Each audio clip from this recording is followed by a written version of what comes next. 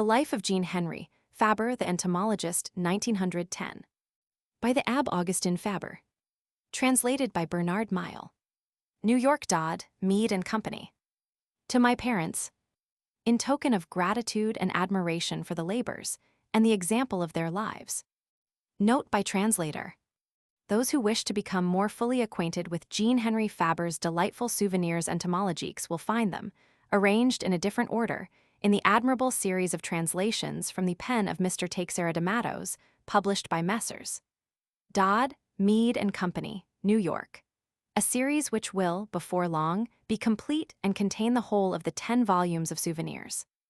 Other translations are The Life and Love of the Insect, translated by Mr. Teixeira de Mattos, Social Life in the Insect World, translated by myself, Wonders of Instinct, translated by Mr. Teixeira and myself, and Fabre, Poet of Science, Another Biography, by Dr. G.V. Legros, translated by myself. Post-war conditions have made it necessary somewhat to abridge the author's text, which fills 2 volumes. If, however, as I hope, these pages send the reader to my friend Mr. Teixeira's delightful versions of the souvenirs, their principal aim will be fulfilled. Bernard Miles. 1921. Author's preface.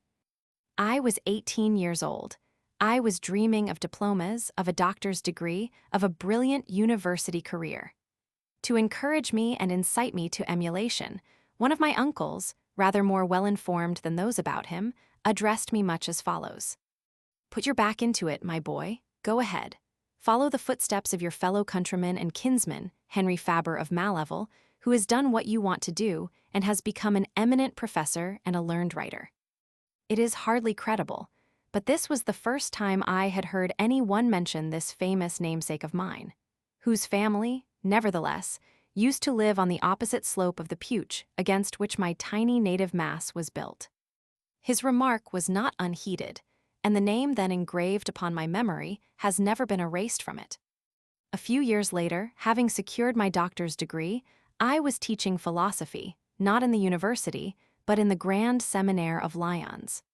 The problem of instinct, which enters into the province of psychology, led me to consult the works of J. H. Fabre, which were recommended to me by the professor of science. My worthy colleague regarded the author of the Souvenirs Entomologiques with a sort of worship, and it was with positive delight that he used to read aloud to me the finest passages of those masterly essays upon the instincts and habits of insects. A little later I chanced in the course of my reading on the Revue Scientifique de Bruxelles, which contained abundant extracts from the 6th volume of the Souvenirs, in which the author becomes confidential and tells us, in the most delightful fashion, of his earliest childhood in the home of his grandparents, who tilled a poor holding on the cold granite backbone of the Rouergue tableland. Hullo, I said to myself, so the Prince of Entomologists is a child of the Rouergue. What a discovery! For a long time I thought of publishing, in the local press, a short biography of Fabre with a few extracts from his writings. I was only waiting an opportunity and a little leisure. This leisure I had not yet found, when the opportunity offered itself in a decisive and urgent fashion, in the scientific jubilee of the great naturalist, which was celebrated at Sérignan on April 3, 1910. When all Provence was agog to celebrate the great man, when from all parts of France, and from beyond her frontiers evidences of sympathy and admiration were pouring in, was it not only fitting that a voice should be upraised from the heart of Aveyron, and, above all, from that corner of Aveyron in which he first saw the light of day? If only to echo so many other voices, and to restore to his native countryside this unrivaled son of the Rouergue, who had perhaps too readily been naturalized a Provençal. Moreover, in these times of overweening atheism, when so many pseudoscientists are striving to persuade the ignorant that science is learning to dispense with God, would it not be a most timely thing to reveal, to the eyes of all, a scientist of undoubted genius who finds in science fresh arguments for belief, and manifold occasions for affirming his faith in the God who has created and rules the world? And that was the origin of this book, the genesis of which will explain its character. Written especially for local readers, and consisting entirely of articles which appeared in the journal d'Aveyron, it is fitting that it should piously gather up the most trivial local reminiscences of J. H. Fabre, and that it should be full of allusions to the men and the things of Aveyron. Written solely to call attention to the life and labors of Fabre, the writer seeks to coordinate in a single book the biographical data scattered throughout the 10 volumes and 4,000 pages of the souvenirs.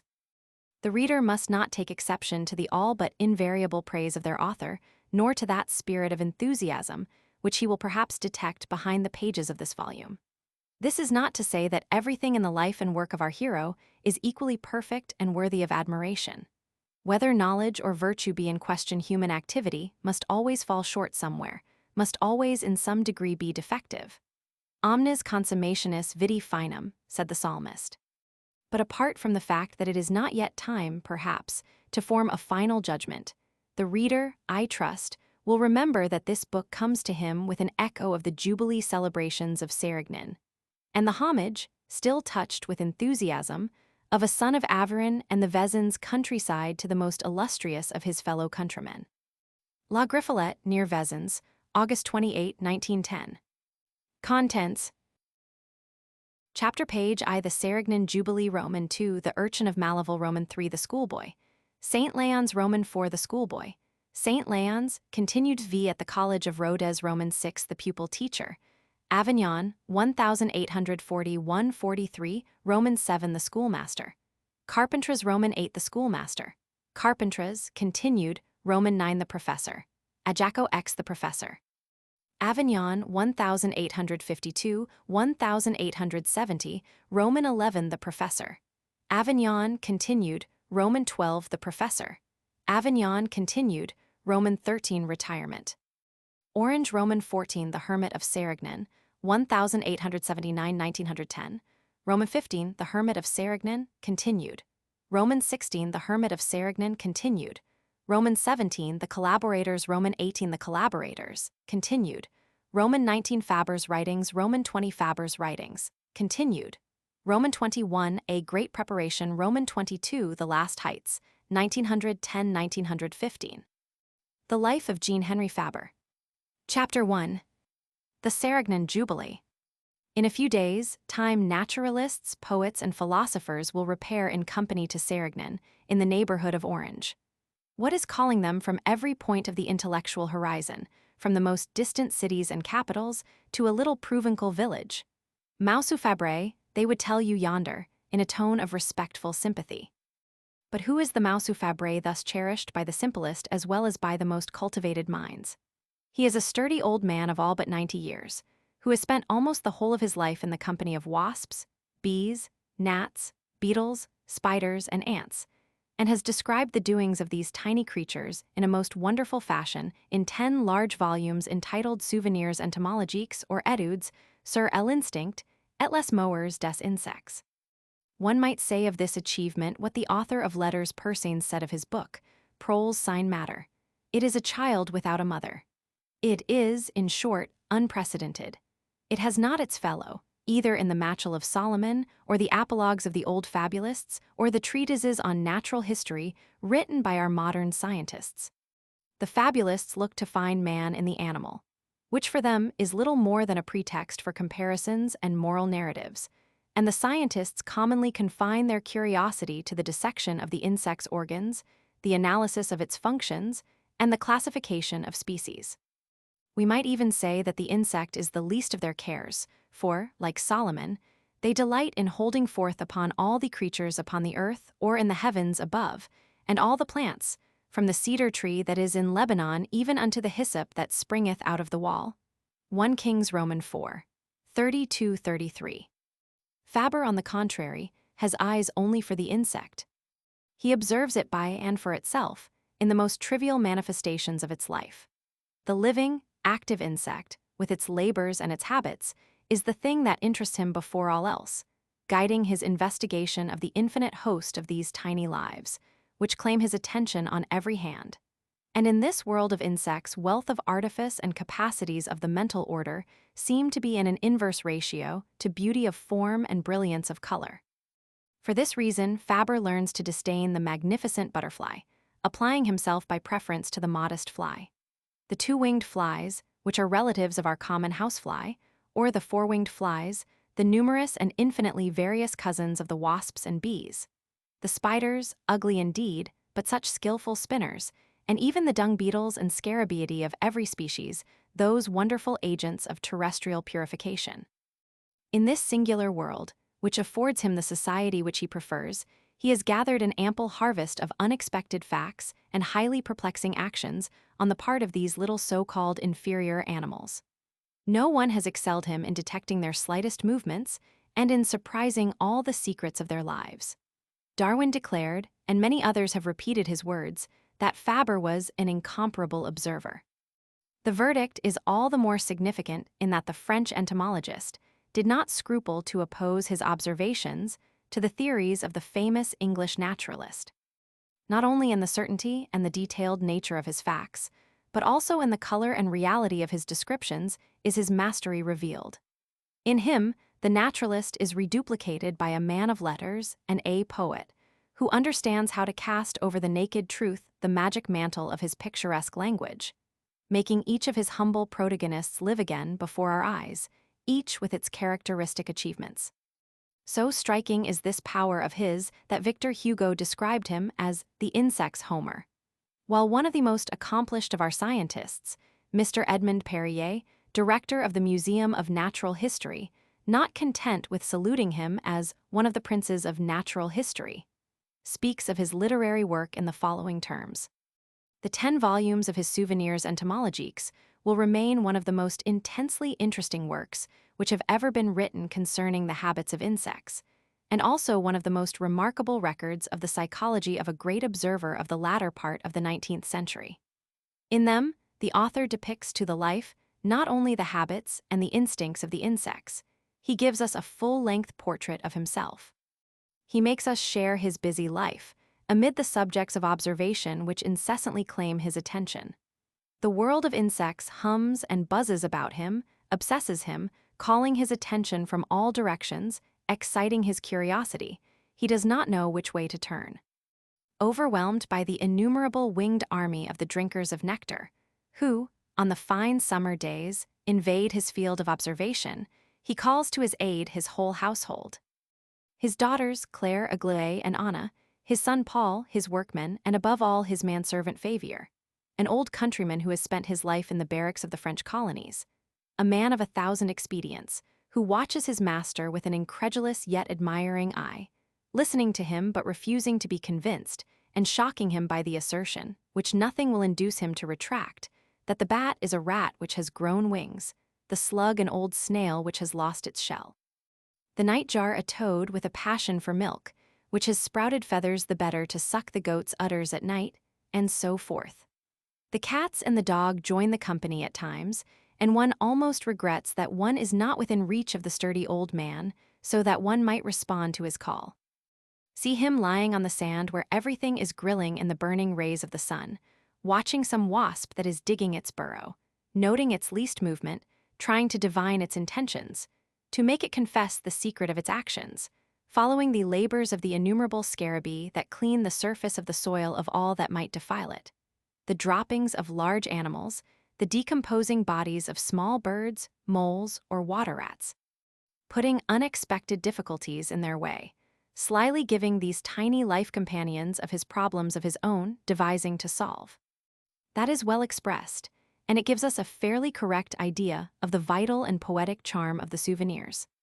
The same writer asks, speaking of the well-defined tasks performed by all these little creatures beloved of the worthy biologist of Sérignan, who has taught each one its trade, to the exclusion of any other, and allotted the parts which they fill, as a rule with a completeness unequaled, save by their absolute unconsciousness of the goal at which they are aiming. This is a very important problem. It is the problem of the origin of things. Henri Fabre has no desire to grapple with it. Living in perpetual amazement, amid the miracles revealed by his genius, he observes, but he does not explain. For the moment we can no longer subscribe to the assertions of the learned academician, nor to his fashion of writing history, which is decidedly too free. The truth is that Fabre, who delights in the pageant of the living world, does not always confine himself to recording it. He readily passes from the smallest details of observation to the wide purviews of reason, and he is at times as much a philosopher as a poet and a naturalist. The truth is that he often considers the question of the origins of life, and he answers it unequivocally like the believer that he is. It is enough to cite one passage among others, a passage which testifies to a brief uplifting of the heart that presupposes many others. The eternal question, if one does not rise above the doctrine of dust to dust, how did the insect acquire so discerning an art? And the following lines from the close of the same chapter. The pill maker's work confronts the reflective mind with a serious problem. It offers us these alternatives. Either we must grant the flattened cranium of the dung beetle the distinguished honor of having solved for itself the geometrical problem of the alimentary pill, or we must refer it to a harmony that governs all things beneath the eye of an intelligence, which, knowing all things, has provided for all. And indeed, when we consider closely, with the author of the Souvenirs, all the prodigies of art, all the marks of ingenuity displayed by these sorry creatures, so inept in other respects, then, whatever hypothesis we may prefer as to the formation of species, whether with Fabre we believe them fixed and unchanging, or whether with Gaudry we believe in their evolution, we cannot refrain from proclaiming the necessity of a sovereign mind, the creator and instigator of order and harmony. And we are quite naturally led to repeat, to the glory of God the Creator, the beautiful saying of Saint Augustine, Fecit in celis angelos et in terris vermiculos, nec major in elis nec minor in istis. Now this venerable nonagenarian whom naturalists, poets, and philosophers are so justly about to honor in Serignan, because his brow is radiant with the purest rays of science, poetry, and philosophy. This entomologist of real genius, he whom Edmond Perrier ranks among the princes of natural history, he whom Victor Hugo called the insect's Homer, he whom Darwin proclaimed an incomparable observer. Who is there in Aveyron, knowing that he was born beneath our skies and that he has dwelt upon our soil, but will rejoice to feel that he belongs to us by his birth and the whole of his youth. Chapter 2. The Urchin of Malaval. Jean Henri Fabre was born at Saint Leons, the market town and administrative center of the canton of Vezins. In witness of which behold this extract from the Register of Baptisms, a certified copy transcribed by the Abbé Lafon, curé of Saint Leons. In the year 1823, on the 22nd September, was baptized Jean Henri Casimir Fabre, of the aforesaid Saint Leons, the legitimate son of Anton Fabre and Victoire Salgues, inhabitants of the same place. His godfather was Pierre Ricard, primary schoolmaster. In proof of which, Fabre, vicar. Jean Henri Casimir's mother, by birth Victoire Salgues, was the daughter of the bailiff of Saint Leons. His father, Anton Fabre, was born in a little mause in the parish of Laves, Malaval, where his parents were still cultivating the old family property, which since then has passed to the head of the Vayssière family.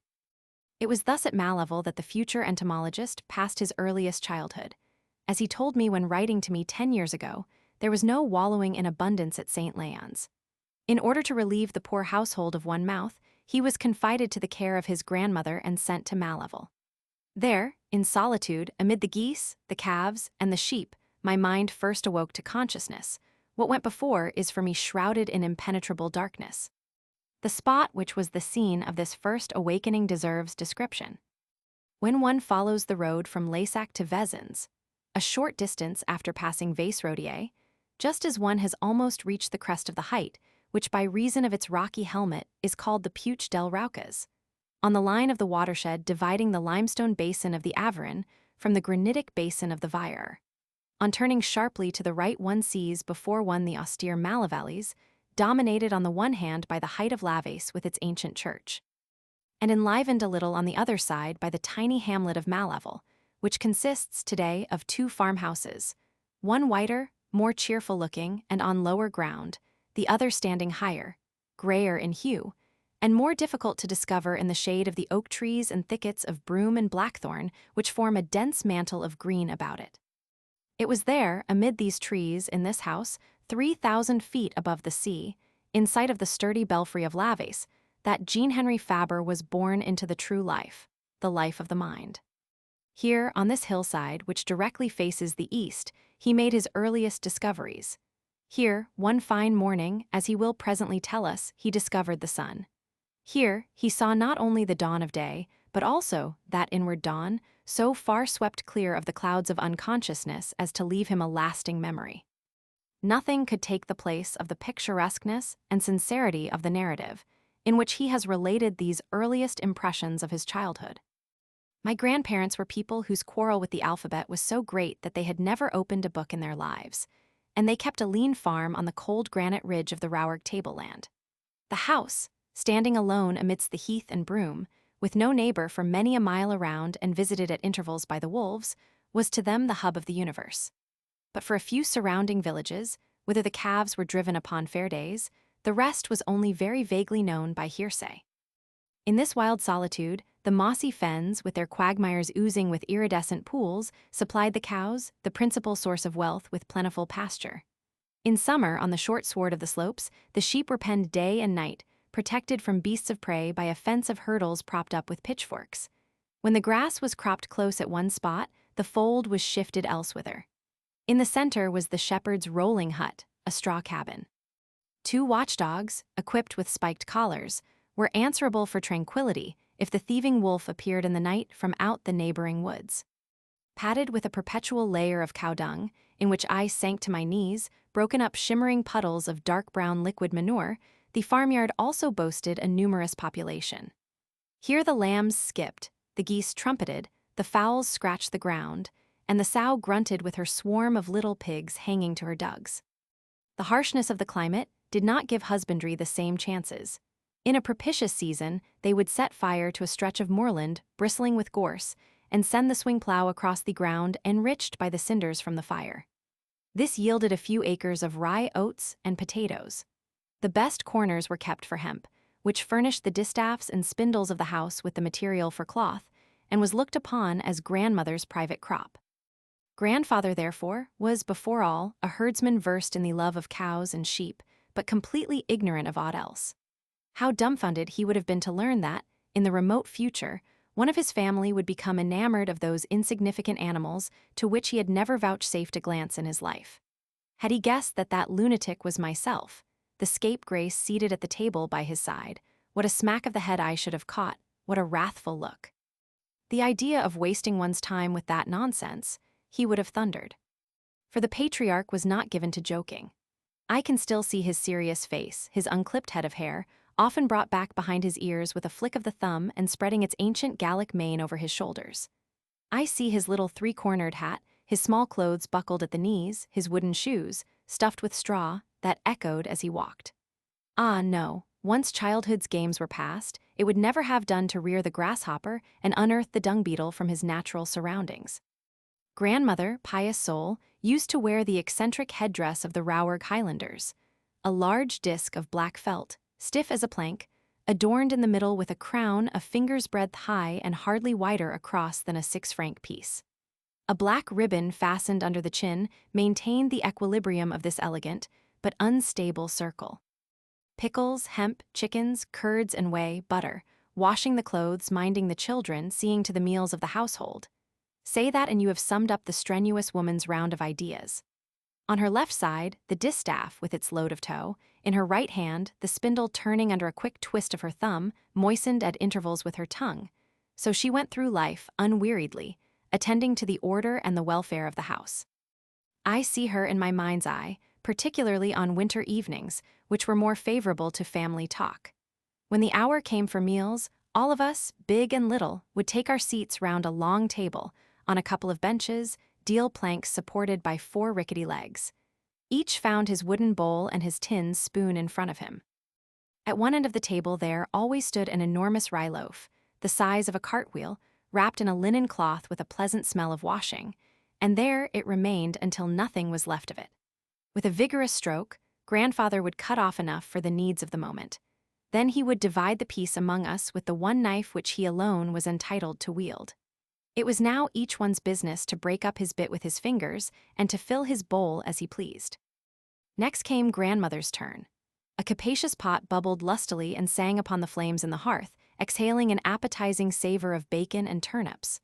Armed with a long metal ladle, grandmother would take from it, for each of us in turn, first the broth, wherein to soak the bread, and next the ration of turnips and bacon, partly fat and partly lean, filling the bowl to the top. At the other end of the table was the pitcher, from which the thirsty were free to drink at will. What appetites we had, and what festive meals those were, especially when a cream cheese, homemade, was there to complete the banquet. Near us blazed the huge fireplace, in which whole tree trunks were consumed in the extreme cold weather. From a corner of that monumental, soot-glazed chimney projected, at a convenient height, a slate shelf, which served to light the kitchen when we sat up late.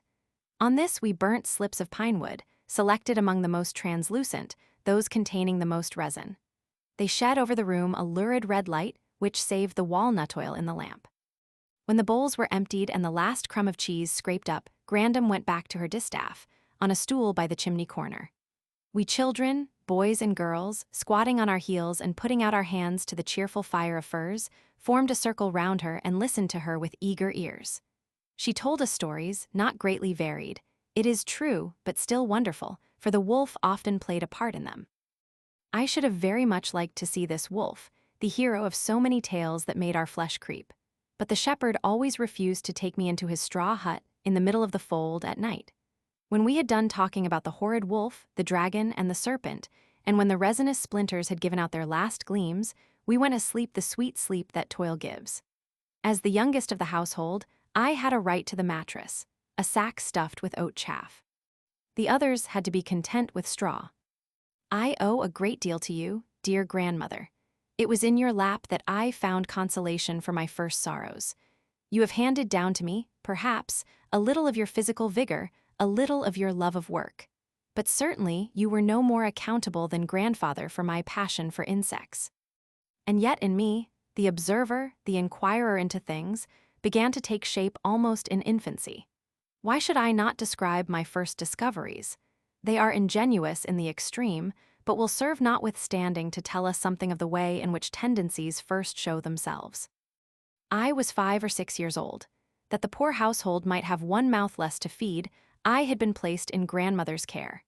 Here, in solitude, my first gleams of intelligence were awakened amidst the geese, the calves, and the sheep. Everything before that is impenetrable darkness. My real birth was at the moment when the dawn of personality rises, dispersing the mists of unconsciousness and leaving a lasting memory.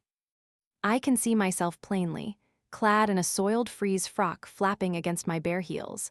I remember the handkerchief hanging from my waist by a bit of string, a handkerchief often lost and replaced by the back of my sleeve. There I stand one day, a pensive urchin, with my hands behind my back and my face turned to the sun. The dazzling splendor fascinates me. I am the moth attracted by the light of the lamp. With what am I enjoying the glorious radiance? With my mouth or my eyes? That is the question put by my budding scientific curiosity. Reader, do not smile. The future observer is already practicing and experimenting. I open my mouth wide and close my eyes. The glory disappears. I open my eyes and shut my mouth. The glory reappears. I repeat the performance with the same result. The question solved, I have learnt by deduction that I see the sun with my eyes. What a discovery! That evening I told the whole house all about it. Grandmother smiled fondly at my simplicity, the others laughed at it.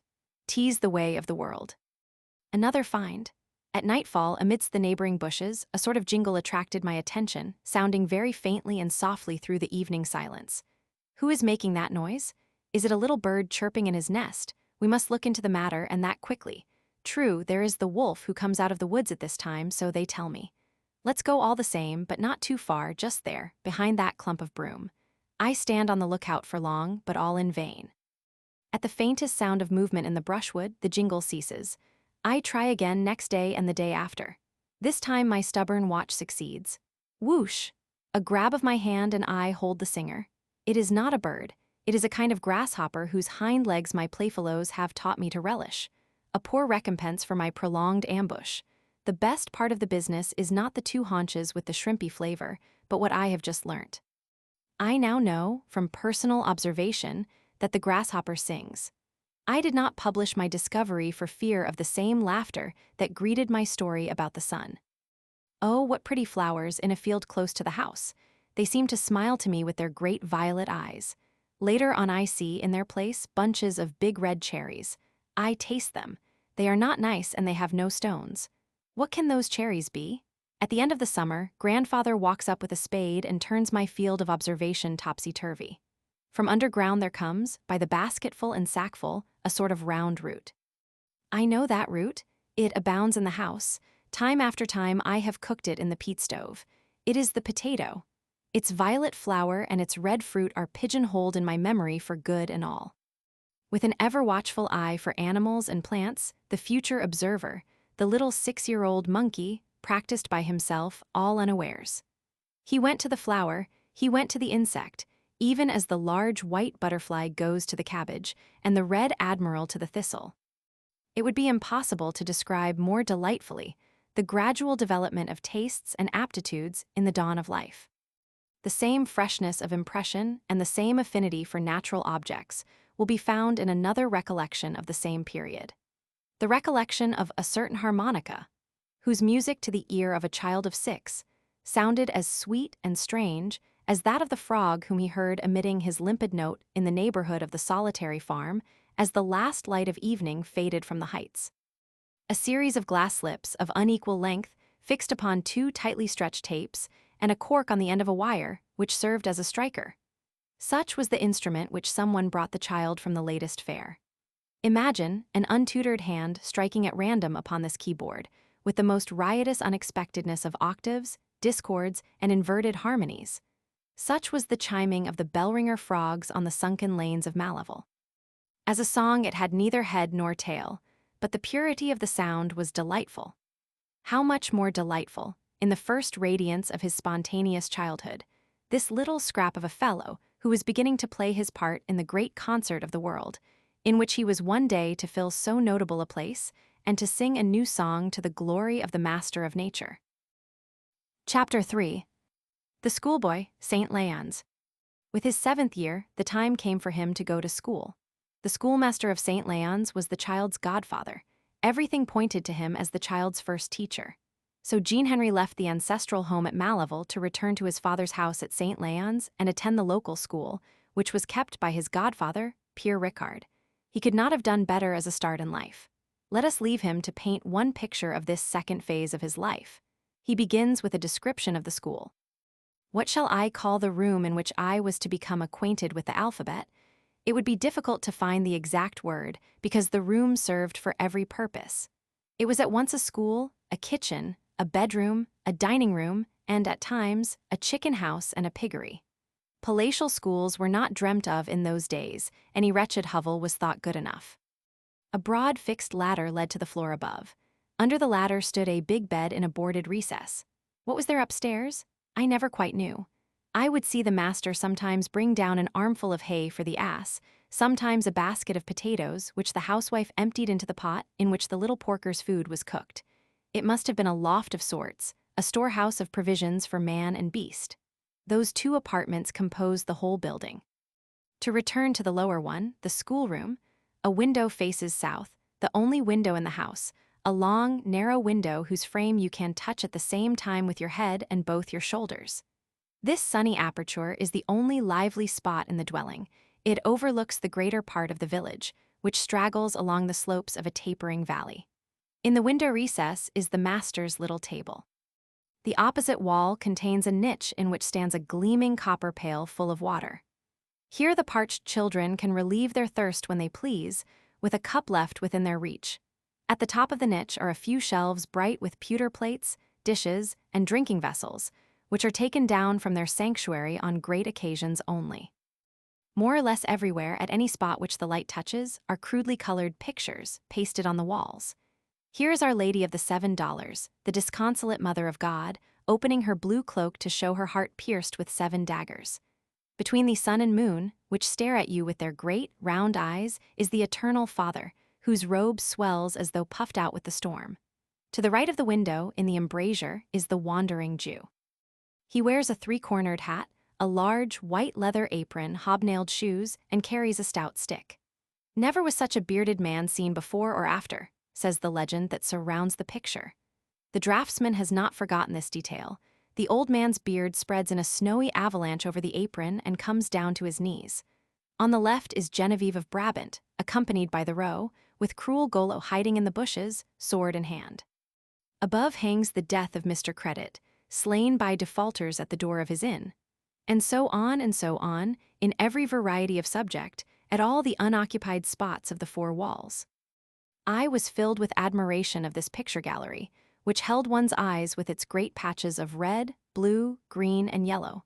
The master, however, had not set up his collection with a view to training our minds and hearts. That was the last and least of the worthy man's ambitions.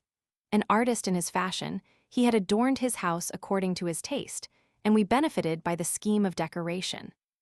While the gallery of halfpenny pictures made me happy all the year round, there was another entertainment which I found particularly attractive in winter, in frosty weather, when the snow lay long on the ground. Against the far wall stands the fireplace, as monumental in size as at my grandmother's. Its arched cornice occupies the whole width of the room, for the enormous redoubt fulfills more than one purpose. In the middle is the hearth, but on the right and the left are two breast-high recesses, half wood and half stone. Each of them is a bed, with a mattress stuffed with husks of winnowed corn. Two sliding boards serve as shutters and close the chest if the sleeper would be alone. This dormitory, sheltered under the chimney breast, supplies couches for the favored ones of the house, the boarders. They must lie snug in them at night, when the north wind howls at the mouth of the dark valley and sends the snow a-whirl.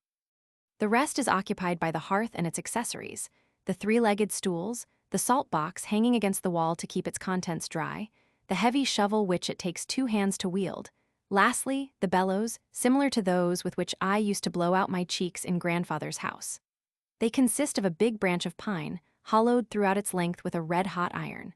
By means of this channel one's breath is applied, from a convenient distance, to the spot which is to be revived.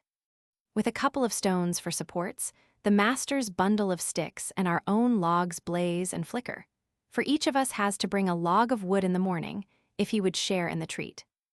Nevertheless, the fire was not exactly lit for us, but most of all, to warm a row of 3 pots in which simmered the pigs' food, a mixture of potatoes and bran. That, despite the tribute of a log, was the real object of the brushwood fire. The 2 boarders, on their stools in the best places, and we others, sitting on our heels, formed a semicircle around those big cauldrons full to the brim and giving off little jets of steam, with puffing sounds. The bolder among us, when the master's eyes were engaged elsewhere, would dig a knife into a well-cooked potato and add it to their bit of bread. For I must say that, if we did little work at my school, at least we did a deal of eating.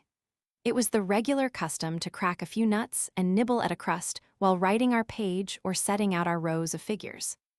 We, the smaller ones, in addition to the comfort of studying with our mouths full, had every now and then 2 other delights, which were quite as good as cracking nuts.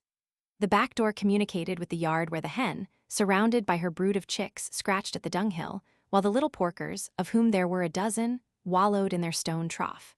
This door would open sometimes to let one of us out, a privilege which we abused, for the sly ones among us were careful not to close it on returning. Forthwith the porkers would come running in, one after the other, attracted by the smell of the boiled potatoes. My bench, the one where the youngsters sat, stood against the wall, under the copper pail to which we used to go for water when the nuts had made us thirsty, and was right in the way of the pigs. Up they came trotting and grunting, curling their little tails, they rubbed against our legs, they poked their cold, pink snouts into our hands in search of a scrap of crust. They questioned us with their sharp little eyes to learn if we happened to have a dry chestnut for them in our pockets. When they had gone the round, some this way and some that, they went back to the farmyard, driven away by a friendly flick of the master's handkerchief. Next came the visit of the hen, bringing her velvet-coated chicks to see us. All of us eagerly crumbled a little bread for our pretty visitors. We vied with one another in calling them to us and tickling with our fingers their soft and downy backs. No, there was certainly no lack of distraction. Now we know the school, with all its amenities and our curiosity, aroused to the highest pitch, inquires, not without some alarm, what was taught in such a place and in such company. After the description of the classroom, we have the program of studies. Let us first speak of the young ones, of whom I was one. Each of us had, or rather was supposed to have, in his hands a little penny book, the alphabet, printed on gray paper.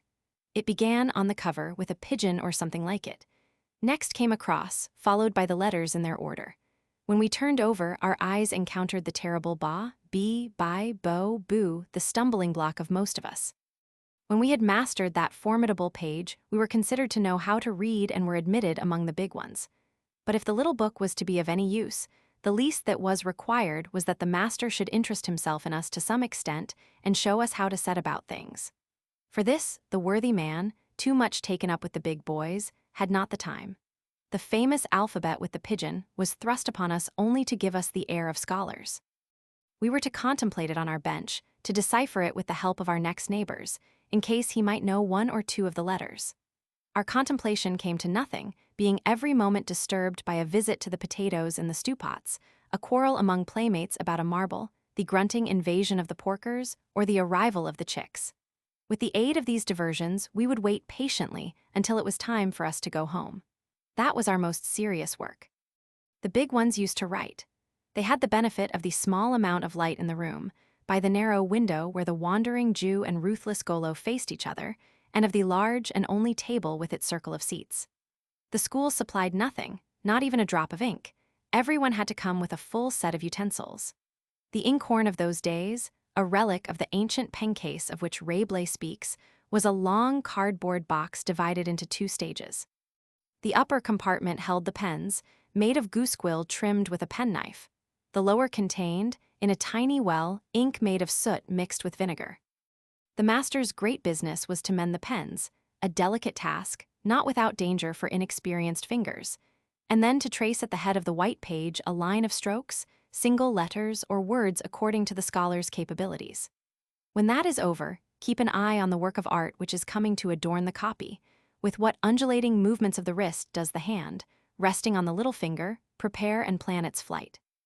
All at once the hand starts off, flies, whirls, and lo and behold, under the line of writing is unfurled a garland of circles, spirals, and flourishes, framing a bird with outspread wings. The whole, if you please, in red ink, the only kind worthy of such a pen large and small. We stood awestruck in the presence of such marvels. The family, in the evening, after supper, would pass from hand to hand the masterpiece brought back from school. "What a man," was the comment. "What a man, to draw you a holy ghost with one stroke of the pen." What was read at my school? At most, in French, a few selections from sacred history. Latin recurred oftener, to teach us to sing vespers properly. The more advanced pupils tried to decipher manuscript, a deed of sale, the hieroglyphics of some scrivener. And history, geography, no one ever heard of them. What difference did it make to us whether the earth was round or square? In either case, it was just as hard to make it bring forth anything. In grammar, the master troubled his head very little about that, and we still less.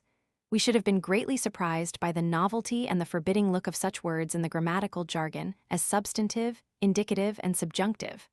Accuracy of language, whether of speech or writing, must be learnt by practice, and none of us was troubled by scruples in this respect. What was the use of all these subtleties, when, on coming out of school, a lad went back to his flock of sheep? And arithmetic? Yes, we did a little of this, but not under that learned name. We called it sums.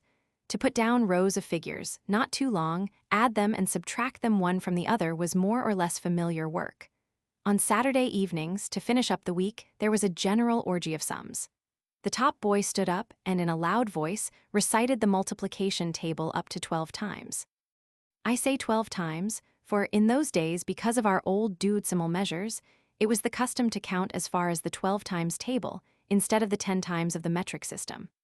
When this recital was over, the whole class, the little ones included, shouted it in chorus, creating such an uproar that chicks and porkers took to flight if they happened to be there. And this went on to 12 times 12, the first in the row starting the next table, and the whole class repeating it as loud as it could yell. Of all that we were taught in school, the multiplication table was what we knew best, for this noisy method ended by dinning the different numbers into our ears. This does not mean that we became skillful reckoners. The cleverest of us easily got muddled with the figures to be carried in a multiplication sum. As for division, rare indeed were they who reached such heights. In short, the moment a problem, however insignificant, had to be solved, we had recourse to mental gymnastics much rather than to the learned aid of arithmetic. This account cannot be suspected of any malicious exaggeration. The narrator is too full of sympathy for his old master to do him anything less than justice. In any case, he bears him no grudge in respect of the deficiencies of his teaching. When all is said, our master was an excellent man who could have kept school very well but for his lack of one thing, and that was time. He devoted to us all the little leisure which his numerous functions left him. And first of all, he managed the property of an absentee landowner, who only occasionally set foot in the village. He had under his care an old castle with 4 towers, which had become so many pigeon houses. He directed the getting in of the hay, the walnuts, the apples, and the oats. We used to help him during the summer, when the school, which was well attended in winter, was almost deserted. The few who remained, because they were not yet big enough to work in the fields, were small children, including him who was one day to set down these memorable facts. Lessons were less dull at that time of year. They were often given on the hay or the straw. Oftener still, lesson time was spent in cleaning out the dovecot or stamping on the snails that had sallied in rainy weather from their ramparts, the tall box borders of the garden belonging to the castle. Our master was a barber. With his light hand, which was so clever at beautifying our copies with curlicue birds, he shaved the notabilities of the place. The mayor, the parish priest, the notary. Our master was a bell ringer. A wedding or a christening interrupted the lessons. He had to ring a peal. A gathering storm gave us a holiday. The great bell must be tolled to ward off the lightning and the hail. Our master was a choir singer. With his mighty voice, he filled the church where he led the Magnificat at vespers. Our master wound up the village clock. This was his proudest function. Giving a glance at the sun, to ascertain the time more or less nearly, he would climb to the top of the steeple, open a huge cage of rafters, and find himself in a maze of wheels and springs whereof the secret was known to him alone. In this picture of the schoolmaster and the school we have lost sight for a time of our little Jean Henri. What becomes of him? What does he do in such a school, under such a master? To begin with, no one takes a greater interest in the visits of hens and piglings, no one appreciates more keenly the delights of school in the open air. In the meanwhile, his love of plants and animals finds expression in all directions, even on the cover of his penny spelling book. Embellished with a crude picture of a pigeon which I study and contemplate much more zealously than the bee, see its round eye, with its circlet of dots, seems to smile upon me. Its wing, of which I count the feathers one by one, tells me of flights on high among the beautiful clouds. It carries me to the beaches, raising their smooth trunks above a mossy carpet studded with white mushrooms that look like eggs dropped by some vagrant hen. It takes me to the snow-clad peaks where the birds leave the starry print of their red feet. He is a fine fellow, my pigeon friend. He consoles me for the woes hidden behind the cover of my book. Thanks to him, I sit quietly on my bench and wait more or less till school is over. School out of doors has other charms. When the master takes us to kill the snails in the box borders, I do not always scrupulously fulfill my office as exterminator. My heel sometimes hesitates before coming down upon the handful which I have gathered. They are so pretty. Just think, there are yellow ones and pink, white ones and brown, all with dark spiral streaks. I fill my pockets with the handsomest so as to feast my eyes upon them at my leisure. On haymaking days in the master's field, I strike up an acquaintance with the frog. Flayed and stuck at the end of a split stick, he serves as live bait to tempt the crayfish from his retreat by the edge of the brook. On the alder tree I catch the hoplia, the splendid beetle who pales the azure of the heavens. I pick the narcissus and learn to gather, with the tip of my tongue, the tiny drops of honey that lie right at the bottom of the cleft corolla. I also learn that too long indulgence in this quest always brings a headache, but this discomfort in no way impairs my admiration for the glorious white flower, which wears a narrow red collar at the throat of its funnel. When we go to beat the walnut trees, the barren grass plots provide me with locusts, spreading their wings, some into a blue fan, others into a red. And thus the rustic school, even in the heart of winter, furnished continuous food for my interest in things. But while the love of plants and animals developed automatically, without guide or example, in the child predestined to entomology, there was one respect in which he did not make progress: the knowledge of the alphabet, which was indeed neglected for the pigeon. Consequently, neither the schoolmaster nor the spelling book had much to do with the earliest stage of his education. He tells us how he learned to read not at Master Ricard's, but, thanks to his father, in the school of the animals and nature. I was still at the same stage, hopelessly behindhand with the intractable alphabet, when my father, by a chance inspiration, brought me home from the town what was destined to give me a start along the road of reading. Despite the not insignificant part which it played in my intellectual awakening, the purchase was by no means a ruinous one. It was a large print, price 6 farthings, colored and divided into compartments in which animals of all sorts taught the A, B, C by means of the first letters of their names. I made such rapid progress that in a few days I was able to turn in good earnest to the pages of my little pigeon book, hitherto so undecipherable. I was initiated, I knew how to spell. My parents marveled. I can explain this unexpected progress today. Those speaking pictures, which brought me among my friends the beasts, were in harmony with my instincts.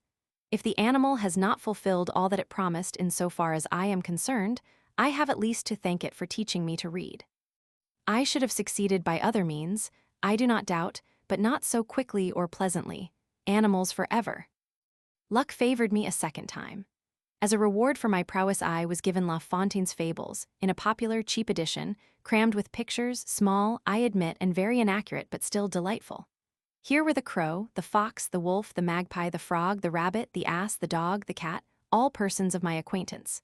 The glorious book was immensely to my taste, with its skimpy illustrations in which the animal walked and talked. As to understanding what it said, that was another story. Never mind, my lad. Put together syllables that say nothing to you yet. They will speak to you later, and La Fontaine will always remain your friend. Chapter 4. The Schoolboy, Saint Leon's. To know a pupil thoroughly, it is not enough to study him in class. One must watch him at play, for it is then especially that his nascent tastes reveal themselves, and the outlines of his future personality are more plainly discerned.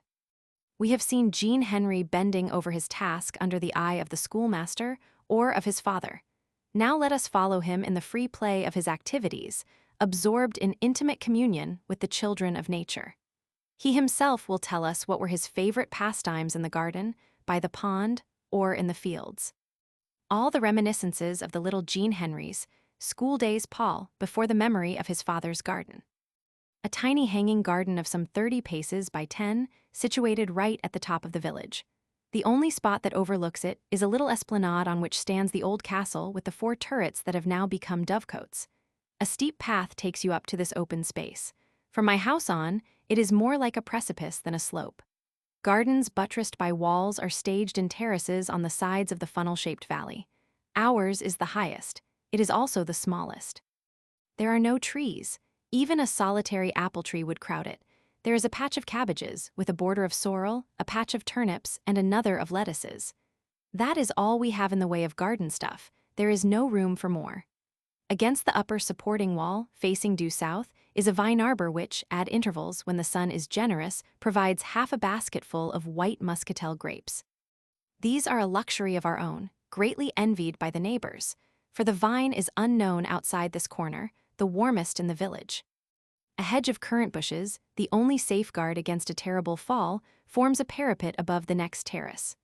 When our parents' watchful eyes are off us, we lie flat on our stomachs, my brother and I, and look into the abyss at the foot of the wall bulging under the thrust of the soil. It is the garden of Monsieur le Notaire. There are beds with box borders in that garden. There are pear trees reputed to give pears, real pears, more or less good to eat when they have ripened on the straw all through the late autumn. In our imagination, it is a spot of perpetual delight, a paradise, but a paradise seen the wrong way up. Instead of contemplating it from below, we gaze at it from above. How happy they must be with so much space and all those pears. We look at the hives, around which the hovering bees make a sort of russet smoke. They stand under the shelter of a great hazel. The tree has sprung up all of itself in a fissure of the wall, almost on the level of our currant bushes. While it spreads its mighty branches over the notary's hives, its roots, at least, are in our soil. It belongs to us. The trouble is to gather the nuts. I creep along astride the strong branches projecting horizontally into space. If I slip, or if the support breaks, I shall come to grief in the midst of the angry bees. I do not slip, and the support does not break. With the crooked stick which my brother hands me, I bring the finest clusters within my reach. I soon fill my pockets. Moving backwards, still straddling my branch, I recover terra firma. Oh, wondrous days of litheness and assurance, when, for a few filberts, on a perilous perch we braved the abyss. I confess I love this little sketch of the garden, which gives evidence of a singular clearness of perception in the gaze which this child already turns upon the things about him.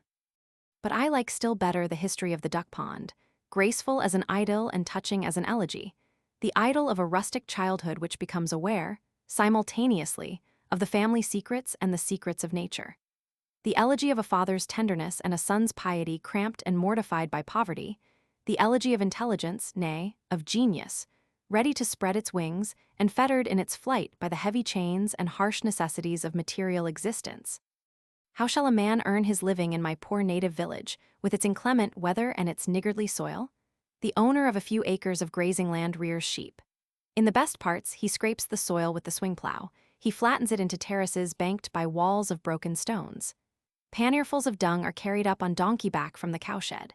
Then, in due season, comes the excellent potato, which, boiled and served hot in a basket of plaited straw, is the chief standby in winter. Should the crop exceed the needs of the household, the surplus goes to feed a pig, that precious beast, a treasure of bacon and ham. The ewes supply butter and curds, the garden boasts cabbages, turnips, and even a few hives in a sheltered corner. With wealth like that one can look fate in the face. But we have nothing but the little house inherited by my mother and its adjoining patch of garden. The meager resources of the family are coming to an end. It is time to see to it, and that quickly. What is to be done? That is the stern question which father and mother sat debating one evening. Hop-o' my thumb, hiding under the woodcutter's stool, listened to his parents overcome by want. I also, pretending to sleep, with my elbows on the table, listen not to blood-curdling designs, but to grand plans that set my heart rejoicing. This is how the matter stands. At the bottom of the village, near the church, at the spot where the water of the large roofed spring escapes from its underground weir and joins the brook in the valley, an enterprising man, back from the war, has set up a small tallow factory. He sells the scrapings of his pans, the burnt fat, reeking of candle grease, at a low price. He proclaims these wares to be excellent for fattening ducks. "Suppose we breed some ducks," says mother. "They sell very well in town. Henry would mind them and take them down to the brook." "Very well," says father, "let's breed some ducks. There may be difficulties in the way, but we'll have a try." That night I had dreams of paradise. I was with my ducklings, clad in their yellow suits.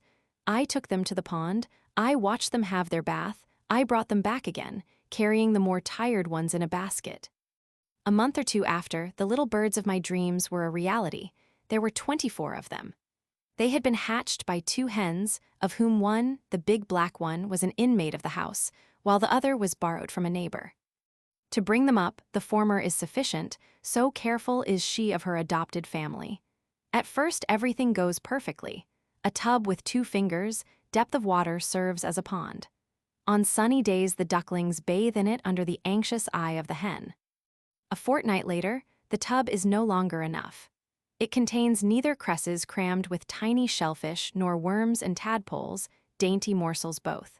The time has come for dives and hunts amid the tangle of the waterweeds, and for us the day of trouble has also come. True, the miller down by the brook has fine ducks, easy and cheap to rear. The tallow smelter, who has extolled his burnt fat so loudly, has some as well, for he possesses the advantage of the waste water from the spring at the bottom of the village. But how are we, right up there at the top, to procure aquatic sports for our broods? In summer we have hardly water to drink. Near the house, in a freestone recess, a scanty spring trickles into a basin made in the rock. 4 or 5 families have, like ourselves, to draw their water there in copper pails.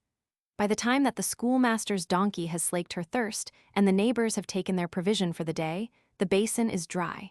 We have to wait for 24 hours for it to fill. No, this is not the hole in which the ducks would delight, nor indeed in which they would be tolerated. There remains the brook. To go down to it with the troop of ducklings is fraught with danger.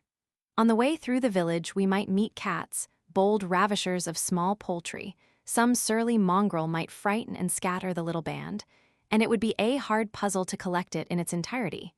We must avoid the traffic and take refuge in peaceful and sequestered spots. On the hills, the path that climbs behind the shadow soon takes a sudden turn and widens into a small plain beside the meadows. It skirts a rocky slope whence trickles, level with the ground, a streamlet, which forms a pond of some size. Here profound solitude reigns all day long. The ducklings will be well off, and the journey can be made in peace by a deserted footpath. You, little man, shall take them to that delectable spot. What a day it was that marked my first appearance as a herdsman of ducks. Why must there be a jar to the even tenor of such joys? The too frequent encounter of my tender skin with the hard ground had given me a large and painful blister on the heel. Had I wanted to put on the shoes stowed away in the cupboard for Sundays and holidays, I could not. There was nothing for it but to go barefoot over the broken stones, dragging my leg and carrying high the injured heel. Let us make a start, hobbling along, switch in hand, behind the ducks. They, too, poor little things, have sensitive soles to their feet. They limp, they quack with fatigue. They would refuse to go any further if I did not, from time to time, call a halt under the shelter of an ash. We are there at last. The place could not be better for my birdlets. Shallow, tepid water, interspersed with muddy knolls and green eyots. The diversions of the bath begin forthwith. The ducklings clap their beaks and rummage here, there, and everywhere, are happy, and it is a blessed thing to see them at work. We will let them be. It is my turn to enjoy the pond. What is this? On the mud lie some loose, knotted, soot-colored cords. One might take them for threads of wool like those which you pull out of an old ravelly stocking. Can some shepherdess, knitting a black sock and finding her work turn out badly, have begun all over again and in her impatience have thrown down the wool with all the dropped stitches? It really looks like it. I take up one of those cords in my hand. It is sticky and extremely slack. The thing slips through the fingers before they can catch hold of it. A few of the knots burst and shed their contents. What comes out is a black globule, the size of a pin's head, followed by a flat tail. I recognize, on a very small scale, a familiar object, the tadpole, the frog's baby. I have seen enough. Let us leave the knotted cords alone. The next creatures please me better. They spin round on the surface of the water and their black backs gleam in the sun. If I lift a hand to seize them, that moment they disappear, I know not where. It's a pity. I should have much liked to see them closer and to make them wriggle in a little bowl which I should have put ready for them. Let us look at the bottom of the water, pulling aside those bunches of green string whence beads of air are rising and gathering into foam. There is something of everything underneath. I see pretty shells with compact whorls, flat as beans. I notice little worms carrying tufts and feathers. I make out some with flabby fins constantly flapping on their backs. What are they all doing there? What are their names? I do not know. And I stare at them for ever so long, held by the incomprehensible mystery of the waters. At the place where the pond dribbles into the adjoining field are some alder trees, and here I make a glorious find.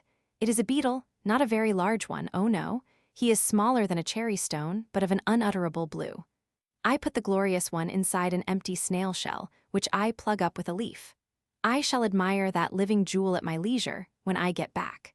Other distractions summon me away. The spring that feeds the pond trickles from the rock, cold and clear. The water first collects into a cup, the size of the hollow of one's two hands, and then runs over in a stream. These falls call for a mill, that goes without saying. 2 bits of straw artistically crossed upon an axis provide the machine, some flat stones set on edge afford supports. It is a great success. The mill turns admirably. My triumph would be complete could I but share it. For want of other playmates, I invite the ducks. Everything palls in this poor world of ours, even a mill made of 2 straws. Let us think of something else. Let us contrive a dam to hold back the waters and form a pool. There is no lack of stones for the brickwork. I pick the most suitable, I break the larger ones. And while collecting these blocks, suddenly I forget all about the dam which I meant to build. On one of the broken stones, in a cavity large enough for me to put my fist in, something gleams like glass. The hollow is lined with facets gathered in 6s which flash and glitter in the sun. I have seen something like this in church, on the great saint's day, when the light of the candles in the big chandelier kindles the stars in its hanging crystal.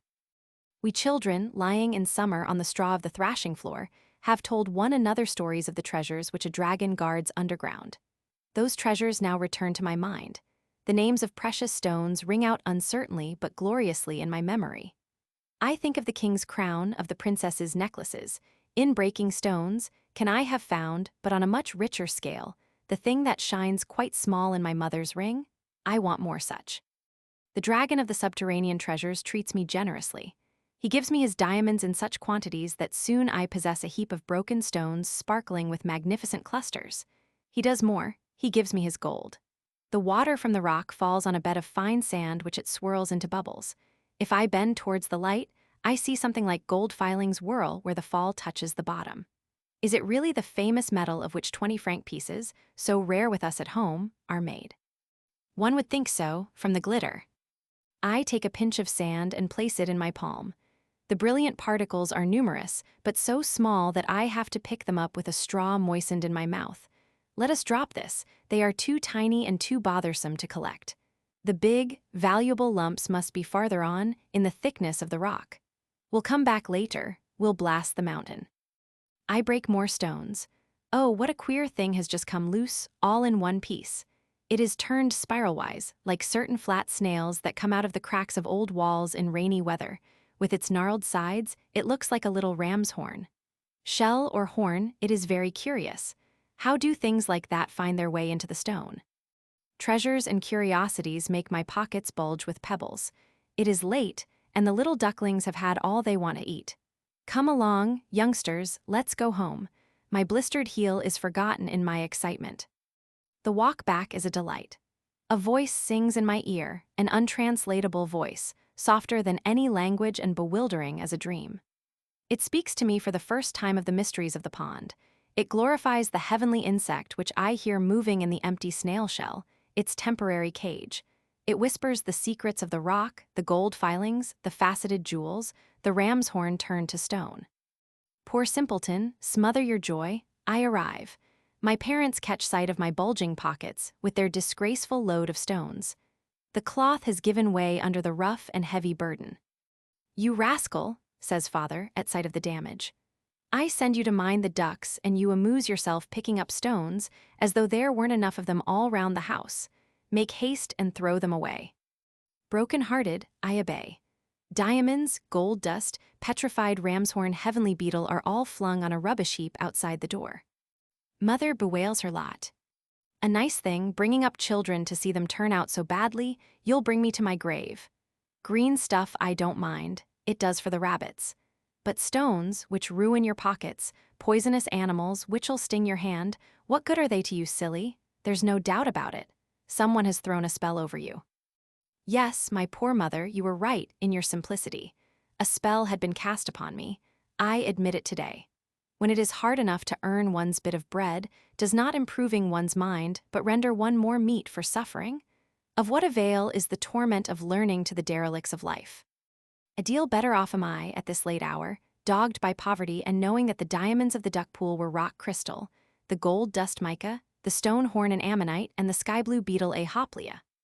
We poor men would do better to mistrust the joys of knowledge. Let us dig our furrow in the field of the commonplace, flee the temptations of the pond, mind our ducks and leave to others, more favored by fortune, the job of explaining the world's mechanism, if the spirit moves them. And yet no, alone among living creatures man has the thirst for knowledge. He alone pries into the mysteries of things.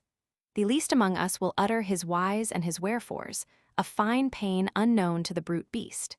If these questionings come from us with greater persistence, with a more imperious authority, if they divert us from the quest of lucre, life's only object in the eyes of most men, does it behove us to complain?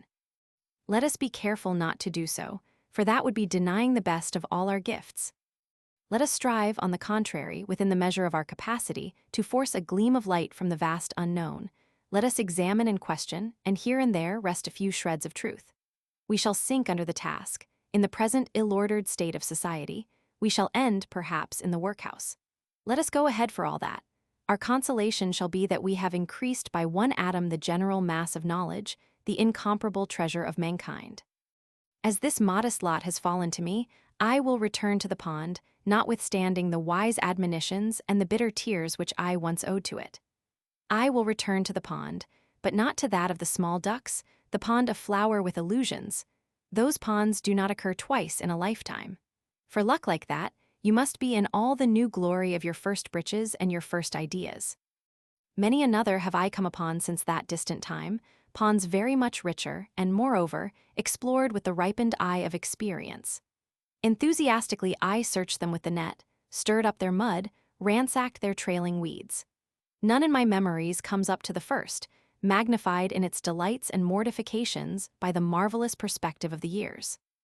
His excursions to the pond and the garden were little more to our little Jean Henri than the preface to rather more distant excursions in the neighborhood of St. Leon's. The edge of the brook, the crest of the hill, and the skirts of the beechwood which limit his horizon are the chosen spots to which his curiosity leads him, and the favorite scene of his childish rambles. It is really delightful to watch him taking possession of these unknown territories and making the first inventory of the wealth that he will explore later on. On that day, wealthy and leisured, with an apple for my lunch and all my time to myself, I decided to visit the brown of the neighboring hill, hitherto looked upon as the boundary of the world. Right at the top is a row of trees which, turning their backs to the wind, bend and toss about as though to uproot themselves and take to flight. How often, from the little window in my home, have I not seen them bowing their heads in stormy weather? How often have I not watched them writhing like madmen amid the snow dust which the north wind's besom raises and smooths along the hillside? What are they doing up there, those desolate trees? I am interested in their supple backs, today still and upright against the blue of the sky, tomorrow shaken when the clouds pass overhead. I am gladdened by their calmness. I am distressed by their terrified gestures. They are my friends. I have them before my eyes at every hour of the day. In the morning, the sun rises behind their transparent screen and ascends in its glory. Where does it come from? I am going to climb up there, and perhaps I shall find out. I mount the slope. It is a lean grass sward close cropped by the sheep. It has no bushes, fertile in rents and tears, for which I should have to answer on returning home, nor any rocks, the scaling of which involves like dangers, nothing but large, flat stones scattered here and there. I have only to go straight on over smooth ground, but the sward is as steep as a sloping roof. It is long, ever so long, and my legs are very short. From time to time, I look up. My friends, the trees on the hilltop, seem to be no nearer. Cheerily, Sonny, scramble away. What is this at my feet? A lovely bird has flown from its hiding place under the eaves of a big stone. Bless us, here's a nest made of hair and fine straw. It's the first I have ever found, the first of the joys which the birds are to bring me. And in this nest are 6 eggs, laid prettily side by side, and these eggs are a magnificent blue, as though steeped in a dye of celestial azure. Overpowered with happiness, I lie down on the grass and stare. Meanwhile the mother, with a little clap of her gullet, tack, tack, flies anxiously from stone to stone, not far from the intruder. My age knows no pity, is still too barbarous to understand maternal anguish. A plan is running in my head, a plan worthy of a little beast of prey. I will come back in a fortnight and collect the nestlings before they can fly away. In the meantime, I will just take one of those pretty blue eggs, only one, as a trophy. Lest it should be crushed, I place the fragile thing on a little moss in the scoop of my hand. Let him cast a stone at me that has not, in his childhood, known the rapture of finding his first nest. My delicate burden, which would be ruined by a false step, makes me give up the remainder of the climb. Some other day I shall see the trees on the hilltop over which the sun rises. I go down the slope again. At the bottom, I meet the parish priest's curate reading his breviary as he takes his walk. He sees me coming solemnly along, like a relic bearer. He catches sight of my hand, hiding something behind my back. "What have you there, my boy?" he asks. All abashed, I open my hand and show my blue egg on its bed of moss.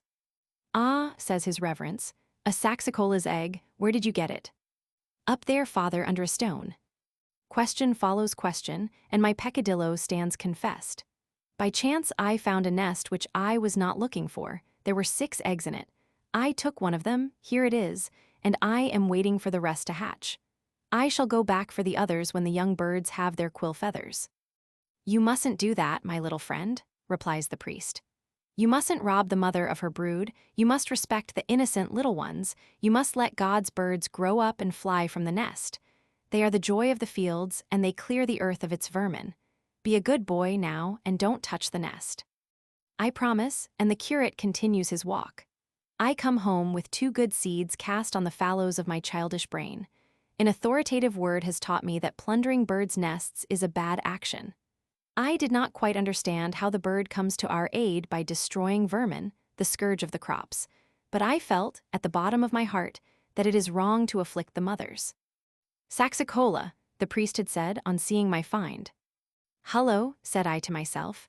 Animals have names just like ourselves. Who named them? What are all my different acquaintances in the woods and meadows called? What does Saxicola mean? Years passed, and Latin taught me that Saxicola means an inhabitant of the rocks. My bird, in fact, was flying from one rocky point to the other while I lay in ecstasy before its eggs. Its house, its nest, had the rim of a large stone for a roof.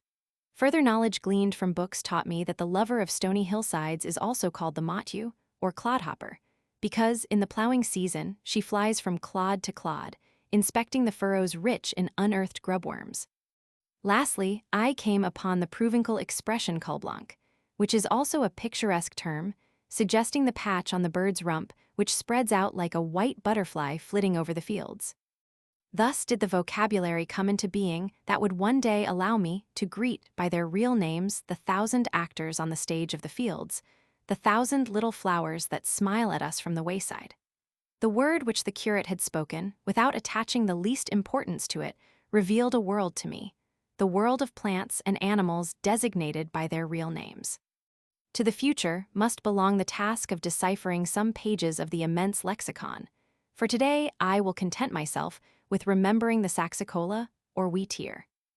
On the west, my village crumbles into an avalanche of garden patches in which plums and apples ripen. Low, bulging walls, blackened with the stains of lichens and mosses, support the terraces. The brook runs at the foot of the slope. It can be cleared almost everywhere at a bound. In the wider parts, flat stones standing out of the water serve as a footbridge.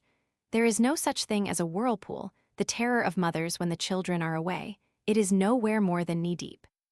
Dear little brook, so tranquil, cool, and clear, I have seen majestic rivers since, I have seen the boundless seas, but nothing in my memories equals your modest falls. About you clings all the hallowed pleasure of my first impressions. A miller has bethought him of putting the brook, which used to flow so gaily through the fields, to work. Halfway up the slope, a watercourse, economizing the gradient, diverts part of the water and conducts it into a large reservoir which supplies the mill wheels with motor power. This basin stands beside a frequented path and is walled off at the end. One day, hoisting myself on a playfellow's shoulders, I looked over the melancholy wall, all bearded with ferns. I saw bottomless, stagnant waters covered with slimy green. In the gaps in the sticky carpet, a sort of dumpy, black-and-yellow reptile was lazily swimming. Today I should call it a salamander. At that time, it appeared to me the offspring of the serpent and the dragon, of whom we were told such blood-curdling tales when we sat up at night. Who? I've seen enough. Let's get down again, quick. The brook runs below. Alders and ash, bending forward on either bank, mingle their branches and form a verdant arch. At their feet, behind a porch of great twisted roots, are watery caverns prolonged by gloomy corridors. On the threshold of these fastnesses shimmers a glint of sunshine, cut into ovals by the leafy sieve above. This is the haunt of the red-necktied minnows. Come along very gently, lie flat on the ground and look. What pretty little fish they are, with their scarlet throats. Clustering side by side, with their heads turned against the stream, they puff their cheeks out and in, rinsing their mouths incessantly. To keep their stationary position in the running water, they need not but a slight quiver of their tail and of the fin on their back. A leaf falls from the tree. Whoosh! The whole troop has disappeared. On the other side of the brook is a spinney of beeches, with smooth, straight trunks like pillars. In their majestic, shady branches sit chattering rooks, drawing from their wings old feathers replaced by new. The ground is padded with moss. At one's first step on the downy carpet, the eye is caught by a mushroom, not yet full spread and looking like an egg dropped there by some vagrant hen. It is the first that I have picked, the first that I have turned round and round in my fingers, inquiring into its structure with that vague curiosity which is the first awakening of observation. Soon I find others, differing in size, shape, and color. It is a real treat for my prentice eyes. Some are fashioned like bells, like extinguishers, like cups. Some are drawn out into spindles, hollowed into funnels, rounded into hemispheres. I come upon some that are broken and are weeping milky tears. I step on some that instantly become tinged with blue. I see some big ones that are crumbling into rot and swarming with worms. Others, shaped like pears, are dry and open at the top with a round hole, a sort of chimney whence a whiff of smoke escapes when I prod their underside with my finger. These are the most curious.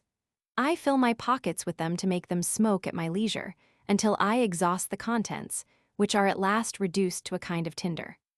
What fun I had in that delightful spinney!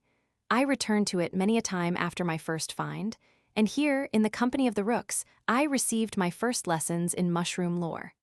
My harvests, I need hardly say, were not admitted to the house.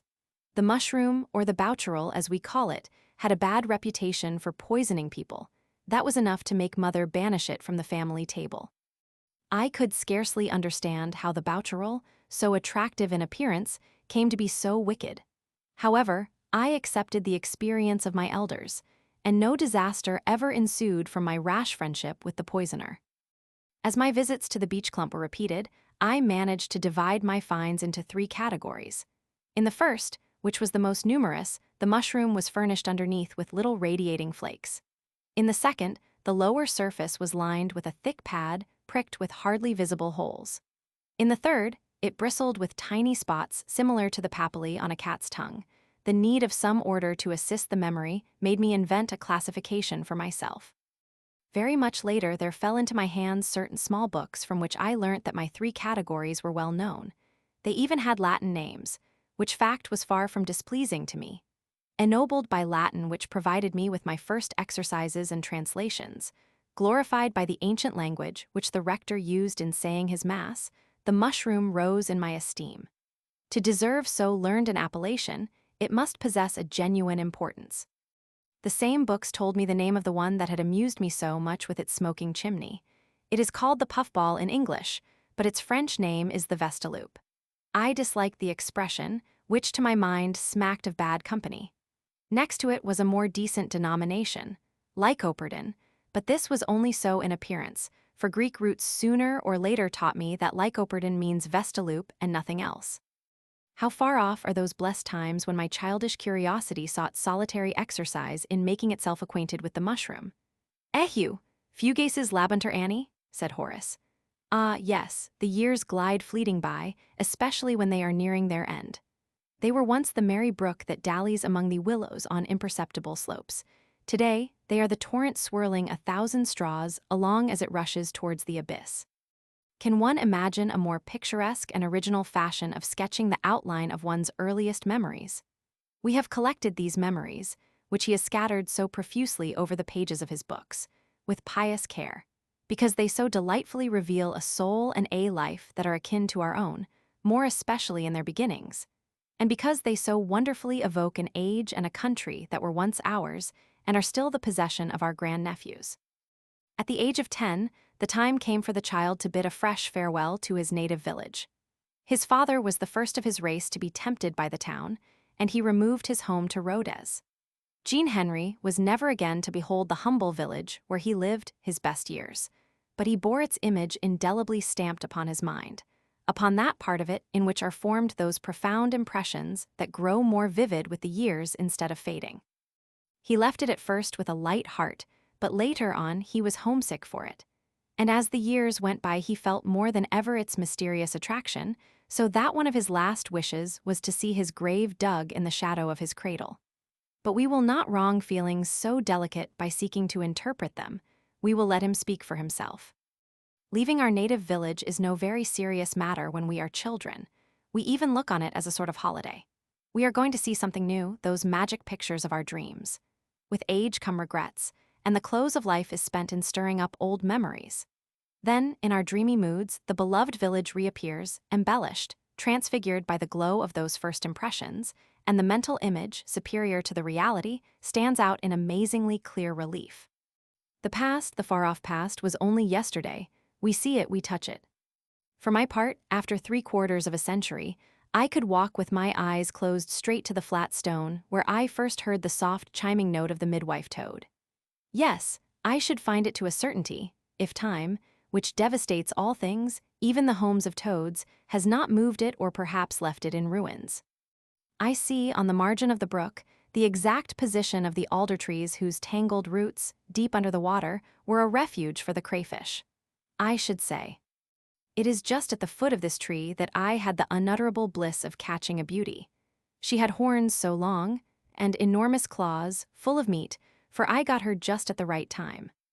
I should go without faltering to the ash under whose shade my heart beat so loudly one sunny spring morning. I had caught sight of a sort of white, cottony ball among the branches. Peeping from the depths of the wadding was an anxious little head with a red hood to it. Oh, what unparalleled luck! It was a goldfinch, sitting on her eggs. I know my village thoroughly, though I quitted it so long ago, and I know hardly anything of the towns to which the vicissitudes of life have brought me. An exquisitely sweet link binds us to our native soil. We are like the plant that has to be torn away from the spot where it put out its first roots. Poor though it be, I should love to see my own village again. I should like to leave my bones there. Chapter 5. At the College of Rodez. We have learned what we may of the schoolboy of St. Leon's. Let us follow him to the Lycée of Rodez, which he entered as a day boy at the age of 10. I come to the time when I was 10 years old and at Rodez College. My functions as a serving boy in the chapel entitled me to free instruction as a day boarder. There were 4 of us in white surplices and red skull caps and cassocks. I was the youngest of the party and did little more than walk on. I counted as a unit, and that was about all, for I was never certain when to ring the bell or when to move the missal from one side of the altar to the other. I was all of a tremble when we gathered, 2 on this side, 2 on that, with genuflections in the middle of the sanctuary to intone the Domine, Salvum Fac Regem at the end of Mass. Let me make a confession. Tongue-tied with shyness, I used to leave it to the others. Nevertheless, I was well thought of, for, in the school, I cut a good figure in composition and translation. In that classical atmosphere there was talk of Procas, king of Alba, and of his 2 sons, Numitor and Amulius. We heard of Cynegerus, the strong-jawed man, who, having lost his 2 hands in battle, seized and held a Persian galley with his teeth, and of Cadmus the Phoenician, who sowed a dragon's teeth as though they were beans, and gathered his harvest in the shape of a host of armed men, who killed one another as they rose up from the ground. The only one who survived the slaughter was one as tough as leather, presumably the son of the big-back grinder.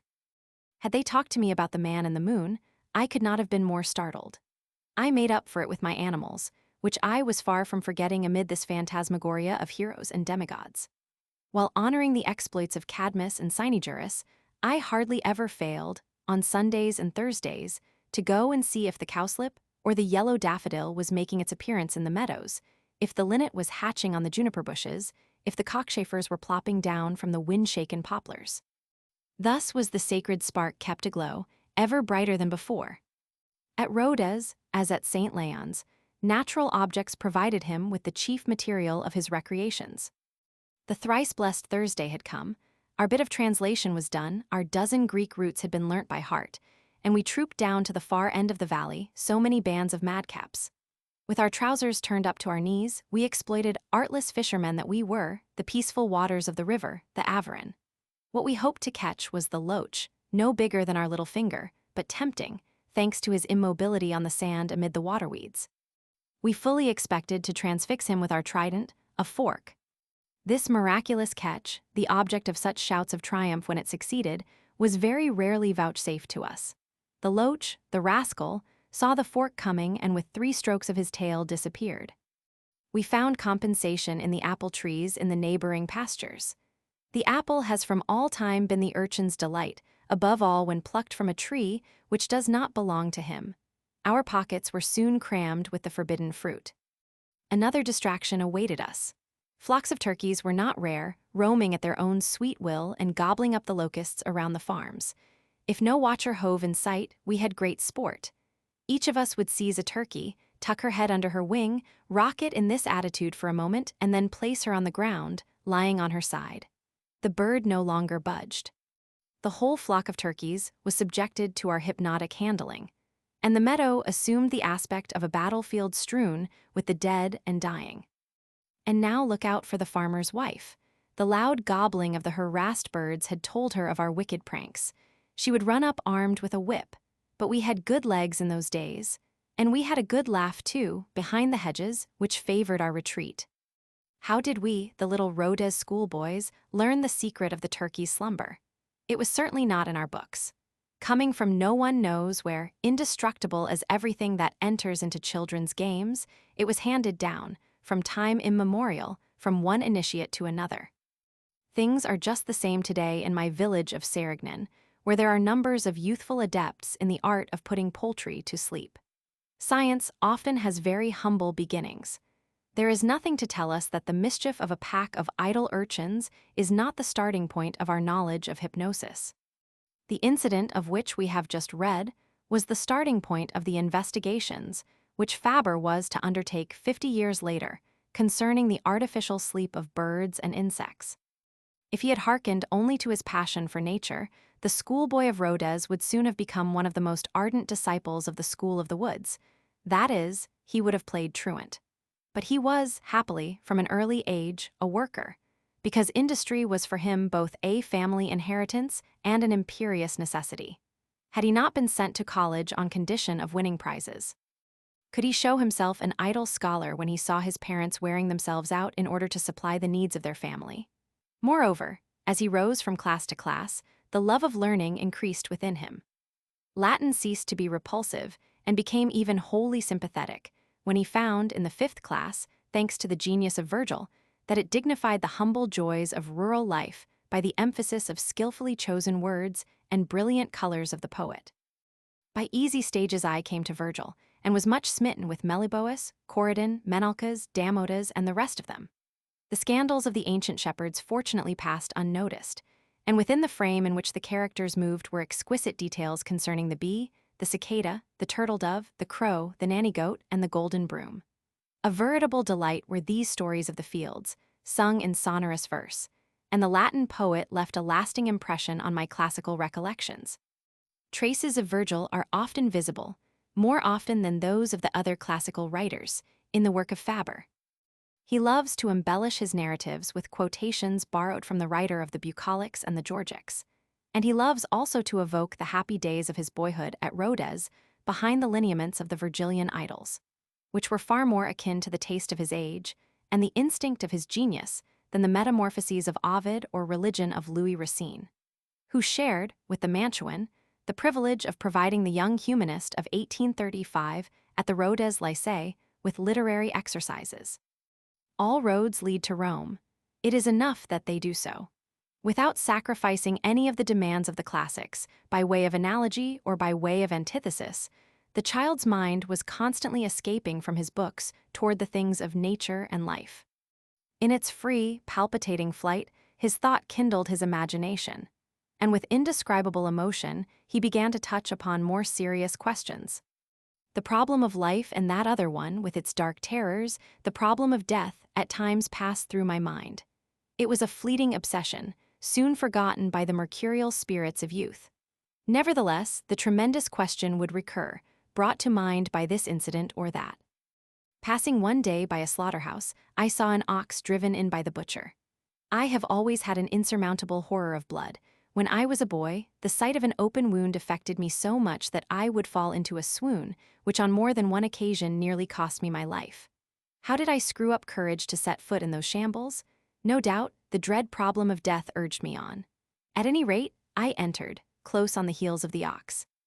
With a stout rope round its horns, wet-muzzled meek-eyed, the animal moves along as though making for the crib in its stable. The man walks ahead, holding the rope. We enter the hall of death, amid the sickening stench thrown up by the entrails scattered over the ground and the pools of blood. The ox becomes aware that this is not his stable. His eyes turn red with terror. He struggles, he tries to escape. But an iron ring is there, in the floor, firmly fixed to a stone flag. The man passes the rope through it and hauls. The ox lowers his head, his muzzle touches the ground. While an assistant keeps him in this position with the rope, the butcher takes a knife with a pointed blade, not at all a formidable knife, hardly larger than the one which I myself carry in my breeches pocket. For a moment, he feels with his fingers at the back of the animal's neck and then drives in the blade at the chosen spot. The great beast gives a shiver and drops, as though struck by lightning. Procumbit humi boes, as we used to say in those days. I fled from the place like one possessed. Afterwards, I wondered how it was possible, with a knife almost identical with that which I used for prizing open my walnuts and taking the skin off my chestnuts, with that insignificant blade, to kill an ox and kill him so suddenly. No gaping wound, no blood spilt, not a bellow from the animal. The man feels with his finger, gives a jab, and the thing is done. The bullock's legs double up under him. This instantaneous death, this lightning stroke, remained an awesome mystery to me. It was only later, very much later, that I learnt the secret of the slaughterhouse, at a time when, in the course of my promiscuous reading, I was picking up a smattering of anatomy. The man had cut through the spinal marrow where it leaves the skull. He had severed what our physiologists have called the vital cord. Today, I might say that he had operated in the manner of the wasps, whose lancet plunges into the nerve centers. This gloomy picture of a sudden, terrifying, violent death may be compared with another which, in some respects, is even more tragic. That of the ruined home and the shattered life of the little Rhodes schoolboy, who was to leave the town somewhat as he left the slaughterhouse, bewildered by the catastrophe of which he had just been the witness, and was soon to be the victim. At this point of his narrative, his eyes are dim with tears, and his voice is choked by a half-suppressed sob. Then suddenly, goodbye to my studies, goodbye to Tityrus and Menalcas. Ill luck is swooping down on us relentlessly. Hunger threatens us at home, and now, boy, put your trust in God, run about and earn your pen'orth of potatoes as best you can. Life is about to become a hideous inferno. Let us pass quickly over this phase. Amid that lamentable chaos, my love for the insect ought to have gone under. Not at all. It would have survived the raft of the Medusa. I still remember a certain pine cockchafer met for the first time. The plumes on her antennae, her pretty pattern of white spots on a dark brown ground, were as a ray of sunshine in the gloomy wretchedness of the day. Chapter 6. The Pupil Teacher, Aveyron, 1840–143. The stroke of misfortune, which suddenly interrupted Jean Henri's studies at the Rhodes Lycée, made him an exile from his father's house, and banished him from his native countryside. For the second time he was, as it were, dropped upon the road like Perrault's Tom Thumb. And the fairy tale comes to life again in the odyssey of the poor boy who wandered at random, picking up his food at hazard, facing misfortune with a stout heart, and smiling whenever he could at the poem of nature, who always had some fresh surprise in store for him. Who can fail to be moved by pity and admiration, beholding him set forth upon the broad, white highroads, a wandering child all but lost, seeking his way, seeking his livelihood even, without other relief, in his extremity of distress, and almost without other food than his love of nature and his passion for learning.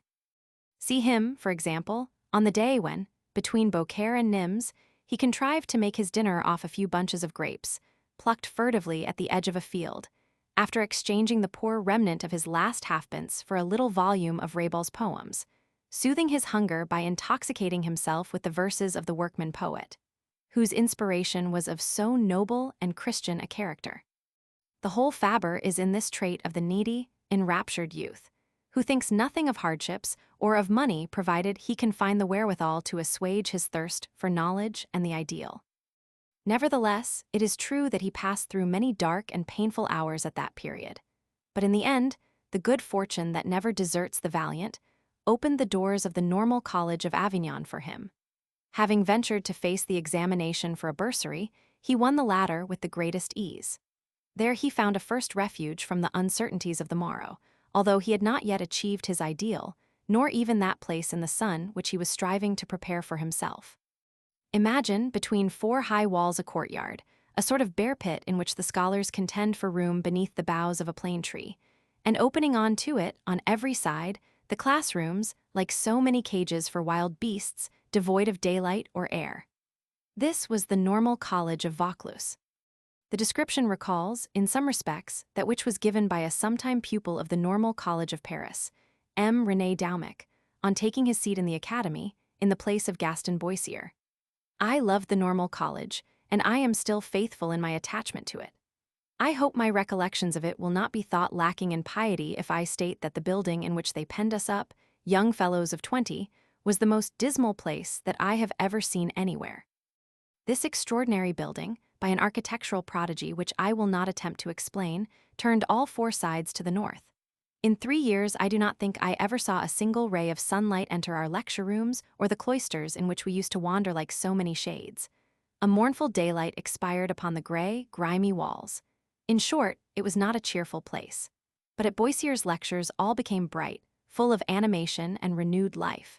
It was a sudden metamorphosis. At the Normal College of Vaucluse, It was not the lectures given by the masters that transformed the abode of shades or the bears' cage into a center of light and life for the budding biologist. It was something better than that. By good fortune, the director of the college was broad-minded enough to allow him to employ in his own fashion all the time that was left to him after he had prepared his lessons and his exercises. We may imagine that he did not loiter over his classics. The school program, for that matter, was not very heavy. The orthographic difficulties which complicated most of the exercises of the future schoolmasters were mere play to the ex-Latinist of the Rodez Lycée. And, while all around him dictated passages were being minutely scanned with much searching of the dictionary, he examined, in the secrecy of his desk, the fruit of the oleander, the flower of the snapdragon, the sting of a wasp, the wing cover of a gardener beetle. Thus he treated himself to a lecture of his own fashion, whose charm and fascination greatly exceeded that of anything that the college could teach him. So much so that he left the college more in love than ever with insects and flowers, and thoroughly determined to fill what he considered to be one of the most serious deficiencies of official instruction. Alas, there were many deficiencies in the education received by his masters, which would have to be made good in order to complete the literary education which the professors of the Rodez Lycée had begun to give him, and the scientific training which he had hardly commenced at the normal college. We must listen to his reminiscences of his career as pupil teacher, to the inventory of the scientific equipment of a schoolboy of 1840, to the story of his first and last lesson in chemistry, to see how poor he was in acquired knowledge and how rich in the desire for knowledge, before we can estimate the length of the road which he had to travel when he had passed through the classes of the college.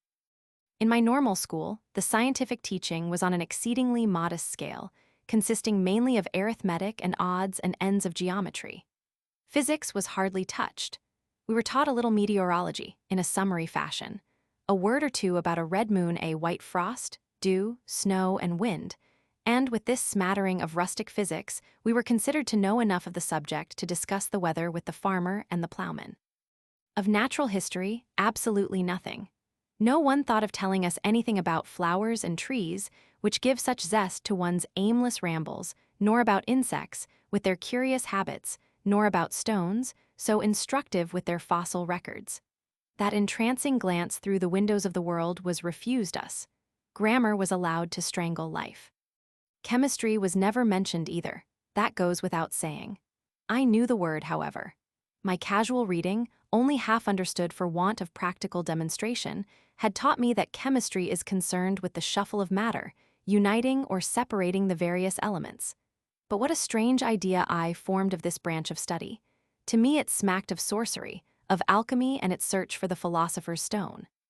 To my mind, every chemist, when at work, should have had a magic wand in his hand and the wizard's pointed, star-spangled cap on his head. An important personage who sometimes visited the school, in his capacity as an honorary lecturer, was not the man to rid me of those foolish notions. He taught physics and chemistry at the grammar school. Twice a week, from 8 to 9 o'clock in the evening, he held a free public class in an enormous building adjacent to our schoolhouse. This was the former church of St. Martial, which has today become a Protestant meeting house. It was a wizard's cave, certainly, just as I had pictured it. At the top of the steeple, a rusty weathercock creaked mournfully. In the dusk, great bats flew all around the edifice or dived down the throats of the gargoyles. At night, owls hooted upon the copings of the leads. It was inside, under the immensities of the vault, that my chemist used to perform. What infernal mixtures did he compound, should I ever know? It is the day for his visit. He comes to see us with no pointed cap, in ordinary garb, in fact, with nothing very queer about him. He bursts into our schoolroom like a hurricane. His red face is half buried in the enormous stiff collar that digs into his ears. A few wisps of red hair adorn his temples, the top of his head shines like an old ivory ball. In a dictatorial voice and with wooden gestures, he questions 2 or 3 of the boys. After a moment's bullying, he turns on his heel and goes off in a whirlwind as he came. No, this is not the man, a capital fellow at heart, to inspire me with a pleasant idea of the things which he teaches. 2 windows of his laboratory look out upon the garden of the school. One can just lean on them, and I often go and peep in trying to make out, in my poor brain, what chemistry can really be, Unfortunately, the room into which my eyes penetrate is not the sanctuary, but a mere outhouse where the learned implements and crockery are washed. Leaden pipes with taps run down the walls, wooden vats occupy the corners. Sometimes those vats bubble, heated by a spray of steam.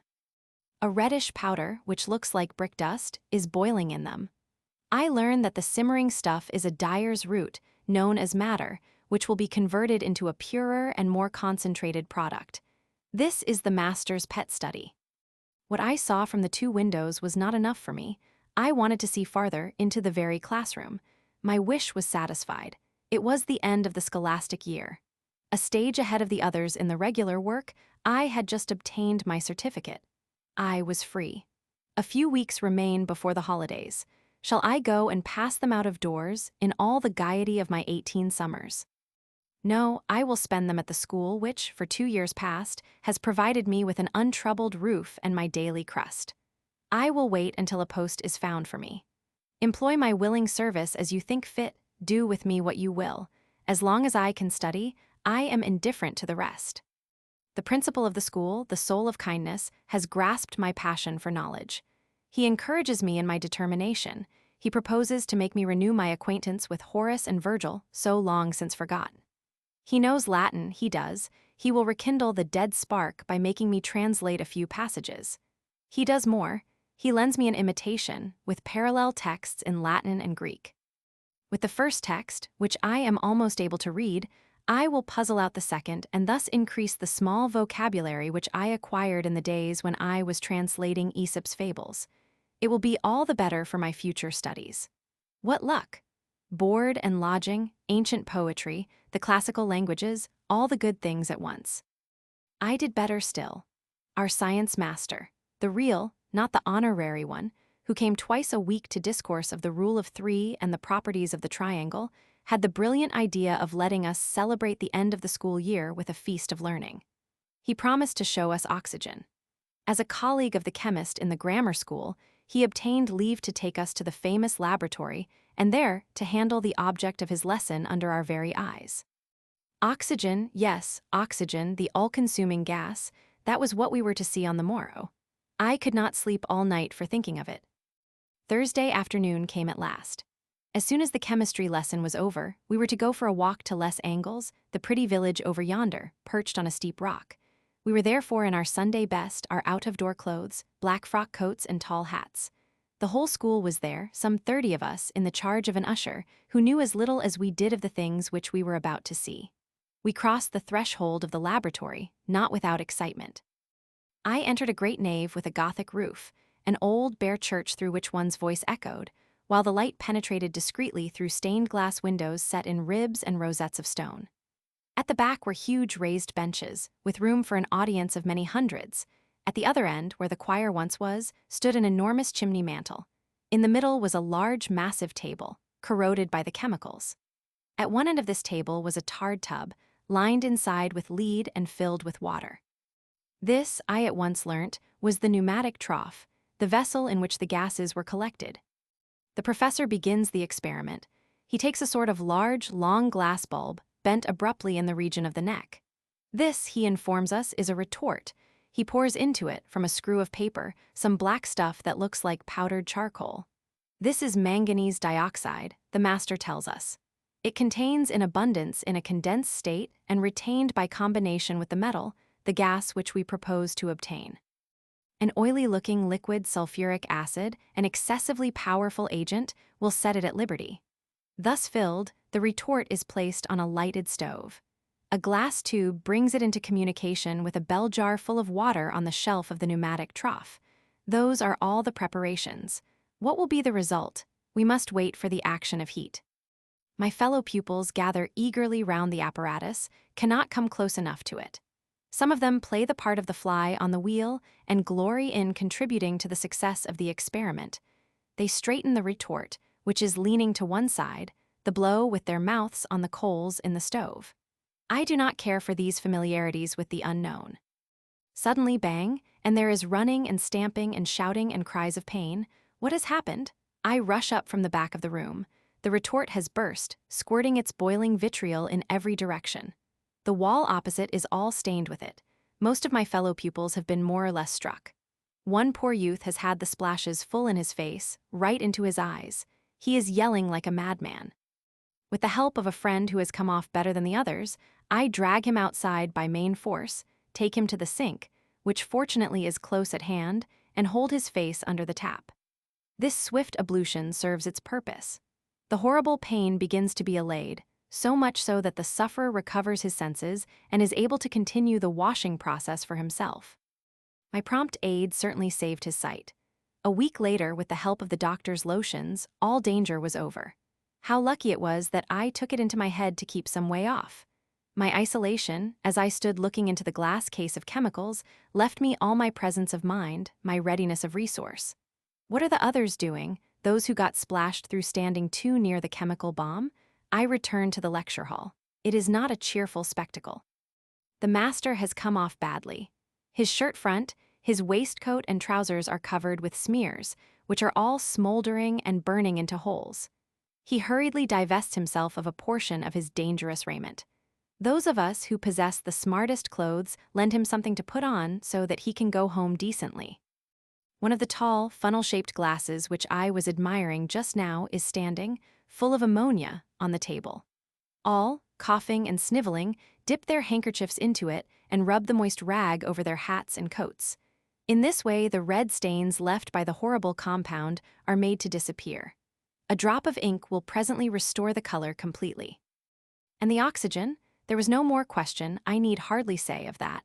The feast of learning was over. Never mind, the disastrous lesson was a mighty event for me. I had been inside the chemist's laboratory. I had had a glimpse of those wonderful jars and tubes. In teaching, what matters most is not the thing taught, whether well or badly grasped. It is the stimulus given to the pupil's latent aptitudes. It is the fulminate awaking the slumbering explosives. One day, I shall obtain on my own account that oxygen which ill luck has denied me. One day, without a master, I shall yet learn chemistry. I do not recommend that method to anybody. Happy the man who is guided by a master's word and example. He has a smooth and easy road before him, lying straight ahead. The other follows a rugged path, in which his feet often stumble. He goes groping into the unknown and loses his way. To recover the right road, if want of success have not discouraged him, he can rely only on perseverance, the sole compass of the poor. We shall show what the perseverance of this son of Aveyron peasants was capable of achieving, and after realizing how little he got from his masters, we shall marvel to see what he acquired by dint of personal industry and application. Chapter 7. The schoolmaster, Carpentras. Only 18 years old, he left the normal college with his diploma, his brevet superior, and began his career as primary schoolmaster in the College of Carpentras. Merit, it seems, was recognized, and at the outset, fortune did not treat him so badly. We may judge of this the better from the picture which the ex-schoolmaster has given us of his first beginnings at the college. It was when I first began to teach, about 1843. I had left the normal school at Vaucluse some months before, with my diploma and all the simple enthusiasm of my 18 years, and had been sent to Carpentras, there to manage the primary school attached to the college. It was a strange school, upon my word, notwithstanding its pompous title of upper. A sort of huge cellar oozing with the perpetual damp engendered by a well backing on it in the street outside. For light there was the open door, when the weather permitted, and a narrow prison window, with iron bars and lozenge panes set in lead. By way of benches, there was a plank fastened to the wall all round the room, while in the middle was a chair bereft of its straw, a blackboard and a stick of chalk. Morning and evening, at the sound of the bell, there came rushing in some 50 young imps who, having shown themselves hopeless dunces with their Cornelius Nepos, had been relegated, in the phrase of the day, to a few good years of French. Those who had found Mensa too much for them came to me to get a smattering of grammar. Children and strapping lads were there, mixed up together, at very different educational stages, but all incorrigibly agreed to play tricks upon the master, the boy master, who was no older than some of them, or even younger. To the little ones I gave their first lessons in reading. The intermediate ones I showed how they should hold their pen to write a few lines of dictation on their knees. To the big ones, I revealed the secrets of fractions and even the mysteries of Euclid. and to keep this restless crowd in order, to give each mind work in accordance with its strength, to keep attention aroused, and lastly to expel dullness from the gloomy room, whose walls dripped melancholy even more than dampness. My one resource was my tongue, my one weapon my stick of chalk. Things improved, however. A master came, and came to stay. I myself secured tables on which my pupils were able to write instead of scribbling on their knees, and, as my class was daily increasing in numbers, it ended by being divided into two. As soon as I had an assistant to look after the younger boys, things assumed a different aspect. A weeding out takes place in my crowd of scatterbrains. I keep the older, the more intelligent ones, the others are to have a term in the preparatory division. From that day forward things are different. Curriculum there is none. In those happy times the master's personality counted for something. There was no such thing as the scholastic piston working with the regularity of a machine. It was left for me to act as I thought fit. Well, what should I do to make the school earn its title of upper primary? Why, of course, among other things, I shall do some chemistry. My reading has taught me that it does no harm to know a little chemistry if you would make your furrows yield a good return. Many of my pupils come from the country. They will go back to it to improve their land. Let us show them what the soil is made of and what the plant feeds on. Others will follow industrial careers. They will become tanners, metal founders, distillers. They will sell cakes of soap and kegs of anchovies. Let us show them pickling, soap making, stills, tannin, and metals. Of course, I know nothing about these things, but I shall learn, all the more so as I shall have to teach them to the boys, and your schoolboy is a little demon for jeering at the master's hesitation. As it happens, the college boasts a small laboratory containing just what is strictly indispensable: a receiver, a dozen glass balloons, a few tubes, and a niggardly assortment of chemicals. That will do, if I can have the run of it. But the laboratory is a sanctum reserved for the use of the sixth form. No one sets foot in it except the professor and his pupils preparing for their degree. For me, the outsider, to enter that tabernacle with my band of young imps would be most unseemly. The rightful occupant would never think of allowing it. I feel it myself. Elementary teaching dare not aspire to such familiarity with the higher culture. Very well, we will not go there, so long as they will lend me the things. I confide my plan to the principal, the supreme dispenser of those riches. He is a classics man, knows hardly anything of science, at that time held in no great esteem, and does not quite understand the object of my request. I humbly insist and exert my powers of persuasion. I discreetly emphasize the real point of the matter. My group of pupils is a numerous one. It takes more meals at the schoolhouse, the real concern of a principal, than any other section of the college. This group must be encouraged, lured on, increased if possible. The prospect of disposing of a few more platefuls of soup wins the battle for me. My request is granted. Poor science, all that diplomacy to gain your entrance among the despised ones, who have not been nourished on Cicero and Demosthenes. I am authorized to move, once a week, the material required for my ambitious plans. From the first floor, the sacred dwelling of the scientific things, I shall take them down to a sort of cellar where I give my lessons. The troublesome part is the pneumatic trough. It has to be emptied before it is carried downstairs and to be filled again afterwards. A day scholar, a zealous acolyte, hurries over his dinner and comes to lend me a hand an hour or two before the class begins. We effect the move between us. What I am after is oxygen, the gas which I once saw fail so lamentably. I thought it all out at my leisure, with the help of a book. I will do this, I will do that, I will go to work in this or the other fashion. Above all, we will run no risks, perhaps of blinding ourselves, for it is once more a question of heating manganese dioxide with sulfuric acid. I am filled with misgivings at the recollection of my old schoolfellow yelling like mad. Who cares? Let us try for all that. Fortune favors the brave. Besides, we will make one prudent condition from which I shall never depart. No one but myself shall come near the table. If an accident happen, I shall be the only one to suffer. And, in my opinion, it is worth a burn or two to make acquaintance with oxygen. 2 o'clock strikes and my pupils enter the classroom. I purposely exaggerate the likelihood of danger. They are all to stay on their benches and not stir. This is agreed. I have plenty of elbow room. There is no one by me, except my acolyte, standing by my side, ready to help me when the time comes. The others look on in profound silence, reverent towards the unknown. Soon the bubbles come glue-gluing through the water in the bell jar. Can it be my gas? My heart beats with excitement. Can I have succeeded without any trouble at the first attempt? We will see. A candle blown out that moment and still retaining a red tip to its wick is lowered by a wire into a small test jar filled with my product. Capital. The candle lights with a little explosion and burns with extraordinary brilliancy. It is oxygen right enough. The moment is a solemn one. My audience is astounded, and so am I, but more at my own success than at the relighted candle. A puff of vainglory rises to my brow. I feel the fire of enthusiasm run through my veins. But I say nothing of these inner sensations. Before the boys' eyes, the master must appear an old hand at the things he teaches. What would the young rascals think of me if I allowed them to suspect my surprise, if they knew that I myself am beholding the marvelous subject of my demonstration for the first time in my life? I should lose their confidence. I should sink to the level of a mere pupil. Sursum corda, let us go on as if chemistry were a familiar thing to me. It is the turn of the steel ribbon, an old watch spring rolled corkscrew fashion and furnished with a bit of tinder. With this simple lighted bait, the steel should take fire in a jar filled with my gas. And it does burn. It becomes a splendid firework, with cracklings and a blaze of sparks and a cloud of rust that tarnishes the jar.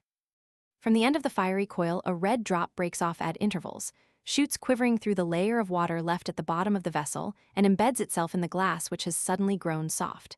This metallic tear, with its indomitable heat, makes every one of us shudder. They stamp and cheer and applaud.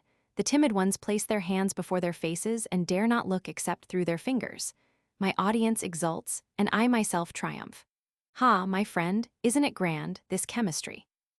All of us have red-letter days in our lives. Some, the practical men, have been successful in business. They have made money and hold their heads high in consequence. Others, the thinkers, have gained ideas. They have opened a new account in the ledger of nature and silently taste the hallowed joys of truth. One of my great days was that of my first acquaintance with oxygen. On that day, when my class was over and all the materials put back in their place, I felt myself grow several inches taller. An untrained workman, I had shown, with complete success, that which was unknown to me a couple of hours before. No accident whatever, not even the least stain of acid. It is, therefore, not so difficult nor so dangerous as the pitiful finish of the St. Martial lesson might have led me to believe. With a vigilant eye and a little prudence, I shall be able to continue. The prospect is enchanting. And so, in due season, comes hydrogen, carefully contemplated in my reading, seen and reseen with the eye of the mind before being seen with the eyes of the body. I delight my little rascals by making the hydrogen flame sing in a glass tube, which trickles with the drops of water resulting from the combustion. I make them jump with the explosions of the thunderous mixture. Later, I show them, with the same invariable success, the splendors of phosphorus, the violent powers of chlorine, the loathsome smells of sulfur, the metamorphoses of carbon, and so on. In short, in a series of lessons, the principal non-metallic elements and their compounds are passed in review during the course of the year. The thing was bruited abroad. Fresh pupils came to me, attracted by the marvels of the school. Some more places were laid in the dining hall, and the principal, who was more interested in the profits on his beans and bacon than in chemistry, congratulated me on this accession of boarders. However, we must make it clear, without wishing in any way to belittle the importance or the magical results of chemistry, that the latter was not the only attraction of the young schoolmaster's teaching, any more than it was the sole subject on his program. Among the other subjects taught, one in especial had the power of interesting master and pupil alike. This was open-air geometry, practical surveying. The college had none of the necessary outfit, but with my fat pay, 700 francs a year, if you please, I could not hesitate over the expense. A surveyor's chain and stakes, arrows, level, square, and compass were bought with my money. A microscopic graphometer, not much larger than the palm of one's hand and costing perhaps 5 francs, was provided by the establishment. There was no tripod to it, and I had one made. In short, my equipment was complete. And so, when May came, once every week we left the gloomy schoolroom for the fields. It was a regular holiday. The boys disputed for the honor of carrying the stakes, divided into bundles of 3, and more than one shoulder as we walked through the town felt the reflected glory of those erudite rods. I myself, why conceal the fact, was not without a certain satisfaction as I piously carried that most delicate and precious apparatus, the historic 5-franc graphometer. The scene of operations was an untilled, flinty plain, a harmas, as we call it in the district. Here, no curtain of green hedges or shrubs prevented me from keeping an eye upon my staff. Here, an indispensable condition, I had not the irresistible temptation of the unripe apricots to fear for my scholars. The plain stretched far and wide, covered with nothing but flowering thyme and rounded pebbles. There was ample scope for every imaginable polygon. Trapezes and triangles could be combined in all sorts of ways. The inaccessible distances had ample elbow room, and there was even an old ruin, once a pigeon house, that lent its perpendicular to the graphometer's performances.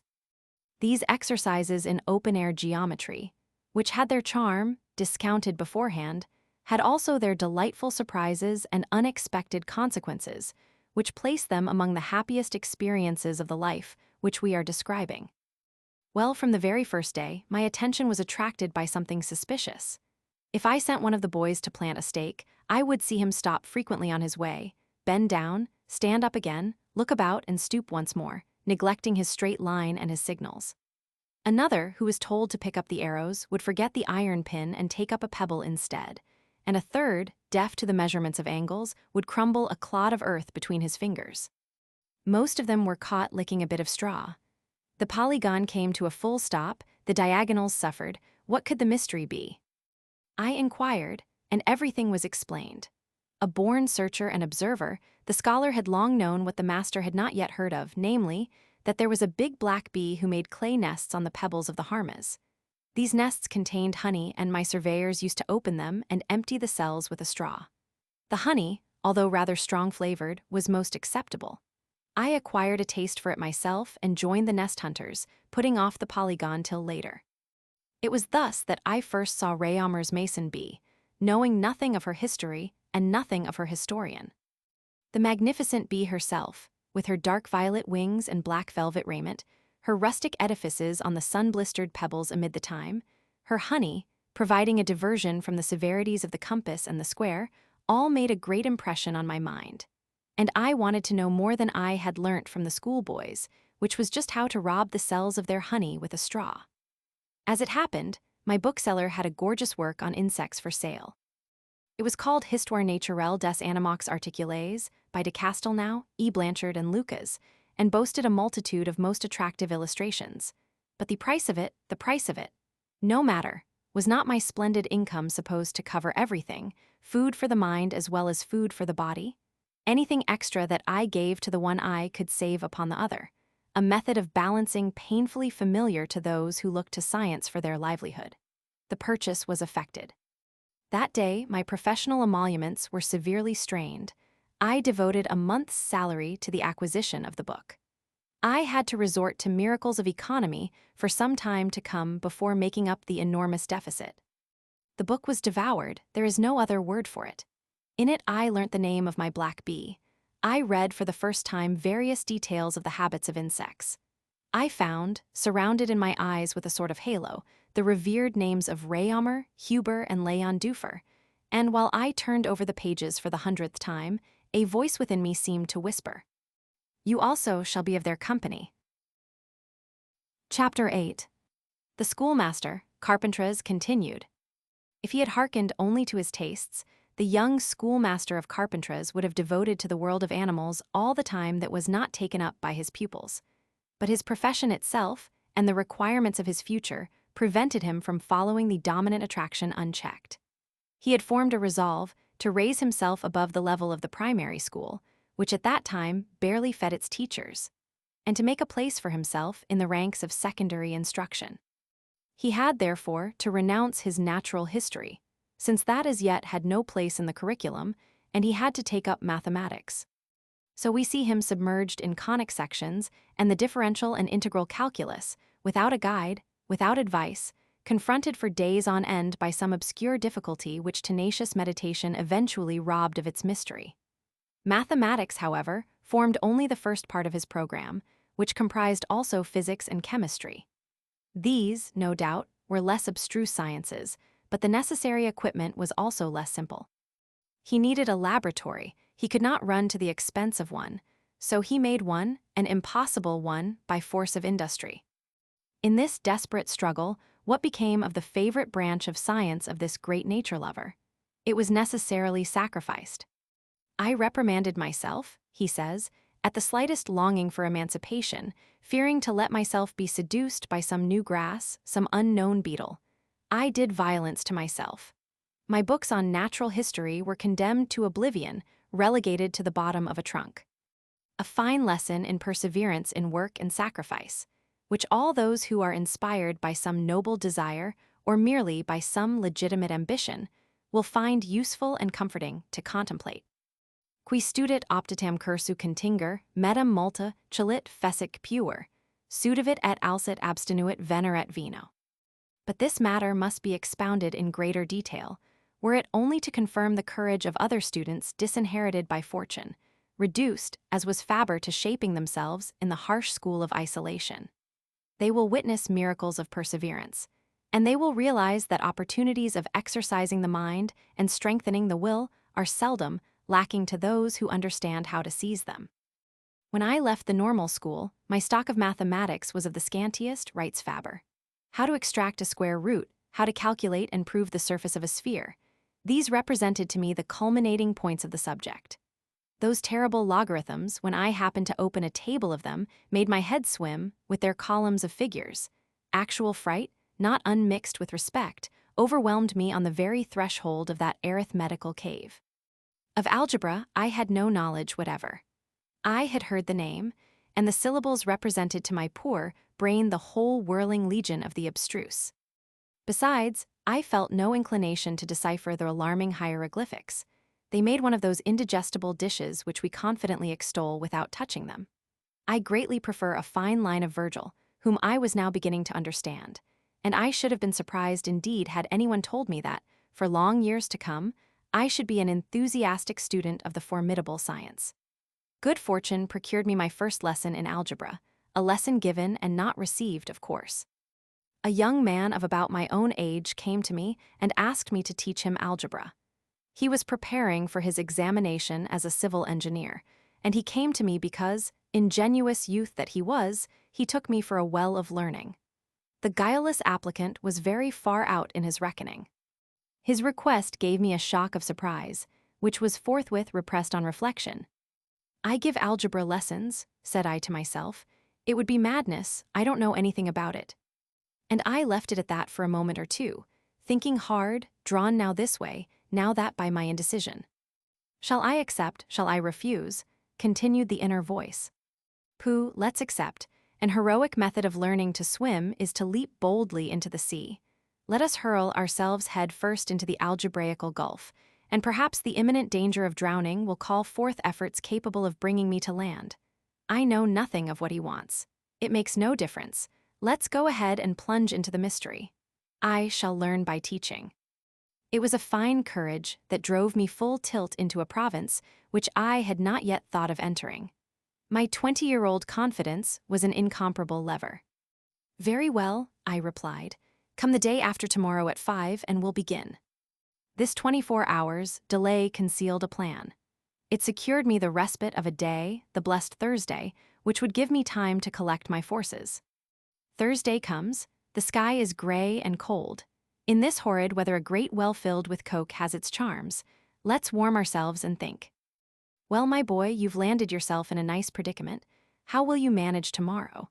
With a book, plodding all through the night, if necessary, you might scrape up something resembling a lesson, just enough to fill the dread hour more or less.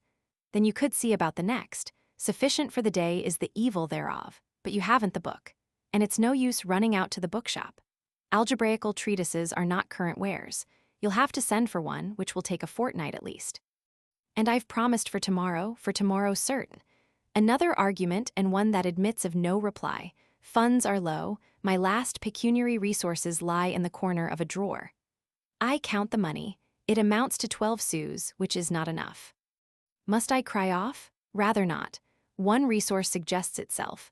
A highly improper one, I admit, not far removed, indeed, from larceny. O quiet paths of algebra, you are my excuse for this venial sin. Let me confess the temporary embezzlement. Life at my college is more or less cloistered. In return for a modest payment, most of us masters are lodged in the building, and we take our meals at the principal's table. The science master, who is the big gun of the staff and lives in the town, has nevertheless, like ourselves, his own 2 cells, in addition to a balcony, or leads, where the chemical preparations give forth their suffocating gases in the open air. For this reason, he finds it more convenient to hold his class here during the greater part of the year. The boys come to these rooms in winter, in front of a grate stuffed full of coke, like mine, and there find a blackboard, a pneumatic trough, a mantelpiece covered with glass receivers, panoplies of bent tubes on the walls, and lastly, a certain cupboard in which I remember seeing a row of books, the oracles consulted by the master in the course of his lessons. Among those books, said I to myself, there is sure to be one on algebra. To ask the owner for the loan of it does not appeal to me. My amiable colleague would receive me superciliously and laugh at my ambitious aims. I am sure he would refuse my request. I decide to help myself to the book which I should never get by asking. This is the half-holiday. The science master will not put in an appearance today, and the key of my room is practically the same as his.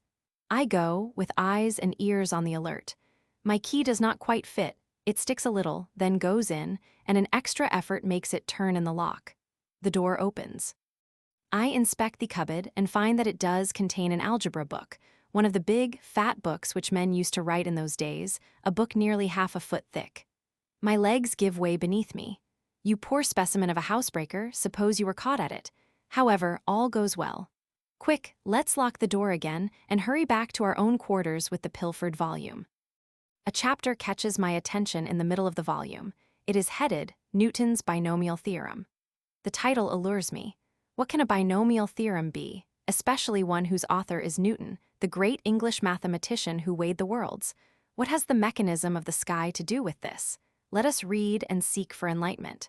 With my elbows on the table and my thumbs behind my ears, I concentrate all my attention. I am seized with astonishment, for I understand. There are a certain number of letters, general symbols which are grouped in all manner of ways, taking their places here, there, and elsewhere by turns. There are, as the text tells me, arrangements, permutations, and combinations. Pen in hand, I arrange, permute, and combine. It is a very diverting exercise, upon my word. A game in which the test of the written result confirms the anticipations of logic and supplements the shortcomings of one's thinking apparatus. It will be plain sailing, said I to myself, if algebra is no more difficult than this. I was to recover from the illusion later, when the binomial theorem, that light, crisp biscuit, was followed by heavier and less digestible fare. But for the moment, I had no foretaste of the future difficulties, of the pitfalls in which one becomes more and more entangled the longer one persists in struggling. What a delightful afternoon that was, before my fire, amid my permutations and combinations. By the evening, I had nearly mastered my subject. When the bell rang, at 7, to summon us to the common meal at the principal's table, I went downstairs puffed up with the joys of the newly initiated neophyte. I was escorted on my way by a B and C, intertwined in cunning garlands. Next day, my pupil is there. Blackboard and chalk, everything is ready. Not quite so ready is the master. I bravely broach my binomial theorem. My hearer becomes interested in the combinations of letters. Not for a moment does he suspect that I am putting the cart before the horse and beginning where we ought to have finished. I relieve the dryness of my explanations with a few little problems, so many halts at which the mind takes breath a while and gathers strength for fresh flights.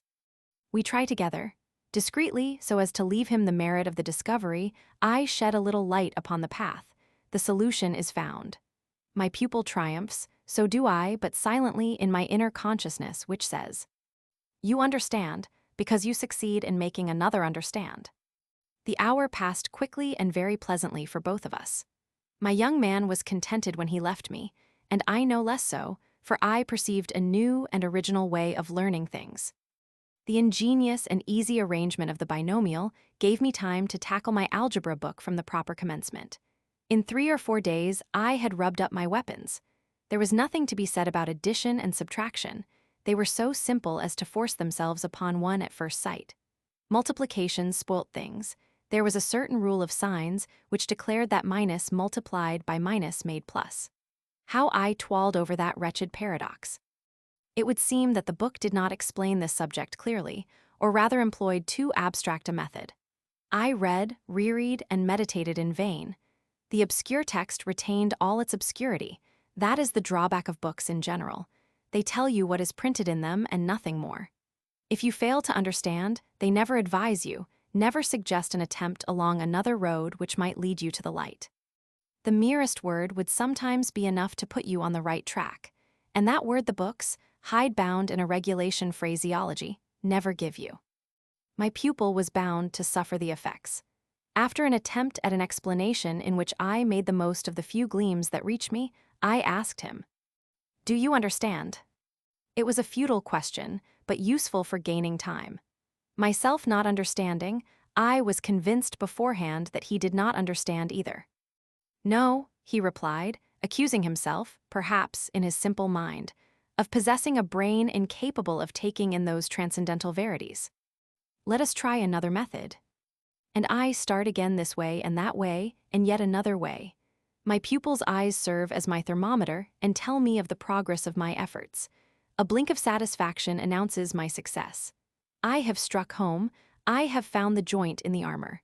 The product of minus multiplied by minus surrenders its mysteries to us. The study of algebra was pursued in this fashion, without any undue impediments as far as the pupil was concerned, but at the cost of a prodigious exertion of patience and penetration on the part of the primary schoolmaster, who was so venturesome as to act as a professor of the higher mathematics.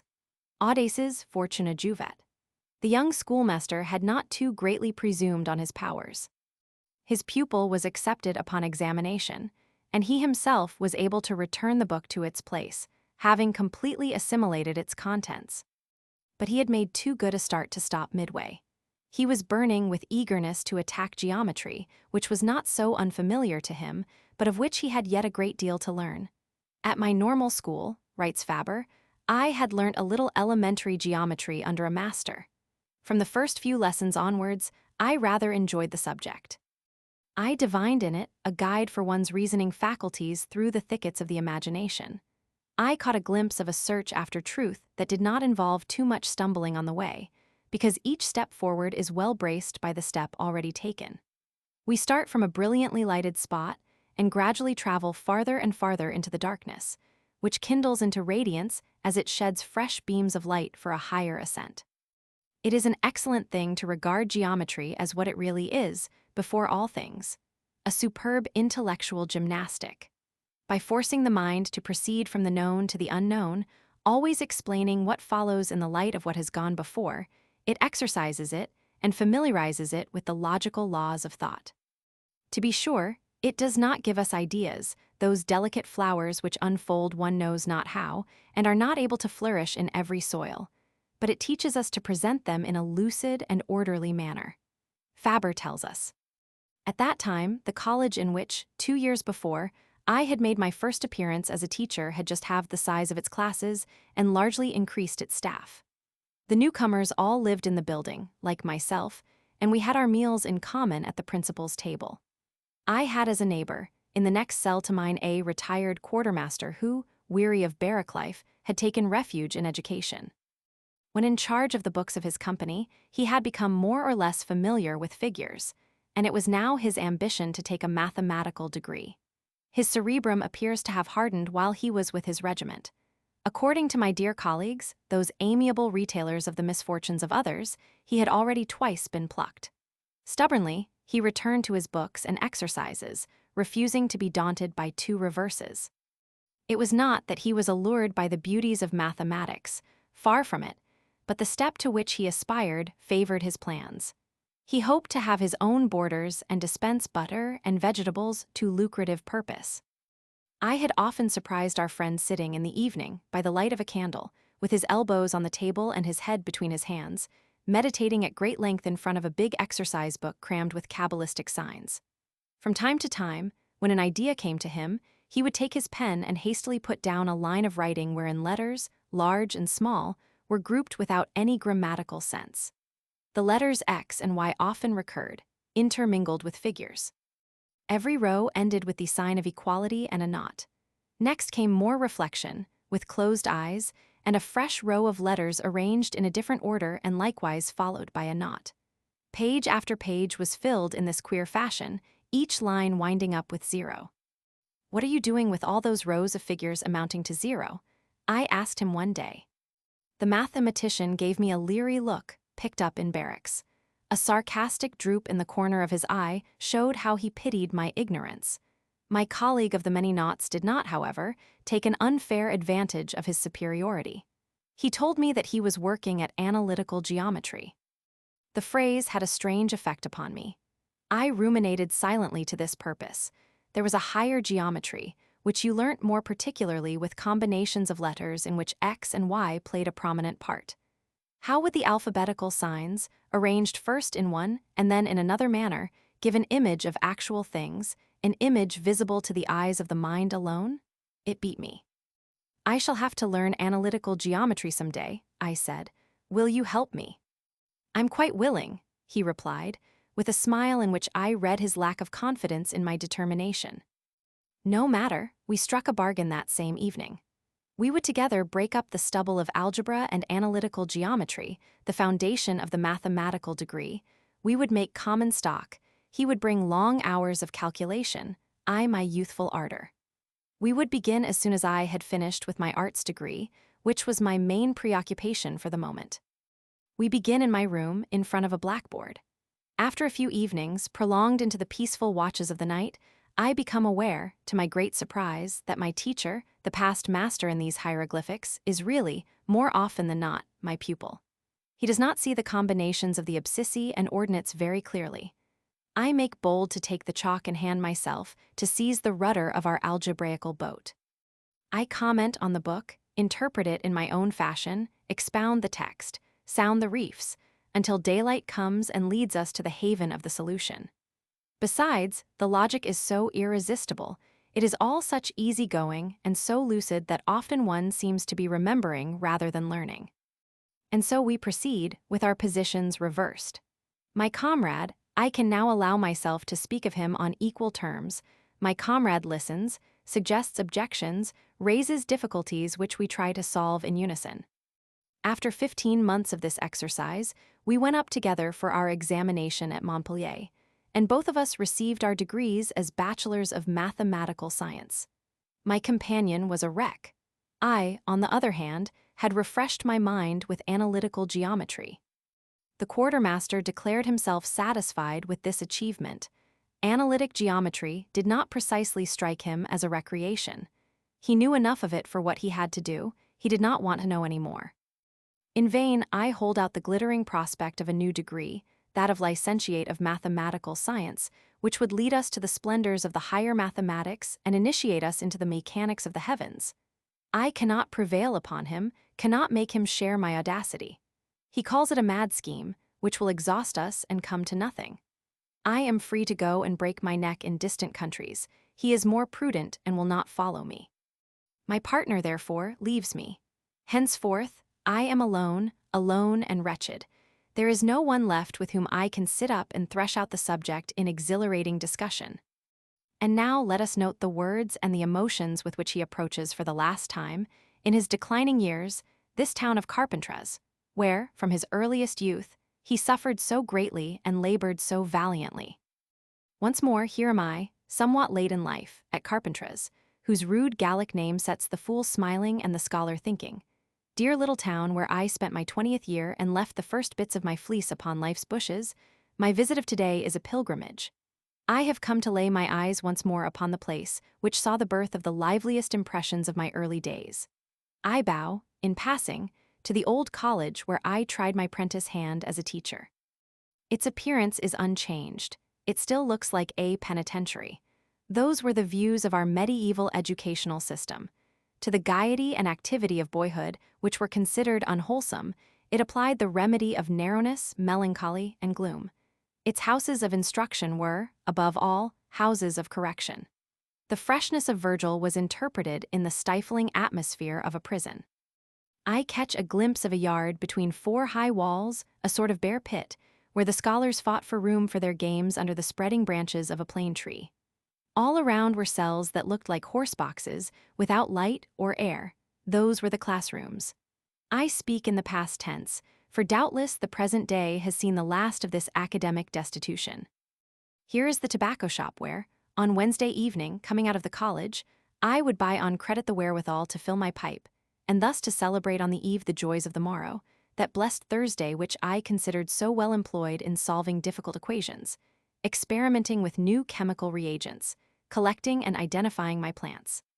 I made my timid request, pretending to have come out without my money, for it is hard for a self-respecting man to admit that he is penniless. My candor appears to have inspired some little confidence, and I obtained credit, an unprecedented thing, with the representative of the revenue. How I should love to see that room again where I pored over differentials and integrals, where I calmed my poor burning head by gazing at Mont Ventoux, whose summit held in store for my coming expedition those denizens of Arctic climes, the saxifrage and the poppy. And to see my familiar friend, the blackboard, which I hired at 5 francs a year from a crusty joiner, that board whose value I paid many times over, though I could never buy it outright, for want of the necessary cash. The conic sections which I described on that blackboard, the learned hieroglyphics.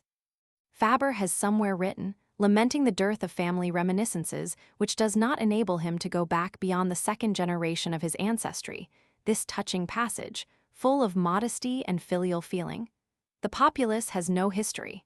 Strangled by the present, it cannot give its mind to cherishing the memories of the past. Yet how instructive would those records be? Let us bow our heads before this child of the peasantry, who labors so unremittingly and drives so deep a furrow. Let us bow our heads before this humble primary schoolmaster who seeks to uplift himself, not as so many have done, by futile political agitation or the criminal fatuities of irreligion, but solely by virtue of knowledge and personal worth. We shall see later on with what vindictive energy Fabre scourges the pseudo-scientists, hateful malefactors, Moffat and de Malher, who, in the name of a false science, rob men's souls of the true and ancient Christian faith, thereby leading society toward the most terrible catastrophes. For the moment, our only desire is to do homage to our worthy schoolmasters in the person of one of their old comrades who has become one of our greatest national glories. There are others, too, among us who have exalted by their virtues or their talents the humble nature of their origin or their calling. Of such, as every Frenchman knows, to mention only one of the best known and best beloved, is the author of the Pièces d'Esperts, of Voix rustiques, of La Bonne Terre, of Le Clocher, etc., François Fabier, that poet who, by his original style, his career, and his genius, which has been too much obscured by his modesty, may in so many respects be compared with Jean Henri Fabre. Of such, too, and among the most eminent writers of the language d'oc, is Antonin Perbosc, who does honor to our primary schools, in one of which he is still teaching, by the remarkable works of literature which place him beside his friend, the Abbé Besson, in the first rank of the Occitanian Félibrige. Chapter 9. The Professor, Ajaccio. Virgil has truly said, Labor omnia vincit improbus. Persistent labor, in the service of a keen intelligence, knows no insuperable obstacles. It always achieves its ends. Success, accordingly, could not fail to befall the intrepid virtuosity of the youthful carpenter's schoolmaster. The degree of licentiate in the mathematical sciences was won, like the rest, at the point of the sword, and the valiant champion of the cosine and the laboratory was appointed professor of physics and chemistry in the Lycée of Ajaccio. Here, by a happy concatenation of circumstances, and under the inward impulsion of the providential vocation, the destiny of the famous entomologist was to be finally determined. In this novel environment, in this paradise of glorious nature, everything stimulated the alert curiosity of the predestined biologist. The sea, full of marvels, the beach, where the waves threw up such beautiful shells, the maquis of myrtle, arbutus, and lentisk. This time the temptation was too great. He surrendered. His leisure was divided into 2 parts. One was still devoted to mathematics, the basis of his future in the university. The other was already spent in botanizing, and in investigating the wonders of the sea. What a country, what magnificent investigations to be made. If I had not been obsessed by X, and why I should have surrendered wholly to my inclinations. Meanwhile, Ajaccio received the visit of a famous Aveyron botanist, Requien by name, who, with a box crammed with paper under his arm, had long been botanizing all over Corsica, pressing and drying specimens and distributing them to his friends. We soon became acquainted. I accompanied him in my free time on his explorations, and never did the master have a more attentive disciple. To tell the truth, Requien was not a man of learning so much as an enthusiastic collector. Very few would have felt capable of competing with him when it came to giving the name or the geographical distribution of a plant. A blade of grass, a pad of moss, a scab of lichen, a thread of seaweed. He knew them all. The scientific name flashed across his mind at once. What an unerring memory, what a genius for classification amid the enormous mass of things observed. I stood aghast at it. I owe much to Requien in the domain of botany. Had death spared him longer, I should doubtless have owed more to him, for his was a generous heart, ever open to the woes of novices. In the following year, I met Maquintandon, with whom, thanks to Requien, I had already exchanged a few letters on botany. The illustrious Toulouse professor came to study on the spot the flora which he proposed to describe systematically. When he arrived, all the hotel bedrooms were reserved for the members of the General Council which had been summoned, and I offered him board and lodging, a shakedown in a room overlooking the sea, fare consisting of lampreys, turbot, and sea urchins, common enough dishes in that land of cocking, but possessing no small attraction for the naturalist because of their novelty. My cordial proposal tempted him, he yielded to my blandishments, and there we were for a fortnight, chatting at table d'omni re Sibylle after the botanical excursion was over. With Maquintandon, new vistas opened before me. Here it was no longer the case of a nomenclator with an infallible memory. He was a naturalist with far-reaching ideas, a philosopher who soared above petty details to comprehensive views of life, a writer, a poet who knew how to clothe the naked truth in the magic mantle of the glowing word. Never again shall I sit at an intellectual feast like that. Leave your mathematics, he said. No one will take the least interest in your formulae. Get to the beast, the plant, and if, as I believe, the fever burns in your veins, you will find men to listen to you. We made an expedition to the center of the island, to Monte Renoso, with which I was extremely familiar. I made the scientist pick the hoary everlasting Helichrysum frigidum, which makes a wonderful patch of silver, the many-headed thrift or mouflon grass Armeria multiceps, which the Corsicans call herba murone, the downy marguerite Leucanthemum thomasum, which, clad in wadding, shivers amid the snows, and many other rarities dear to the botanist. Maquintandon was jubilant. I, on my side, was much more attracted and overcome by his words and his enthusiasm than by the hoary everlasting. When we came down from the cold mountaintop, my mind was made up. Mathematics would be abandoned. On the day before his departure, he said to me, "You interest yourself in shells. That is something, but it is not enough. You must look into the animal itself. I will show you how it's done." And taking a sharp pair of scissors from the family work-basket and a couple of needles stuck into a bit of vine shoot, which served as a makeshift handle, he showed me the anatomy of a snail in a soup plate filled with water. Gradually, he explained and sketched the organs which he spread before my eyes. This was the only, never-to-be-forgotten lesson in natural history that I ever received in my life. Fabre was a wonderful and indefatigable self-teacher, a truly self-made man. The impulse had been given, but he had everything, or almost everything, to learn of the living world of nature. The way was open, but the whole length of it had to be traveled. He trod it henceforth with a high courage, for he was marching beneath the star that the master of minds had hung in the dawn of his days above the hills of Laves. The star that now, in the noonday of life, shone through the passing mists of morning in the flawless Corsican sky, to guide his steps along the humblest tracks of the world of animals to the highest summits of human knowledge. I more to those calm regions which are the dwelling of that uncreated light and life, of which all the lights and all the lives of earth are but the pale reflections and feeble vestiges. Not only do these reflections, which spontaneously pass through our mind, appear to us in harmony with the natural signification of the facts and the circumstances. We have the pleasant assurance that they are an epitome of the intimate feelings of our famous compatriot, as they are expressed in plain words in 1,000 passages of his writing, and as they were openly revealed in his conversation. We know, in short, that God and the activities of God in the world were questions which he was fond of considering, without regarding the world's opinion.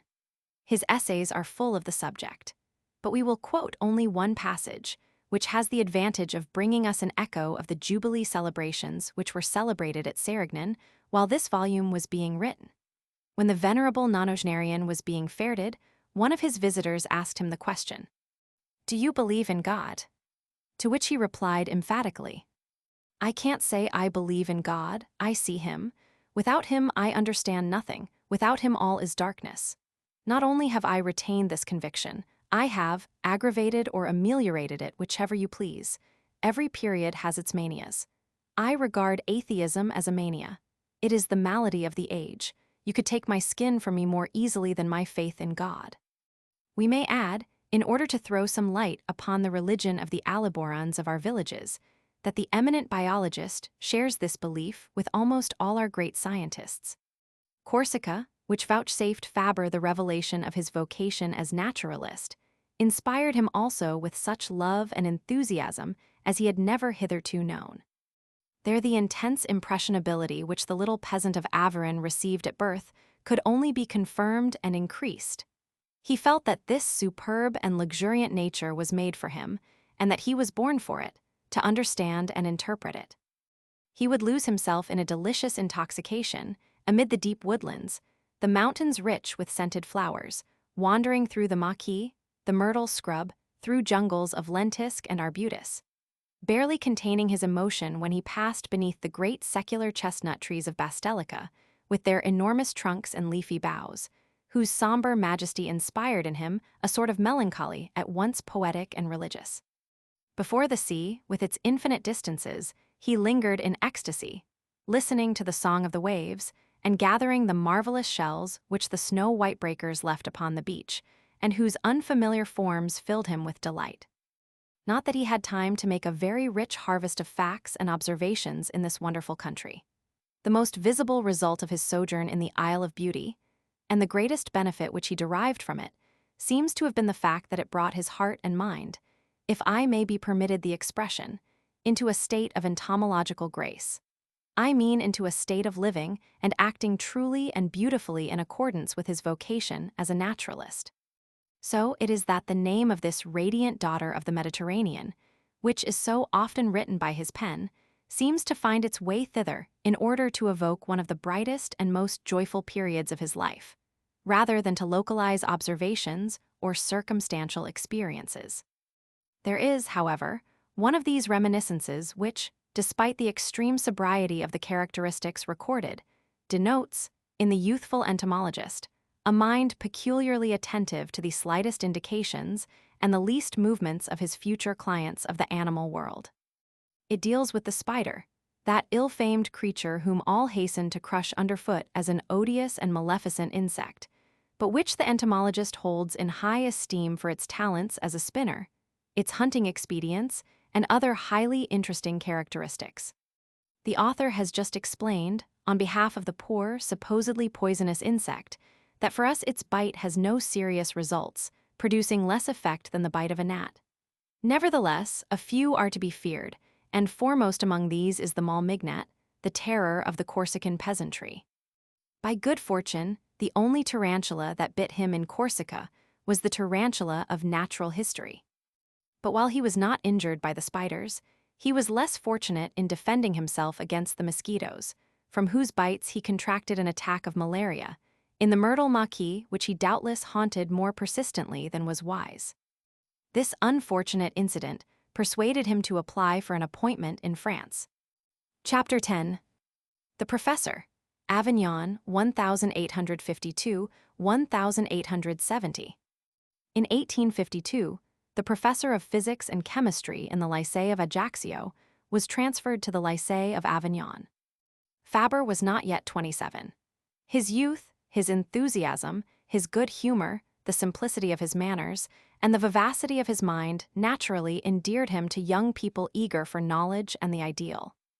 A few lines from the souvenirs give us some idea of the relations between master and pupils. There were 5 or 6 of us. I was the oldest, their master, but still more their companion and their friend. They were young fellows with warm hearts and cheerful imaginations, overflowing with that springtide sap of life which makes us so expansive, so desirous of knowledge. One guesses that he is speaking of one of those country walks on which, with a guide such as Fabre, everything became a source of instruction and an object of wonder and admiration. These excursions into the world of the fields, the delight of his youth and his earliest childhood, were henceforth to form the first item on his program of studies. Mathematics were dropped, as Tandon had advised. Physics and chemistry were put in their proper place in the teaching of the lycée, and the whole of the young professor's free energies were expended upon the research work of the naturalist. Necessarily limited by his occupation as a teacher, his investigations could not at ordinary times extend beyond the neighborhood of Aveyron. One of his favorite localities for observation, by reason of its nearness and its entomological wealth, was the tableland of Les Angles, opposite the town on the right bank of the Rhône. Morning or evening, he made quick work of crossing the river and climbing the cliff which divides it from the barren tableland which he calls his Little Arabia Petrea. Presently his Thursdays and holidays were devoted to more distant and more prolonged observations. His steps took him, by preference, downstream from Aveyron, along the right bank of the Rhône, opposite the embouchure of the Durance, to a spot known as the Bois des Issarts. Not that he was drawn thither by the mossy carpets or the twilight of lofty forest trees which form the charm of our woodlands. The burning plains where the cicada shrilled and the olive flourished know nothing of these delightful retreats, so full of shadow and coolness. Here is Fabre's own description. The Bois des Issarts is a coppice of holm oaks no higher than one's head and sparingly distributed in scanty clumps which, even at their feet, hardly temper the force of the sun's rays. When I used to settle myself in some part of the coppice suitable for my observations, on certain afternoons in the dog days of July and August, I had the shelter of a large umbrella. If I neglected to furnish myself with this embarrassing adjunct to a long walk, my only resource against sunstroke was to lie down at full length behind some sandy knoll. And, when the veins in my temples were throbbing to bursting point, my last hope lay in putting my head down a rabbit burrow. Such are one's means of keeping cool in the Bois des Issarts. What was there to draw him and retain him in such places, so unpropitious for the holiday of a professor on vacation? Ah, they are the favorite resort of the bembex, one of his favorite insects. A blazing sun, a sky magnificently blue, sandy slopes to dig in, game in abundance to feed the larvae, a peaceful spot hardly ever disturbed by a passing step. All things combine to attract the digger wasp to such localities. I was, however, not the only one to profit by the shade of my umbrella. I was generally surrounded by numerous companions. Gadflies of various species would take refuge under the silken dome and sit peacefully on every part of the tightly stretched cover. I was rarely without their society when the heat became overpowering. To while away the hours when I had nothing to do, it amused me to watch their great gold eyes, which shone like carbuncles under my canopy. I loved to follow their solemn progress when some part of the ceiling became too hot and obliged them to move a little way on. One day, bang, the tight cover resounded like the skin of a drum. Perhaps an oak had dropped an acorn on the umbrella. Presently, one after the other, bang, bang, bang. Can some practical joker have come to disturb my solitude and fling acorns or little pebbles at my umbrella? I leave my tent and inspect the neighborhood. Nothing. The same sharp sound is repeated. I look up at the ceiling, and the mystery is explained. The bembex of the vicinity, who all consume gadflies, had discovered the rich provender that was keeping me company, and were impudently penetrating my shelter to seize the flies on the ceiling. Things were going to perfection. I had only to sit still and look. Every moment a bembex would enter, swift as lightning, and dart up to the silken ceiling, which resounded with a sharp thud. Some rumpus was going on aloft, where the eye could no longer distinguish between attacker and attacked, so lively was the fray. The struggle did not last for an appreciable time. The wasp would retire forthwith with a victim between her legs. Obviously, this suddenness of attack, followed by the swift removal of the prey, does not allow the bembex to regulate her dagger play. With ever-increasing accuracy, by the combined efforts of observation and experiment, that rich entomological material was amassed, which was one day to serve for the erection of one of the finest and most enduring monuments of contemporary science. We should form but a very incomplete idea of the sort of work to which the future author of the Souvenirs began to devote himself at this early stage of his professorship, were we merely to note his frequent visits to Les Angles and his long sessions beneath his umbrella in the Bois des Isarts. Apart from this favorite field of observation, the enthusiastic curiosity of the naturalist found scope for its exercise on every hand. Whether at home or abroad, whether passing along the public highway or visiting a friend, it was enough for an insect to appear to capture and retain his attention without regard for the circumstances, and without a thought as to what might be said of him. On one occasion, a Pelopieus, that is, a potter wasp, Piedalam duomicron piomicronio, omicron sigma, holding her pellet of mud in her jaws, came to his fireside one washing day, seeking access to the nest which she was building behind the breast of the fireplace. More anxious about the wasp than about the washing, he controlled the fire so that it should not too greatly incommode the little mason by eddies of smoke or flame, and for 2 good hours he followed the coming and going of the Pelopieus and the progress of her nest building. This was in the early days of his Aveyron professorship. Another day it was once again the strange mud-worker which attracted his attention, not in his own house this time, but in the kitchen of Roberty, one of the chief farmhouses on the outskirts of Aveyron.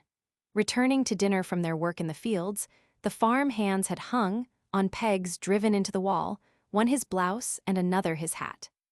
While they were devoting their attention to the soup, the guest had his eyes fixed upon the Pelopi, which came prowling about the men's clothes, and found them so well adapted to their needs that they began to build their nests upon them. Unfortunately for the builders and the spectator, the men soon rose from the table and shook their belongings, dislodging masses of mud already as large as an acorn. Ah! If he had been the owner of those garments, how gladly he would have allowed the Pelopi to work their will, in order to learn the fate of a nest built upon the shifting surface of a smock frock. The unavoidable limitations imposed by observations undertaken at home are not more disappointing to the investigator than the possible disturbance caused by passers-by should he attempt to watch the insect on the public highways. Here is an example. The professor, on one of his days off, is quietly strolling along a narrow footpath on the banks of the Rhone. A yellow-winged sphex appears, hopping along, dragging her prey. What do I see? The prey is not a cricket, but a common acridian, a locust, and yet the wasp is really the sphex with whom I am so familiar, the yellow-winged sphex, the keen cricket huntress. I can hardly believe the evidence of my own eyes. The burrow is not far off. The insect enters it and stores away the booty. I sit down, determined to wait for a new expedition, to wait hours if necessary, so that I may see if the extraordinary capture is repeated. My sitting attitude makes me take up the whole width of the path. 2 raw conscripts heave in sight, their hair newly cut, wearing that inimitable automaton look which the first days of barrack life bestow. They are chatting together, talking no doubt of home and the girl they left behind them, and each is innocently whittling a willow switch with his knife.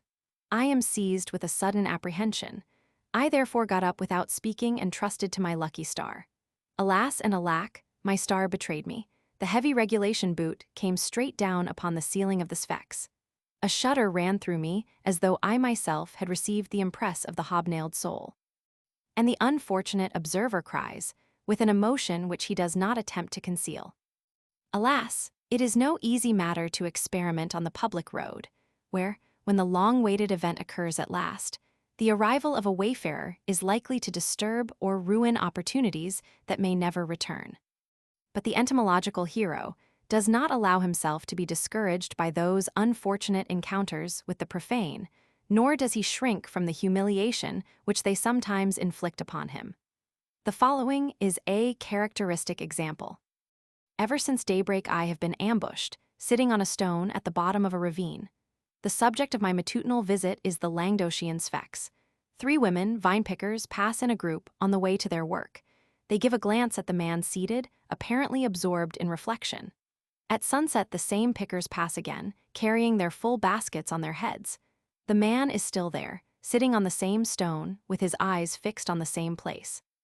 My motionless attitude, my long persistency in remaining at that deserted spot, must have impressed them deeply. As they passed by me, I saw one of them tap her forehead and heard her whisper to the others, "Un paillerai en au saint pequeira," and all three made the sign of the cross.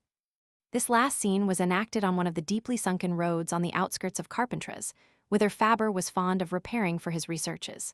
From an early period, indeed, his craze for exploration had led him far beyond the Aveyron district. On this third stage of his excursions, he struck out to some extent in all directions, but the locality which he preferred for his insect hunting was undoubtedly the Sunken Road, as it was called, in the neighborhood of Carpentras. A lonely valley with a sandy soil, with high, steep slopes on either hand, its flanks deeply scored into ravines and burned by the sun, the Sunken Road was an ideal home for the Hymenoptera, those lovers of sunny slopes and soils that are easily worked. And this was enough to make it the favorite haunt of the intrepid biologist. Among the Hymenoptera that frequent the slopes and embankments of the Sunken Road, in addition to the hunting wasps, which feed their larvae on living flesh, there are other species which provide them with honey. These also attracted the naturalist's attention. These also provided a protracted test for his ingenuity and patience, and finally rewarded his pains beyond all hopes. The following is an interesting description of the naturalist's encounter with a swarm of bees in the Sunken Road. While endeavoring to observe the installation of the sitars in the cell of the Anthophora. In front of a high expanse of earth, a swarm stimulated by the sun, which floods it with light and heat, is dancing a crazy ballet. It is a hover of anthophori, a few feet thick, and covering an area which matches the sort of house front formed by the perpendicular soil. From the tumultuous heart of the cloud rises a monotonous, threatening murmur, while the bewildered eye strays through the inextricable evolutions of the eager throng. With the rapidity of a lightning flash, thousands of anthophori are incessantly flying off and scattering over the countryside in search of booty. Thousands of others also are incessantly arriving, laden with honey or mortar, and keeping up the formidable proportions of the swarm. I was at that time something of a novice as regards the nature of these insects. Woe, said I to myself, woe to the reckless wight bold enough to enter the heart of this swarm, and above all, to lay a rash hand upon the dwellings under construction. Forthwith surrounded by the furious host, he would expiate his rash attempt, stabbed by 1,000 stings. At this thought, rendered still more alarming by the recollection of certain misadventures of which I had been the victim when seeking to observe too closely the combs of the hornet, Vespa crabro, I felt a shiver of apprehension pass through my body. Yet to obtain light upon the question which brings me hither, I must needs penetrate the fearsome swarm. I must stand for whole hours, perhaps all day, watching the works which I intend to upset. Lens in hand, I must scrutinize, unmoved amid the whirl, the things that are happening in the cells. The use, moreover, of a mask, of gloves, of a covering of any kind, is impracticable, for extreme dexterity of the fingers and complete liberty of sight are essential to the investigations which I have to make. No matter, even though I leave this wasp's nest with a face swollen beyond recognition, I must today obtain a decisive solution of the problem which has preoccupied me too long. My preparations are made at once. I button my clothes tightly, so as to afford the bees the least possible opportunity, and I enter the heart of the swarm. A few blows of the mattock, which arouse a far from reassuring crescendo in the humming of the anthophori, soon place me in possession of a lump of earth, and I beat a hasty retreat, greatly astonished to find myself still safe and sound and unpursued. But the lump of earth which I have removed is from a part too near the surface. It contains nothing but osmia cells, which do not interest me for the moment. A second expedition is made, lasting longer than the first, and though my retreat is effected without great precipitation, not an anthophora has touched me with her sting, nor even shown herself disposed to fall upon the aggressor. This success emboldens me. I remain permanently in front of the work in progress, continually removing lumps of earth filled with cells, spilling the liquid honey on the ground, eviscerating larvae and crushing the bees busily occupied in their nests. All this devastation results merely in arousing a louder hum in the swarm and is not followed by any hostile demonstration. Thanks to this unexpected lack of spirit in the mason bee, I was able for hours to pursue my investigations at my leisure, seated on a stone in the midst of the murmuring and distracted swarm, without receiving a single sting, although I took no precautions whatever. Country folk, happening to pass and beholding me seated, unperturbed in the midst of the whirl of bees, stopped aghast to ask me whether I had bewitched them, whether I charmed them, since I appeared to have nothing to fear from them. Mais mon bel ami, Lysia avait d'un escongerado que vous paugnion pass, canu de sort. My miscellaneous impediments spread over the ground. Boxes, glass jars and tubes, tweezers and magnifying glasses were certainly regarded by these good people as the implements of my wizardry. I can assert today, after a long experience, that only the social hymenoptera, the hive bees, the common wasps, and the bumblebees know how to devise a common defense, and only they dare fall singly upon the aggressor to wreak an individual vengeance.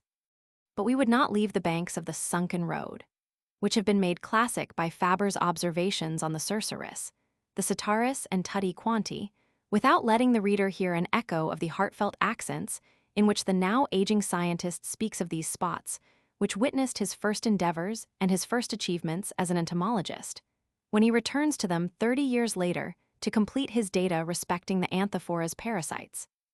Illustrious ravines whose banks are calcined by the sun, if I have in some small degree contributed to your fame, you, in your turn, have afforded me some happy hours of oblivion spent in the joy of learning. You, at least, have never lured me with vain hopes. All that you have promised me you have given me, often 100-fold. You are my promised land, in which I fain would finally have pitched my observer's tent. It has not been possible to realize my desire. Let me at least salute, in passing, my beloved insects of other days. A wave of the hat to the tuberculated cerceris, which I see on yonder bank busied with warehousing her Cleonis. As I saw her long ago, so I see her today. Watching her at work, a younger blood flows in my veins. I scent, as it were, the fragrance of some renewal of life. But time passes, let us pass on. Yet another greeting here. I hear rustling overhead, above that ledge, a community of sphex wasps stabbing their crickets. Let us give them a friendly glance, but no more. My acquaintances here are too numerous. I have not time to resume all my old relations. Without stopping, a wave of the hat to the eumines, the philanthus, the tachytes. At last we are there. This last exclamation, a cry from the heart, which reveals the object of this latest visit, is addressed to the murmuring city of the Anthophory, in which he had formerly made such valuable discoveries, and in which there was still something left to discover. So true is it that even in those regions which have been most fully explored, the scientist worthy of the name never flatters himself that he has reached the final limits of knowledge. Chapter 11. The Professor, Aveyron, continued. In sketching for the reader's benefit the characteristic features of the Aveyron naturalist, always busy with his researches, and always on the alert for fresh discoveries, we venture to flatter ourselves that we have placed before him one of the most accomplished and attractive types of that harmonious synthesis of industry and genius, which alone is capable of engendering great achievements, and which was so ably defined by the Latin poet in the words, Ego nec studium sine divite vena, nec rude quid possit video ingenium. Alterius sic altera possit opum, res et conjurate amis. It will be no less interesting to see by what varied and concurrent circumstances, by what personal interventions, a virtuosity and an activity so well coordinated were stimulated, directed, and controlled, sustained and protected against all causes of deviation or discouragement. Not in vain does a man breathe at birth the air of the mountain tops. Not in vain does he live his earliest summers with the vision of the heights before him. He retains, as it were, a nostalgia for the heights and a wild longing to climb them. It will not surprise us to learn that the child of the Hautrauerg, transplanted, by the vicissitudes of life, from the Levezu Mountains to the Provencal Plains, should calm his brain, burning with the stress of study, by gazing at Mont Ventoux, and anticipating his approaching expedition to the mountain of his dreams. we shall not be surprised to find that he never allowed himself to be repulsed by the difficulties of the enterprise, and that more than a score of ascents failed to produce satiety, whereas many another found his courage and his interest evaporate almost at the outset. For the ascent of Mont Ventoux is a difficult task, more difficult than that of the majority of our mountains. One might best compare the Ventoux with a heap of stones broken up for road-mending purposes. Raise this heap suddenly to a height of 1.25 miles, increase its base in proportion, cover the white of the limestone with the black stain of the forests, and you have a clear idea of the general aspect of the mountain. This accumulation of rubbish, sometimes small chips, sometimes huge blocks, rises from the plain without preliminary slopes or successive terraces that would render the ascent less arduous by dividing it into stages. The climb begins at once by rocky paths, the best of which is worse than the surface of a road newly strewn with stones, and continues, becoming ever rougher and rougher, right to the summit, the height of which is 62-70 feet. Green swards, babbling brooks, the spacious shade of venerable trees, all the things, in short, that lend such charm to other mountains, are here unknown and are replaced by an interminable bed of limestone broken into scales, which slip under our feet with a sharp, almost metallic, click. By way of cascades, the Ventoux has rills of stones. The rattle of falling rocks takes the place of the whispering waters. But the unsatisfied eagerness that draws the exile from our cool green hills to repeat, again and again, the ascent of the rocky Provencal height, is based on something more than sensitiveness to impressions and a pre-established harmony. He is also strongly attracted by the peculiar and unique variety of the flora growing upon its slopes. Thanks to its isolated position, which leaves it freely exposed on every side to atmospheric influences. Thanks also to its height, which makes it the topmost point of France within the frontiers of either the Alps or the Pyrenees, our bare Provencal mountain, Mont Ventoux, lends itself remarkably well to the study of the climatic distribution of plants. At its base, the tender olive thrives, with all that multitude of semiligneous plants, such as the thyme, whose aromatic fragrance calls for the sun of the Mediterranean regions. On the summit, mantled with snow for at least half the year, the ground is covered with a northern flora, borrowed to some extent from Arctic shores.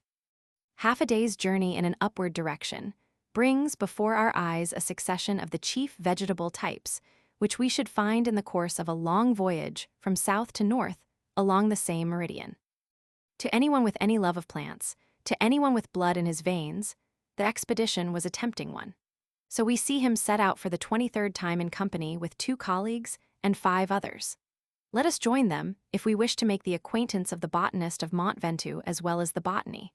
For Fabre is one who throws himself wholly into all that he does, and his history can no more be divorced from that of his plants than from that of his beloved insects. It is 4 o'clock in the morning. At the head of the caravan walks Tribolet with his mule and his ass, Tribolet, the Nestor of the Ventoux guides. My botanical colleagues inspect the vegetation on either side of the road by the cold light of the dawn, the others talk. I follow the party with a barometer slung from my shoulder and a notebook and pencil in my hand. My barometer, intended for taking the altitude of the principal botanical halts, soon becomes a pretext for attacks on the gourd with the rum. No sooner is a noteworthy plant observed than somebody cries, "Quick, let's look at the barometer." And we all crowd around the gourd, the scientific instrument coming later. The coolness of the morning and our walk make us appreciate these references to the barometer so thoroughly that the level of the stimulant falls even more swiftly than that of the mercury. In the interests of the immediate future, I must consult Torricelli's tube a little less often. As the temperature grows too cold for them, first the oak and the ilex disappear by degrees, then the vine and the almond tree, and next the mulberry, the walnut tree, and the white oak. Box becomes plentiful. We enter upon a monotonous region extending from the end of the cultivated fields to the lower boundary of the beechwoods, where the predominant plant is Sacharea montana, the winter savory, known here by its popular name of Peybre d'Essai, ass's pepper, because of the acrid flavor of its tiny leaves, impregnated with essential oil. Certain small cheeses forming part of our stores are powdered with this strong spice. Already more than one of us is biting into them in imagination and casting hungry glances at the provision bags carried by the mule. Our hard morning exercise has brought appetite, and more than appetite, a devouring hunger, what Horace calls latrans stomachus. I teach my colleagues how to stay this rumbling stomach until they reach the next halt. I show them a little sorrel plant, with arrowhead leaves, the rumex scudatus or French sorrel, and practicing what I preach, I pick a mouthful. At first they laugh at my suggestion. I let them laugh and soon see them all occupied, each more eagerly than his fellow, in plucking the precious sorrel. While chewing the acid leaves, we come to the beeches. These are first big, solitary bushes, trailing on the ground, soon after, dwarf trees clustering close together, and finally mighty trunks forming a dense and gloomy forest, whose soil is a mass of rough limestone blocks. Bowed down in winter by the weight of the snow, battered all the year round by the fierce gusts of the mistral, many of the trees have lost their branches and are twisted into grotesque postures, or even lie flat on the ground. An hour or more is spent in crossing this wooded zone, which from a distance shows against the sides of the Ventoux like a black belt. Then once more the beeches become bushy and scattered. We have reached their upper boundary, and to the great relief of all of us, despite the sorrel leaves, we have also reached the stopping place selected for our lunch. We are at the source of the grave, a slender stream of water caught, as it bubbles from the ground, in a series of long beech trunk troughs, where the mountain shepherds come to water their flocks. The temperature of the spring is 45 degrees F, and its coolness is a priceless boon for us who have come from the sultry oven of the plain. The cloth is spread on a charming carpet of alpine plants, with glittering among them the time-leaved paronychia, whose wide, thin bracts look like silver scales. The food is taken out of the bags, the bottles extracted from their bed of hay. On this side are the joints, the legs of mutton stuffed with garlic, the stacks of loaves, on that the tasteless chickens for our grinders to toy with presently, when the edge has been taken off our appetite. At no great distance, set in a place of honor, are the Ventoux cheeses spiced with winter savory, the little Pabre d'Essai cheeses, flanked by Arles sausages, whose pink flesh is mottled with cubes of bacon and whole peppercorns. Over here in this corner are green olives still dripping with brine and black olives soaking in oil. In that other, Cavalin melons, some white, some orange, to suit every taste. And down there, a jar of anchovies which make you drink hard and so keep your strength up. Lastly, the bottles are cooling in the ice-cold water of the trough over there. Have we forgot anything? Yes, we have not mentioned the crowning side dish, the onions, to be eaten raw with salt. Our two Parisians, for we have two among us, my fellow botanists, are at first a little startled by this very invigorating bill of fare. Soon they will be the first to burst into praises. But we will pass over the remarks made at breakfast and the incidents of the last stage of the climb. We will make direct for the summit of Mont Ventoux, where the leader of the expedition will give us a glimpse of the delights that await the naturalist at the end of his climb, when he has taken the precaution to make it at the right moment. Would you do some really fruitful botanizing? Be there in the first fortnight of July. Above all, be ahead of the grazing herds. Where the sheep has browsed, you will gather none but wretched leavings. While still spared by the hungry flocks, the top of the Ventoux in July is a literal bed of flowers.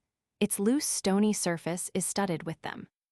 My memory recalls, all streaming with the morning dew, those elegant tufts of Androsace villosa with its pink-scented white blooms, the Mont Cenis violet spreading its great blue blossoms over the chips of limestone, the spikenard valerian, which blends the sweet perfume of its flowers with the offensive odor of its roots, the wedge-leaved globularia, forming close carpets of bright green dotted with blue capitula, the alpine forget-me-not, whose blue rivals that of the skies, the candela candy tuft, whose tiny stalk bears a dense head of little white flowers and goes winding among the loose stones. Our naturalist is evidently fascinated by so many beauties, of such delicate quality. Will he not be tempted to forsake his insects for the flowers? Will not the botanical wealth of the Ventoux make him forget the entomological wonders of the sunken road? No. He is saved from such an error by God and the good genius that watches over the destiny of him who is to become the prince of entomologists.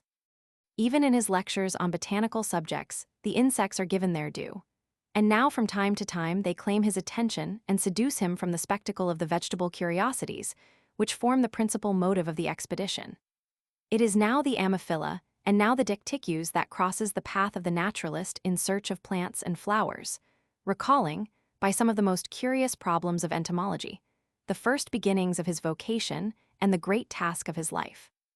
but the silent language of the tiny creatures destined to be his most intimate companions through life was seconded, at an opportune moment, by the more expressive language of human speech. Here we have one of those events that were landmarks in Fabre's life, marking the starting point of a fresh phase in the evolution of his ideas and his labors. He alone can describe for us the actual nature and exact significance of this incident. One winter evening, when the rest of the household was asleep, as I sat reading beside a stove whose ashes were still warm, my book made me forget for a while the cares of the morrow. These heavy cares of a poor professor of physics who, after piling up diplomas and for a quarter of a century performing services of uncontested merit, was receiving for himself and his family a stipend of 1,600 francs, or less than the wages of a groom in a decent establishment. Such was the disgraceful parsimony of the day where education was concerned. Such was the edict of our government red tape. I was an irregular, the offspring of my solitary studies, and so I was forgetting the poverty and anxieties of a professor's life amid my books, when I chanced to turn over the pages of an entomological essay that had fallen into my hands, I forget how. It was a monograph by the then father of entomology, the venerable scientist Léon Duffer, on the habits of a wasp that hunted Buprestes beetles.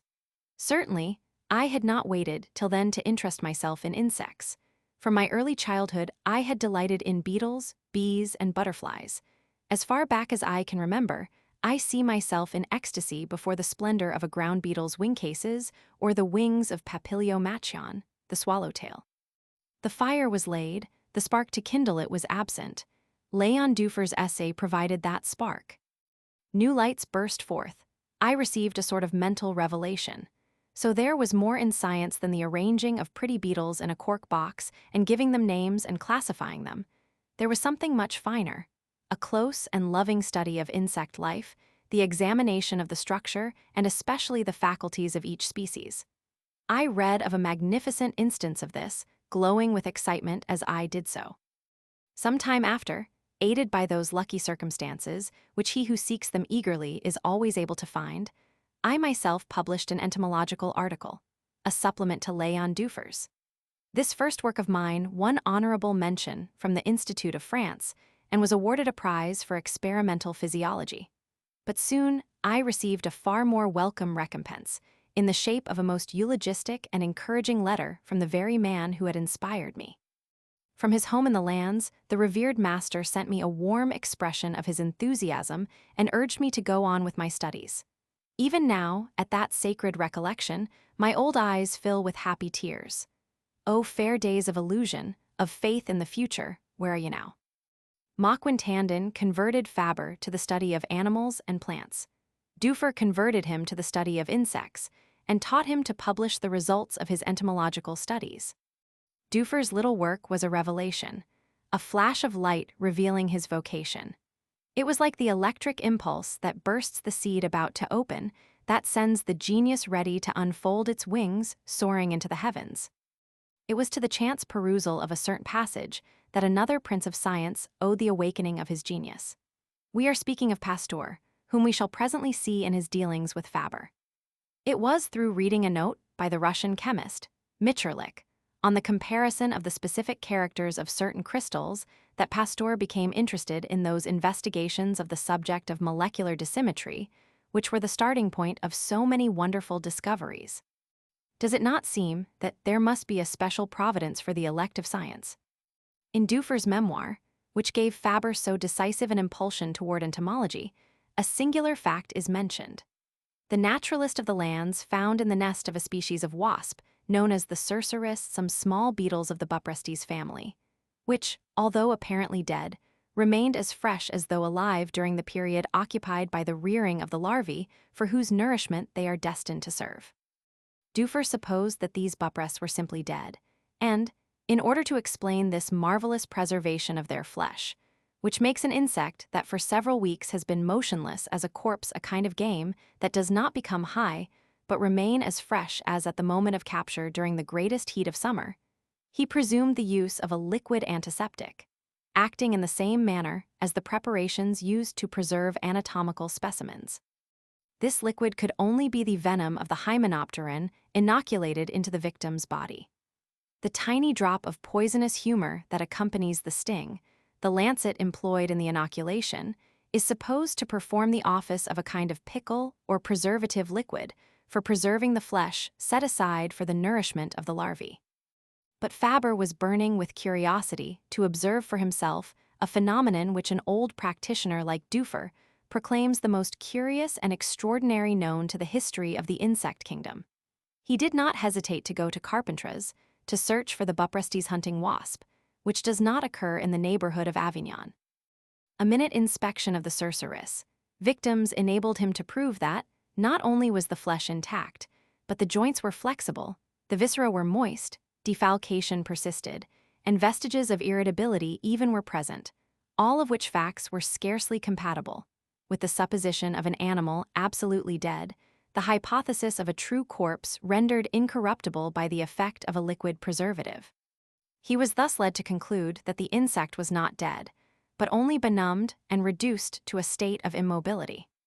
Fascinated and intrigued by Dufour's discovery, Fabre wished to see the process for himself, and as a result, he made the first and the finest of his own entomological discoveries, which he was later on to enrich by more precise and more remarkable details.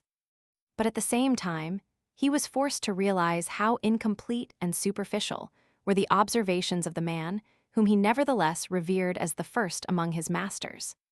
How often was he to find occasion for revising the statements of his predecessors?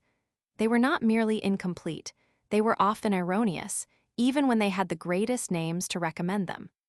Must we then ignore all that has been said and written and wholly repudiate the inheritance of the centuries and the scientists of the past? Heaven preserve us from such stupidity. But while it would not be reasonable or even possible to make a clean sweep of all that has been acquired by our predecessors, it is none the less prudent not to accept, in blind confidence, the whole heritage of the past, but to subject to the control of facts the statements even of the masters when these appear at all extravagant. Otherwise, we run the risk, if not of perpetrating error by repeating it on our own responsibility, at all events of following a false trail on which we may lose much time, and which may finally lead us to envy the lot of those who are able to attack their subject, from the very first, with minds empty of all information and any preconceived ideas. This was brought well home to Fabre by the repeated experience of errors which had escaped the most learned authors and erroneous methods suggested by the best books. And the persuasive effect of the highly symptomatic example afforded by an absolutely unrivaled master was even more eloquent. Unexpectedly, one fine day, Pasteur rang my doorbell, the Pasteur who was presently to acquire so great a celebrity. His name was known to me. I had read his beautiful essay on the dissymmetry of tartaric acid. I had followed with the keenest interest his researches concerning the generation of the infusoria. Every period has its scientific craze. Today it is evolution. Then it was spontaneous generation.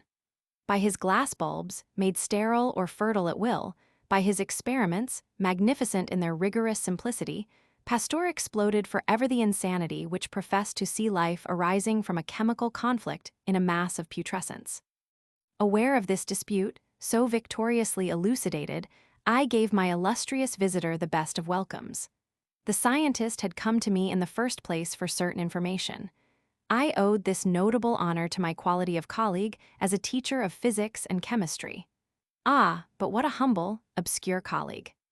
Pasteur's tour through the district of Aveyron was in connection with sericulture. For some years, the silkworm nurseries had been at 6s and 7s, ravaged by unknown plagues. The silkworms, without appreciable cause, became masses of putrid deliquescence or hardened into stony lumps. The peasant, in dismay, saw one of his chief sources of income disappearing. After much expense and trouble, he had to throw his litters on the dung heap. A few words were exchanged concerning the prevailing evil. Then, without further preamble, "I wanted to see some cocoons," said my visitor. "I have never seen any, I know them only by name. Could you get me some?" Nothing simpler. My landlord is himself a dealer in cocoons, and he lives across the road. If you'll be good enough to wait a moment, I will bring you what you want. A few long strides and I had reached my neighbor's house, where I stuffed my pockets with cocoons. On my return, I offered them to the scientist. He took one, turned it over and over in his fingers. Curiously, he examined it, as we should some singular object which had come from the other end of the world. He shook it against his ear. "It rattles," he said, quite surprised. "There is something inside." "Why, yes." "But what?" "The chrysalis." "What's that, the chrysalis?" "I mean the sort of mummy into which the caterpillar turns before it becomes a moth. And in every cocoon, there is one of those things. Of course, it's to protect the chrysalis that the caterpillar spins." "Ah." And without more ado, the cocoons went into the pocket of the scientist, who was to inform himself at leisure concerning this great novelty, the chrysalis. This magnificent assurance impressed me. Knowing nothing of caterpillar, cocoon, chrysalis, or metamorphosis, Pasteur had come to regenerate the silkworm. The ancient gymnasts presented themselves naked for the contest. This ingenious thinker, who was to fight the plague of the silkworm nurseries, had also hastened to battle wholly naked.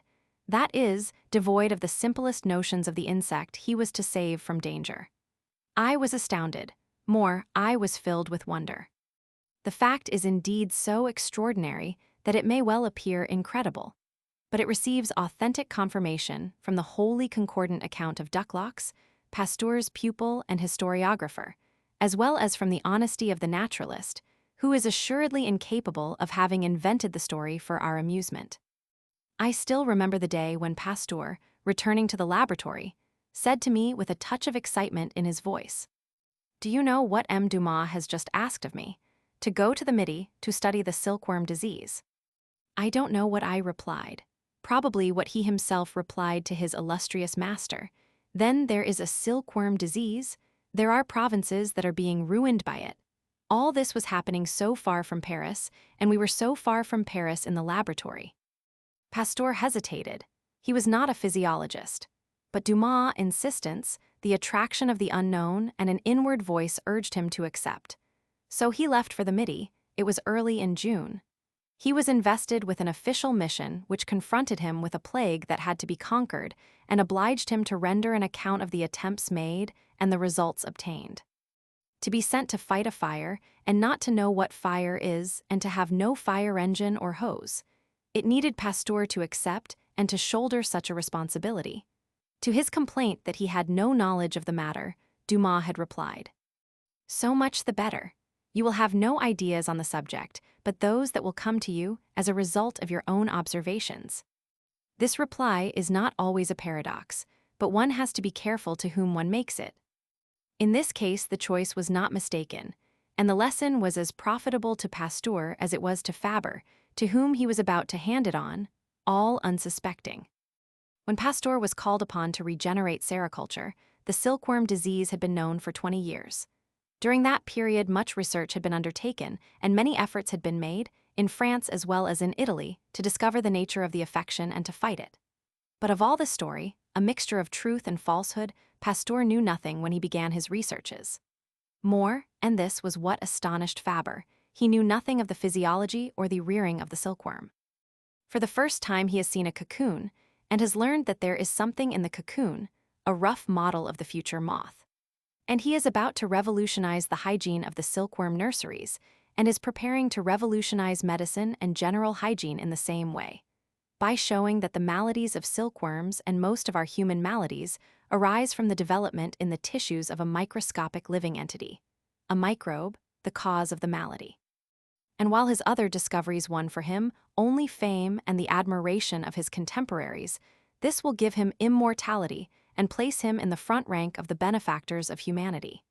Decidedly, ignorance may have its advantages. Encouraged by the magnificent example of Pasteur, continues the entomologist, I have made it a rule to adopt the method of ignorance in my investigations of the instincts. I read very little. Instead of turning over the leaves of books, an expensive method which is not within my means, instead of consulting others, I set myself obstinately face to face with my subject until I contrive to make it speak. I know nothing. So much the better. My interrogation will be all the freer, today tending in one direction, tomorrow in another, according to the information acquired. And if by chance I do open a book, I am careful to leave a section of my mind wide open to doubt. Beginning with that arising out of Dufour's memoir, repeated experiences taught Fabre not to be too greatly influenced, in his conceptions of natural objects, by faith in his reading or even in the assertions of his masters. To go still further, Pasteur's example made him appreciate the advantage of coming fresh to the facts, of confronting them in a state of ignorance, of receiving impressions from them alone, and of having no ideas but those that truly emanate from the reality. Without going to extremes, Fabre benefited by this twofold lesson. No one had a greater respect for his masters. He quotes them readily and is chary neither of praising their works nor of expressing his gratitude to them. But no one was ever more independent in his researches and his conclusions, which are often the very contrary of theirs. If he revered his masters, he revered the truth still more, and he might well have made his own the celebrated maxim, amicus Plato, magis amica veritas. Let us add that, while no one was ever more interested in authors and their writings, to purchase which he often sacrificed his last coppers, and even his daily bread, no one was more resolutely determined to give the first place to the language of facts, and direct intercourse with the tiny living creatures whom he had chosen for his own.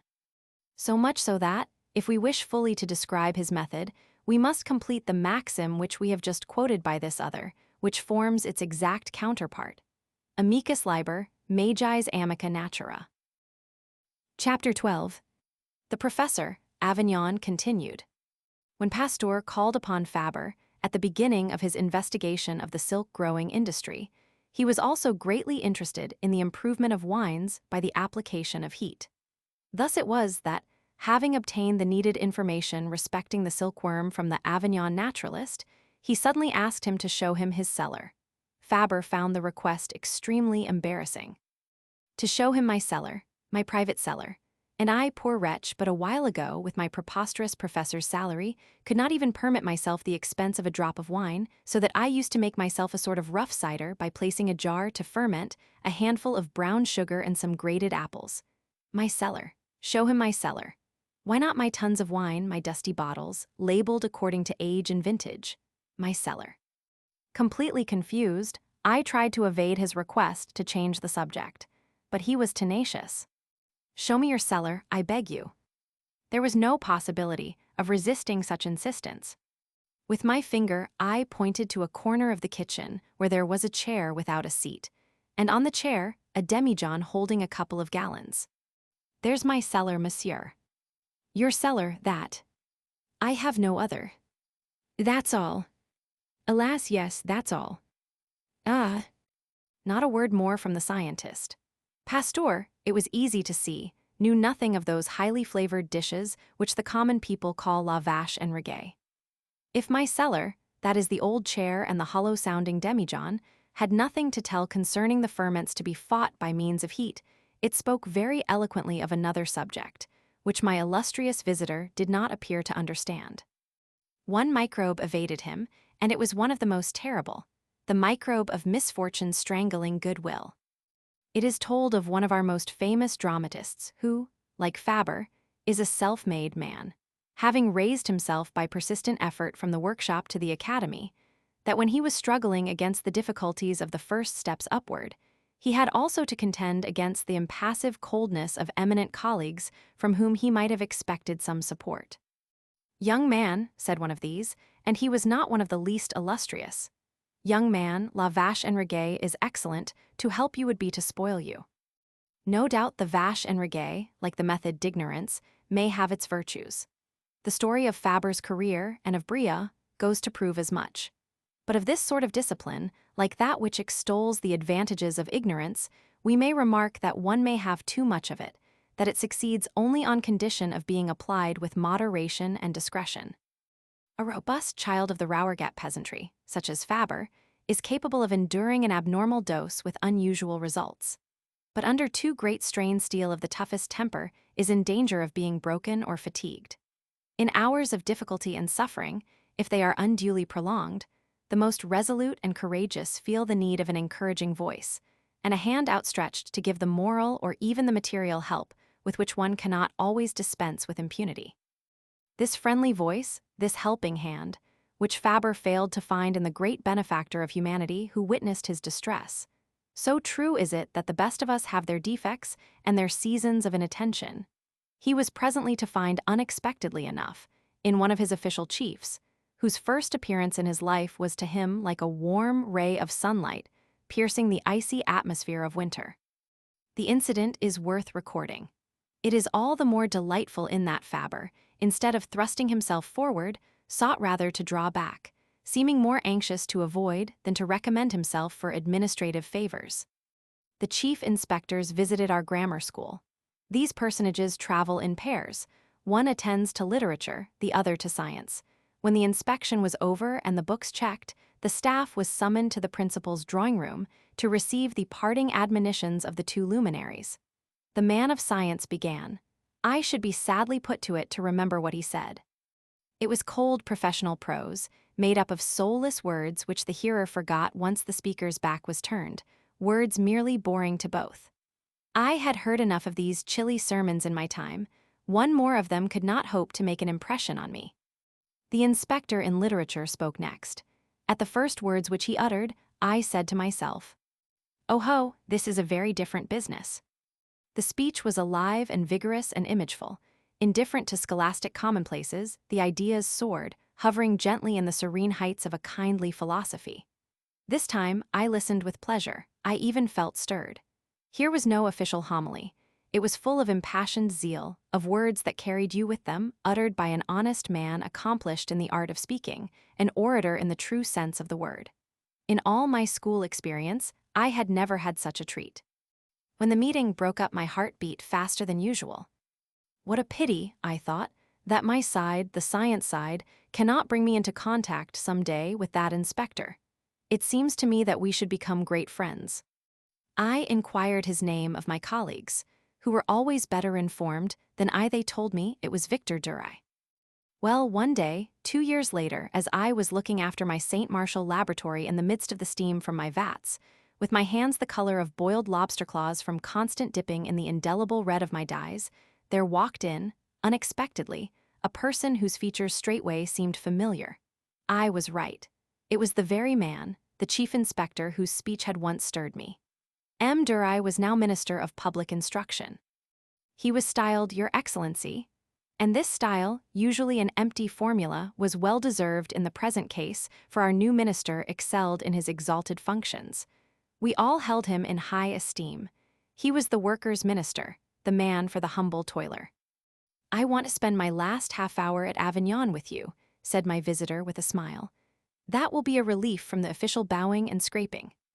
Overcome by the honor paid me, I apologized for my costume. I was in my short sleeves, and especially for my lobster claws, which I had tried for a moment to hide behind my back. "You have nothing to apologize for. I came to see the worker. The working man never looks better than in his overall, with the marks of his trade on him. Let us have a talk. What are you doing just now?" I explained in a few words the object of my researches. I showed my product. I executed under the minister's eyes a little attempt at printing in matter red. The success of the experiment and the simplicity of my apparatus, in which an evaporating dish, maintained at boiling point under a glass funnel, took the place of a steam chamber, caused him some surprise. "I will help you," he said. "What do you want for your laboratory?" "Why, nothing, Monsieur le Minister, nothing. With a little application, the plant I have is ample." "What nothing? You are unique there. The others overwhelm me with requests. Their laboratories are never well enough supplied. And you, poor as you are, refuse my offers." "No, there is one thing which I will accept." "What is that?" "The signal honor of shaking you by the hand." "There you are, my friend, with all my heart, but that's not enough. What else do you want?" "The Paris Jardin des Plantes is under your control.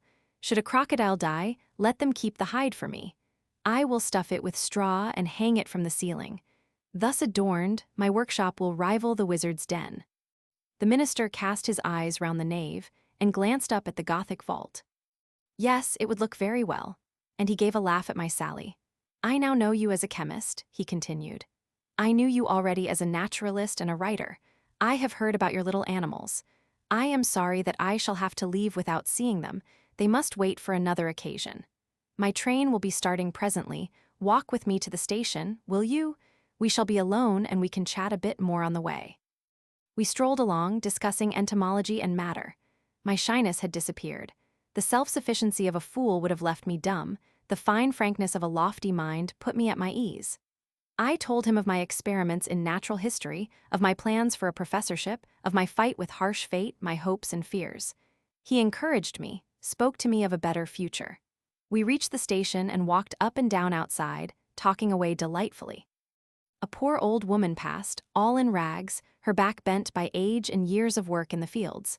She furtively put out her hand for alms.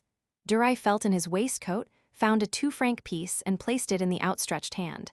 I wanted to add a couple of sous as my contribution, but my pockets were empty, as usual. I went to the beggar woman and whispered in her ear. "Do you know who gave you that? It's the emperor's minister." The poor woman started, and her astounded eyes wandered from the open-handed swell to the piece of silver, and from the piece of silver to the open-handed swell. What a surprise! What a windfall! "Quello bu di juie dun longo vido e santa pecaira," she said in her cracked voice. And curtsying and nodding, she withdrew, still staring at the coin in the palm of her hand. "What did she say?" asked Duray. "She wished you long life and health." "And pecaira?"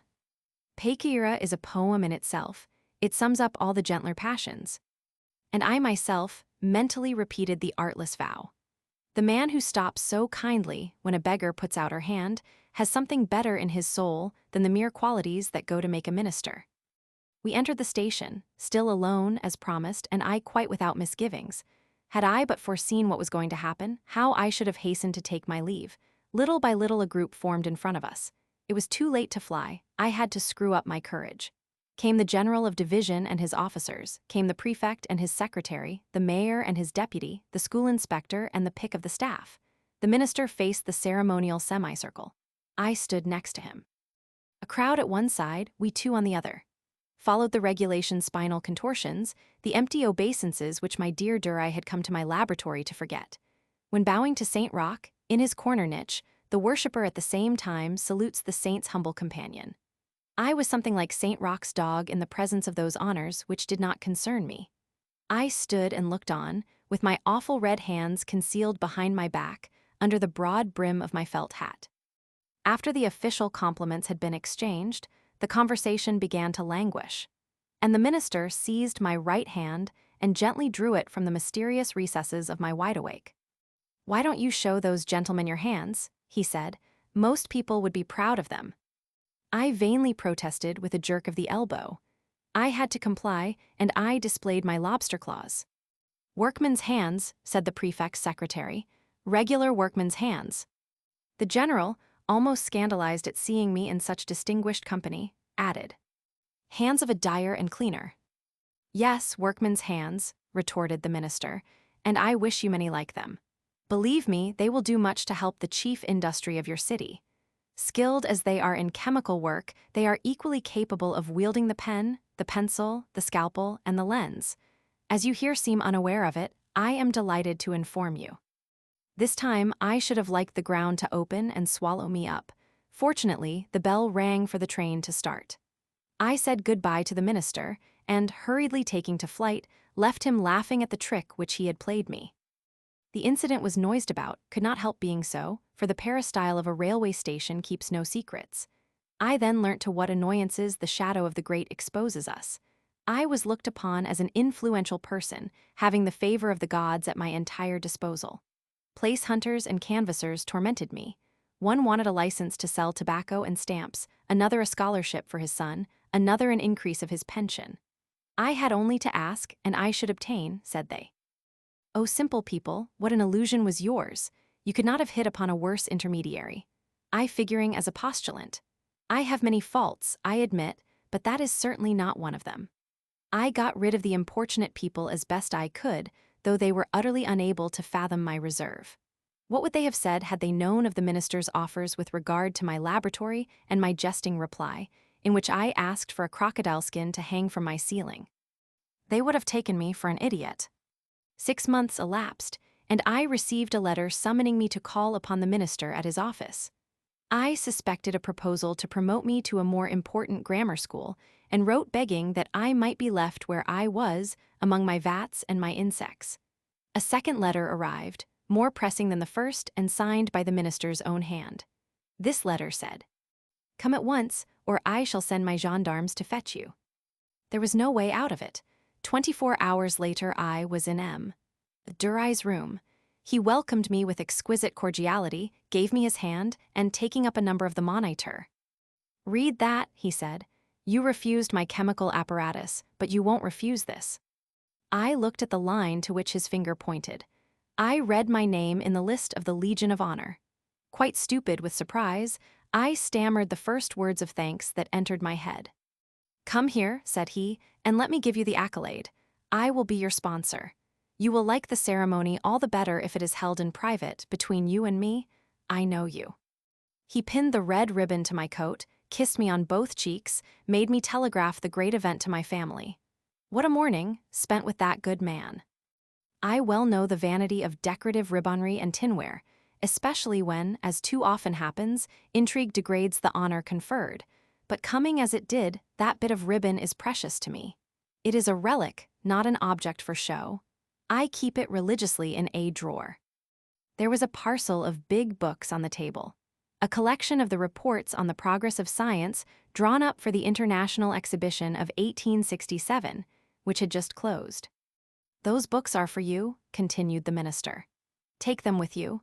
You can look through them at your leisure. They may interest you. There is something about your insects in them. You're to have this too. It will pay for your journey. The trip which I made you take must not be at your own expense. If there is anything over, spend it on your laboratory." And he handed me a roll of 1,200 francs. In vain, I refused, remarking that my journey was not so burdensome as all that. Besides, his embrace and his bit of ribbon were of inestimable value compared with my disbursements. He insisted. "Take it," he said, "or I shall be very angry. There's something else.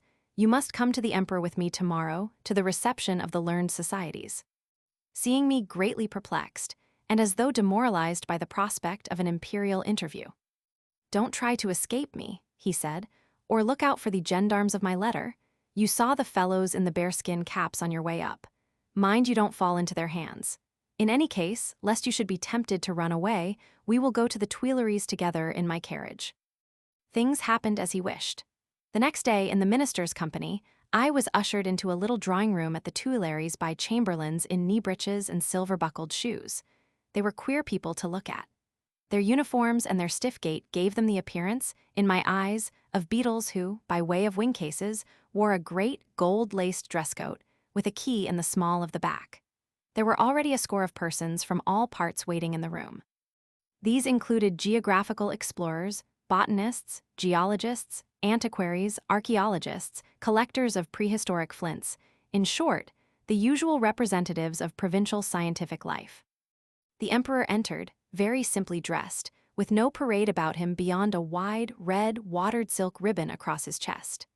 No sign of majesty, an ordinary man, round and plump, with a large mustache and a pair of half-closed, drowsy eyes. He moved from one to the other, talking to each of us for a moment as the minister mentioned our names and the nature of our occupations. He showed a fair amount of information as he changed his subject from the ice floes of Spitzbergen to the dunes of Gascony, from a Carlovingian charter to the flora of the Sahara, from the progress in beetroot growing to Caesar's trenches before Alesia. When my turn came, he questioned me upon the hypermetamorphosis of the melody, my last essay in entomology. I answered as best I could, floundering a little in the proper mode of address, mixing up the everyday monsieur with sire, a word whose use was so utterly new to me. I passed through the dread straits, and others succeeded me. My 5 minutes' conversation with an imperial majesty was, they say, a most distinguished honor. I am quite ready to believe them, but I never had a desire to repeat it. The reception came to an end, bows were exchanged, and we were dismissed. A luncheon awaited us at the minister's house. I sat on his right, not a little embarrassed by the privilege. On his left was a physiologist of great renown.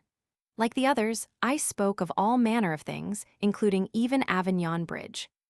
Durai's son, sitting opposite me, chaffed me pleasantly about the famous bridge on which everybody dances. He smiled at my impatience to get back to the time-scented hills and the gray olive yards rich in grasshoppers. "What?" said his father. "Won't you visit our museums, our collections? There are some very interesting things there."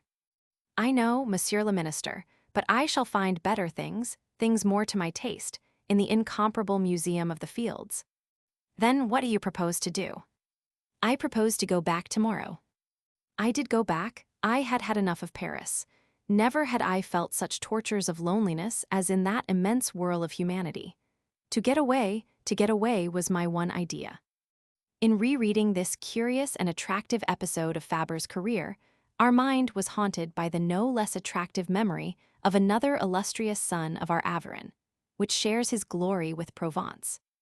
Like the author of the Souvenirs Entomologiques, the writer of the Pièces d'Esperts is the son of humble Aveyron peasants, who raised himself by his own efforts from the first to the second grade of school teachers, and whose genius, like that of Fabre, faithful to the environment in which he was born, confines itself, with jealous care, like that of the naturalist, to the incomparable Museum of the Fields, which he describes with the same clearness of vision and the same sincerity of feeling. Like Fabre, Fabre is a modest man, who does not readily emerge from the obscurity in which his native timidity delights. In his case again, it needed the perspicacity and kindliness of Duray, the champion of the modest and the laborious, to single him out and drag him out of his hole, just as, at the present time, a Parisian publicist, of whom his fine talents have made a conquest, has truly remarked, it needed the energetic intervention of his friends to give his poetic genius the supreme consecration reserved for the works of our most eminent writers. Thank heaven, the author of the Pièces d'Esperts and Bonne Terre has friends who admire the poet as greatly as they esteem the man, and if M. François Fabre cannot make up his mind to emerge from the obscurity in which he has only too long, indeed always, enveloped himself, I venture to hope that they will not hesitate to take him by the shoulders and bring him out into the broad light of day, and that they will then propel him willy-nilly across the Pont des Arts, at the end of which rises the dome of the illustrious 40. One might say the same of Fabre.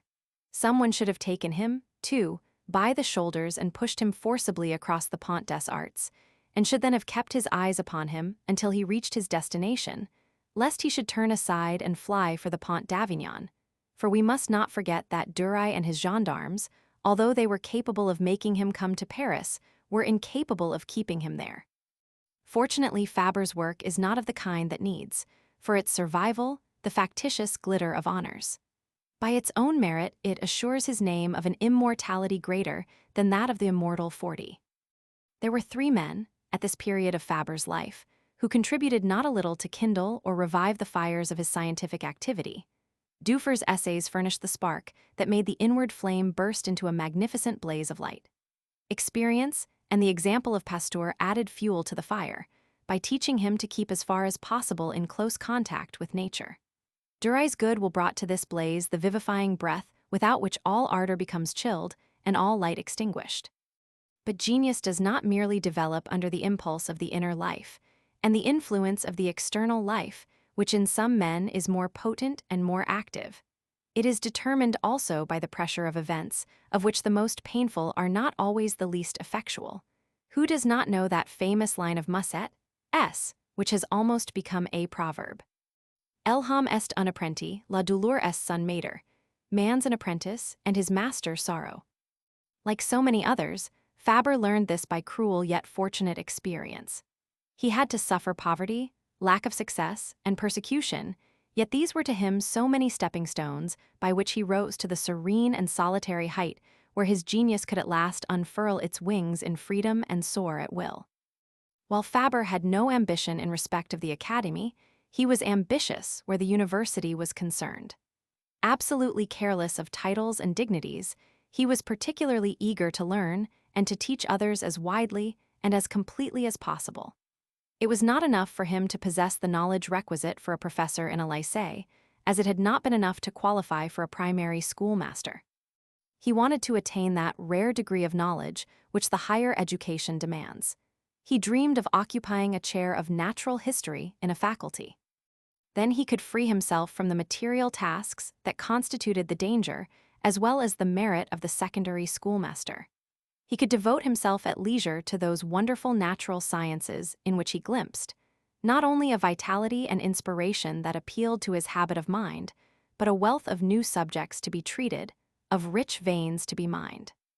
To serve this noble ambition, he needed the prestige of the degrees that would lead to the coveted chair.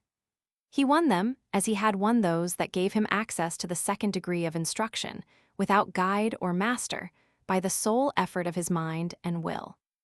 In 1858, he easily won his degree as licentiate in the natural sciences before the faculty of Toulouse. It is an eloquent fact that instead of being, as it is for so many others, a goal and an end in itself, the licentiate was for Fabre but a brief parenthesis in his life of study, a stage no sooner reached than crossed on the infinite path of knowledge. The next step was that of the doctorate. It was achieved with no less ardor and success than the previous one. This is almost all we can say of it, for the hero of this history speaks of it only incidentally, because it is connected with the story of one of his insects. But for the Languedocian scorpion, the souvenirs would leave us in ignorance of his degree of Doctor of Science. It was not long before Fabre saw that it was not enough to possess all the scientific degrees you will in order to realize the long-cherished project of teaching natural history in a faculty. It was an inspector general and a mathematician of the name of Rollier who undertook to inform him of this. Here is the incident as related by Fabre himself. My colleagues used to call him the crocodile. Perhaps he had given them a rough time in the course of his inspections. For all his boorish ways, he was an excellent man at heart. I owe him a piece of advice which greatly influenced my future studies. That day he suddenly appeared, alone in the schoolroom, where I was taking a class in geometrical drawing. I must explain that, at this time, to eke out my ridiculous salary, and at all costs to provide a living for myself and my large family, I was a mighty pluralist, both inside the college and out. At the college in particular, after 2 hours of physics, chemistry, or natural history, came, without respite, another 2 hours lesson, in which I taught the boys how to make a projection in descriptive geometry, how to draw a geodetic plane, a curve of any kind whose law of generation is known to us. This was called graphics. The sudden eruption of the dread personage causes me no great flurry. 12 o'clock strikes, the pupils go out and we are left alone. I know him to be a geometrician. The transcendental curve, perfectly drawn, may work upon his gentler mood. I happen to have in my portfolio the very thing to please him. Fortune serves me well in this special circumstance. Among my boys there is one who, though a regular dunce at everything else, is a first-rate hand with the square, the compass, and the drawing pen. A deft-fingered numbskull, in short. With the aid of a system of tangents of which I first showed him the rule and the method of construction, my artist has obtained the ordinary cycloid, followed by the interior and the exterior epicycloid, and lastly, the same curves both lengthened and shortened. His drawings are admirable spiders, webs, encircling the cunning curve in their net. The draftsmanship is so accurate that it is easy to deduce from it beautiful theorems which would be very laborious to work out by the calculus. I submit the geometrical masterpieces to my chief inspector, who is himself said to be smitten with geometry. I modestly describe the method of construction. I call his attention to the fine deductions which the drawing enables one to make. It is labor lost. He gives but a heedless glance at my sheets and flings each on the table as I hand it to him. Alas, said I to myself, there is a storm brewing, the cycloid won't save you, it's your turn for a bite from the crocodile. Not a bit of it. Behold the bugbear growing genial. He sits down on a bench, with one leg here, another there, invites me to take a seat by his side, and in a moment we are discussing graphics. Then, bluntly, "Have you any money?" he asks. Astounded at this strange question, I answer with a smile. "Don't be afraid," he says. "Confide in me, I'm asking you in your own interest. Have you any capital?" I have no reason to be ashamed of my poverty, Monsieur l'Inspecteur General. I frankly admit, I possess nothing. My means are limited to my modest salary. A frown greets my answer, and I hear, spoken in an undertone, as though my confessor were talking to himself. That's sad, that's really very sad. Astonished to find my penury treated as sad, I ask for an explanation. I was not accustomed to this solicitude on the part of my superiors. Why, yes, it's a great pity, continues the man reputed so terrible. I have read your articles in the Annales des Sciences Naturelles. You have an observant mind, a taste for research, a lively style, and a ready pen. You would have made a capital university professor. But that's just what I'm aiming at. Give up the idea. Have I the necessary attainment? Yes, you have, but you have no capital. The great obstacle stands revealed to me. Woe to the poor in pocket. University teaching demands a private income. Be as ordinary, as commonplace as you please, but above all, possess the coin that lets you cut a dash. That is the main thing, the rest is a secondary condition. And the worthy man tells me what poverty in a frock coat means. Though less of a pauper than I, he has known the mortification of it. He describes it to me, excitedly, in all its bitterness. I listen to him with an aching heart. I see the refuge which was to shelter my future crumbling before my eyes. You have done me a great service, sir, I answer. You put an end to my hesitation. For the moment, I give up my plan. I will first see if it is possible to earn the small fortune which I shall need if I am to teach in a decent manner. Thereupon we exchanged a friendship grip of the hand and parted. I never saw him again. His fatherly arguments had soon convinced me. I was prepared to hear the blunt truth. A few months earlier I had received my nomination as an assistant lecturer in zoology at the University of Poitiers. They offered me a ludicrous salary. After paying the costs of moving, I should have had hardly 3 francs a day left, and on this income, I should have had to keep my family, numbering 7 in all. I hastened to decline the very great honor. No, science ought not to practice these jests. If we humble persons are of use to her, she should at least enable us to live. If she can't do that, then let her leave us to break stones on the highway. Oh, yes, I was prepared for the truth when that honest fellow talked to me of frock-coated poverty. I am telling the story of a not very distant past. Since then things have improved considerably, but when the pear was properly ripened, I was no longer of an age to pick it. However, notwithstanding Rollier's confidences, Fabre had deferred rather than definitely abandoned the execution of his project. Since his impecuniosity was the only obstacle to the realization of his wishes, could he not seek to uplift himself, as others had done, by daring and willing? In the meantime, was it not better to make a great effort in this direction than to remain forever sunk in the material anxieties and ungrateful tasks of the lycée? The question as to how to free and simultaneously uplift himself exercised the mind of Fabre at this time. And what was I to do now to overcome the difficulty mentioned by my inspector and confirmed by my personal experience? I would take up industrial chemistry. The municipal lectures at St. Martial placed a spacious and fairly well-equipped laboratory at my disposal. Why not make the most of it? The chief manufacture of Aveyron was madder.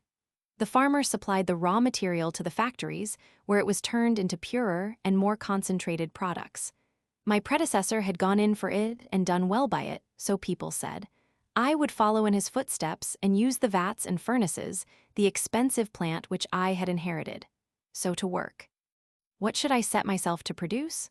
I proposed to extract the coloring substance, alizarin, to separate it from the other matters found with it in the root, to obtain it in the pure state and in a form that allowed of the direct printing of the stuffs, a much quicker and more artistic method than the old dyeing process. Nothing could be simpler than this problem, once the solution was known, but how tremendously obscure while it had still to be solved. I dare not call to mind all the imagination and patience spent upon endless endeavors which nothing, not even the madness of them, discouraged. What mighty meditations in the somber church, what glowing dreams, soon to be followed by sore disappointment when experiment spoke the last word and upset the scaffolding of my plans.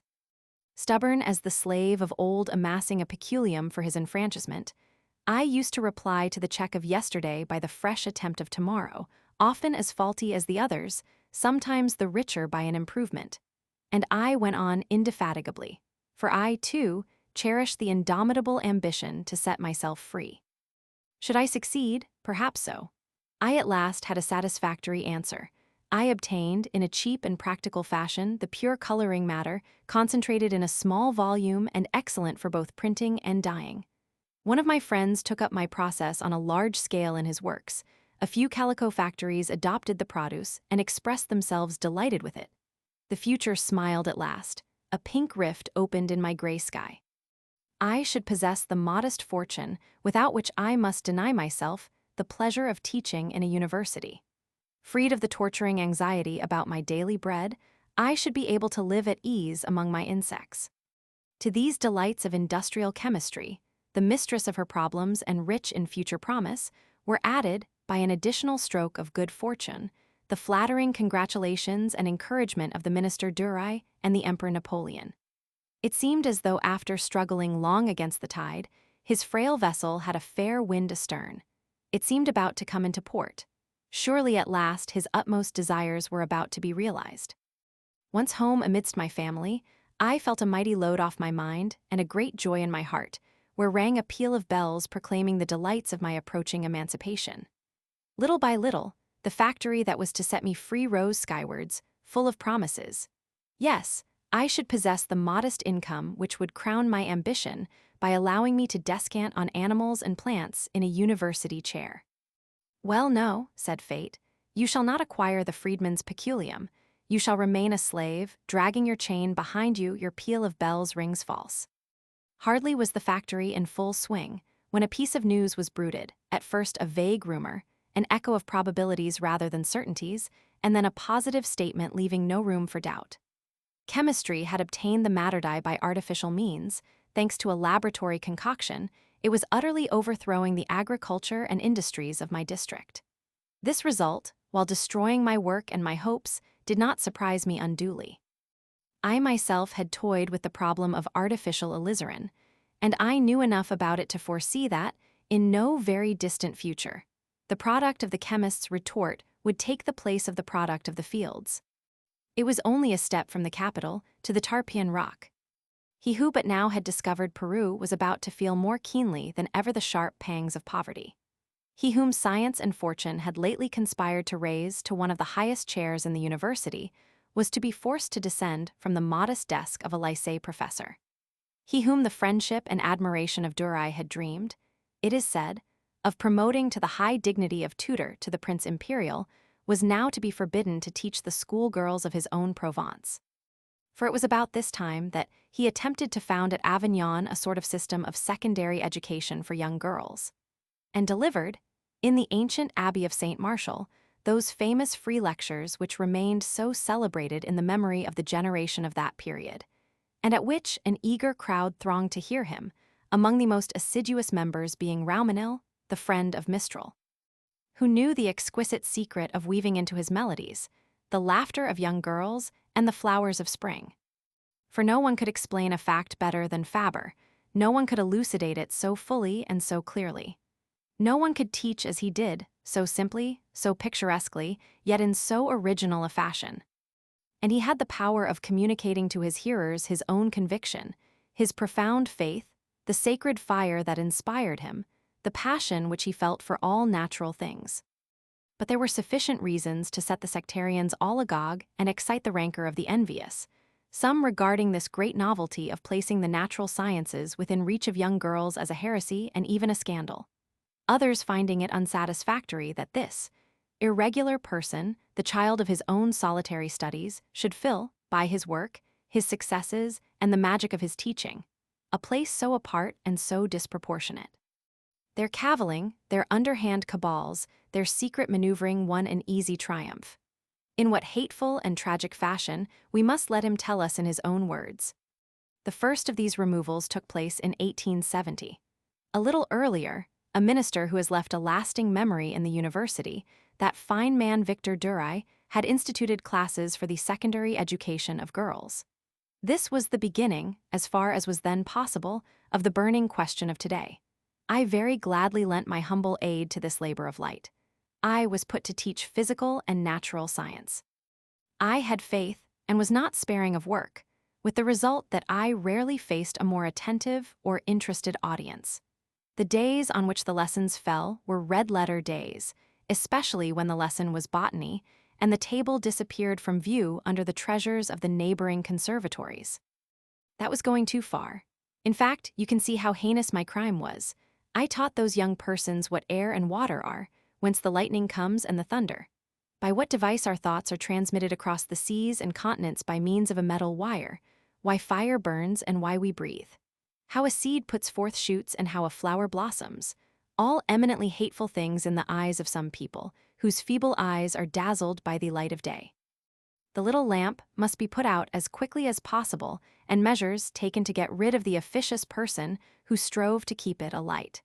The scheme was darkly plotted with the old maids who own my house and who saw the abomination of desolation in these new educational methods. I had no written agreement to protect me. The bailiff appeared with a notice on stamped paper. It baldly informed me that I must move out within 4 weeks from date, failing which the law would turn my goods and chattels into the street. I had hurriedly to provide myself with a dwelling. The first house which we found happened to be at Orange. Thus was my exodus from Aveyron effected. After this, we understand why it was that Fabre cried, "It is all over, the downfall of my hopes is complete." But no, beloved master, all was not over. The immortal work with which your name is connected was as yet to be begun. This ruin, this mortification, this grievous overthrow of all your hopes in connection with the university were even needed to lead you back to the fields, to enable you to raise, in all its amplitude and its exquisite originality, the scientific edifice of which you may say, with the ancient poet, exegi monumentum aer perennes. M. Edmond Perrier very judiciously remarked, in his speech at Sérignan, "In Paris, in a great city, you would have had great difficulty in finding your beloved insects, and entomology would have lost a great part of those magnificent observations which are the glory of French science." So it was, in reality, advantageous as regards his destiny, that Fabre suffered, at this juncture of his history, this accumulation of trials, so grievous to experience, yet so fortunate in their consequences that they remind us of the sublime passage of the Gospel, whose sayings regarding eternal life are often rich in lessons for this our present life. He that loses his life shall save it.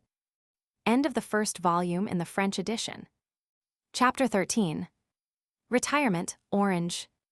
It is commonly enough thought that a professor on his vacations and a pensioned official are very much the same, that both art created and put into the world merely to kill time and savor the delights of far neat.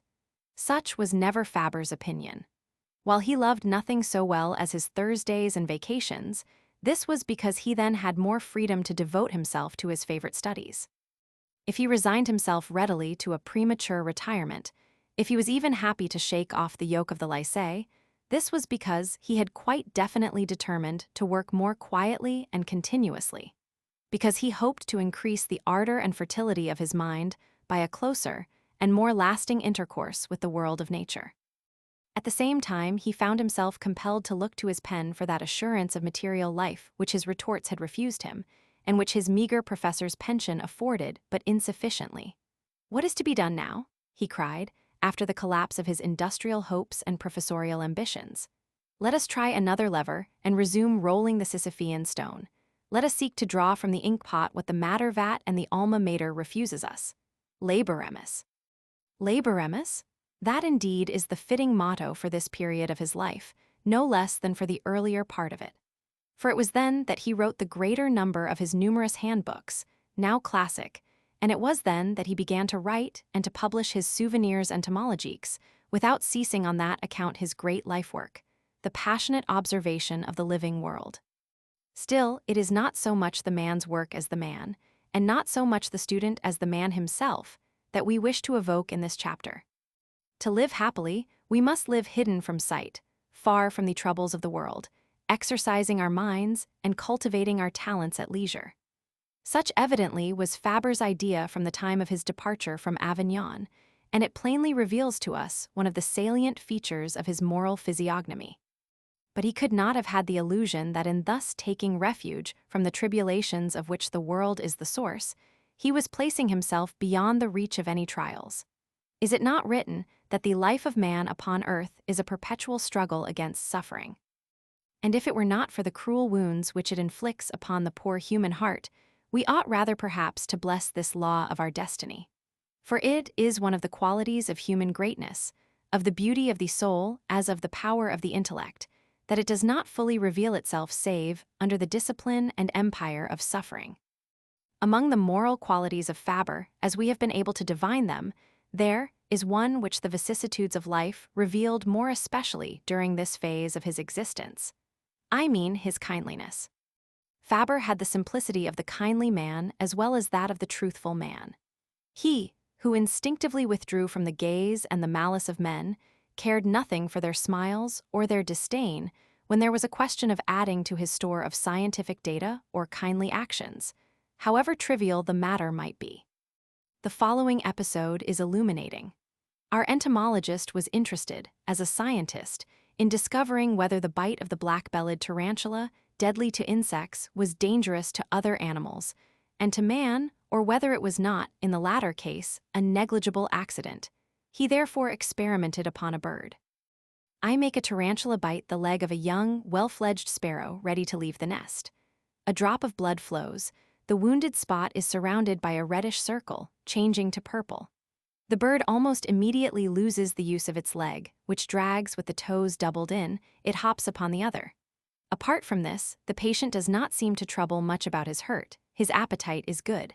My daughters feed him on flies, breadcrumb, apricot pulp. He is sure to get well. He will recover his strength. The poor victim of the curiosity of science will be restored to liberty. This is the wish, the intention of us all. 12 hours later, the hope of a cure increases. The invalid takes nourishment readily. He clamors for it if we keep him waiting. But the leg still drags. I set this down to a temporary paralysis which will soon disappear. 2 days after, he refuses his food. Wrapping himself in his stoicism and his rumpled feathers, the sparrow hunches into a ball, now motionless, now twitching. My girls take him in the hollow of their hands and warm him with their breath. The spasms become more frequent. A gasp proclaims that all is over. The bird is dead.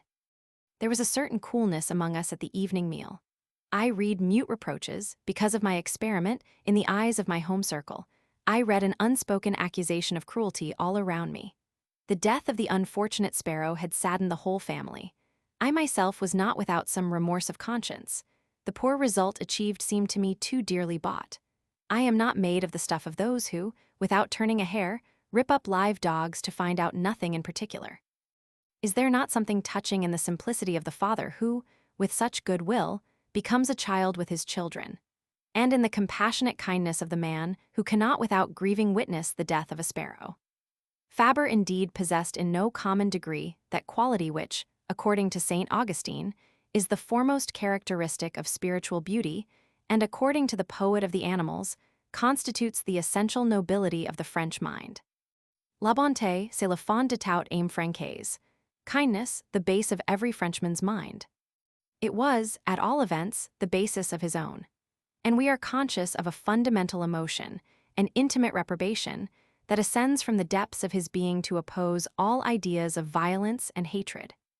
It does not surprise us to see the serene kindliness of our compatriot veiling itself in dejection and becoming almost pugnacious when confronted by the melancholy exploits of force. For how could he remain unaffected before the stupendous barbarism and iniquity of 1870? At the time of his retirement to Orange, Fabre was already the father of 5 children: Antonia, Aglaé, Claire, Émile, and Jules, who, in course of time, were joined by 3 others, Paul, Anna, and Marie Pauline. It was not with Fabre as with some intellectuals, whose thoughts and life remain almost strangers to the home which they establish one day as though in a moment of distraction, and who divide their lives into 2 parts, one being devoted to their professional labors and the other reserved for the exigencies of family life. Like the pages of his native country who live surrounded by their wives and children, sharing their tasks and breaking bread with them, Fabre loved to make his family share in his work as well as in his leisure. He, too, was a worker in the fields, and was persuaded that, just as there can never be too many hands at work to extract their wealth, so there could never be too many eyes at work contemplating their wonders. He made all his children, little as well as big, boys and girls, so many collaborators in his researches, and he loved to scatter their names about the pages of his books. And it is not the least charm of the souvenirs that we meet in them, at every step, the father hand in hand with his children. Passing to and fro, like a refreshing breeze that blows through the scientific aridities of the subject, we feel a twofold current of sympathy flowing from the father to his children and the naturalist to his insects. Incapable of living without either of them, he found a way to devote himself to both, and so closely that the bond between them was truly one that held fast in life and death. Aglaé, Antonia, Claire, Émile, and Jules were recruited in turn, and Fabre informs us that their help was often of the greatest value in his entomological researches, and he liked to attach his children's names to those of his insects and his discoveries. Jules, above all, was distinguished by these entomological honors, which a father's gratitude piously laid, with regretful tears, upon his untimely grave. Not content with dedicating to him the first volume of his souvenirs, Fabre again did homage to Jules in the second volume. To my son Jules, beloved child, my zealous collaborator in the study of insects, my perspicacious assistant in the study of plants, it was for your sake that I began this volume. I have continued it for the sake of your memory, and I shall continue it in the bitterness of my mourning. Ah, how hateful is death when it reaps the flower in all the radiance of its blossoming! Your mother and your sisters bring to your tomb wreaths gathered in the rustic flower bed that you delighted in. To these wreaths, faded by a day's sunshine, I add this book, which, I hope, will have a tomorrow. It seems to me that it thus prolongs our common studies, fortified as I am by my indomitable faith in a reawakening in the beyond. When the separation from loved ones wounds the heart so grievously, and wrings from the soul such accents of hope and faith, we need seek no other standard to judge a man's moral worth. The spectacle of a man, thus moved by the death of his dear ones, who yet welcomes his own death with serenity, is admirable. Such was the case with Fabre, as proved by the following episode of the same date, i.e. 1879. I am living at Orange in the year 1879. My house stands alone among the fields. After a hard winter, when the snow had lain on the ground for a fortnight, I wanted once more to look into the matter of my halicti.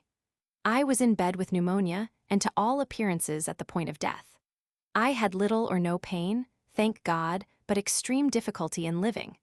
With the little lucidity left to me, being able to do no other sort of observing, I observed myself dying.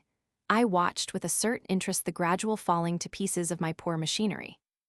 Were it not for the terror of leaving my family, who were still young, I would gladly have departed. The afterlife must have so many higher and fairer truths to teach us. My hour had not yet come. When the little lamps of thought began to emerge, all flickering from the dusk of unconsciousness, I wished to take leave of the Hymenoptera, my fondest joy, and first of all of my neighbor, the Halictus. My son Émile took the spade and went and dug the frozen ground. Not a male was found, of course, but there were plenty of females, numbed with the cold in their cells. A few were brought for me to see, and, roused from their torpor by the warmth of the room, they began to wander about my bed, where I followed them vaguely with my failing eyes. It is very true that, on leaving Orange, Fabre still had much to learn from the company of Hymenoptera and other insects.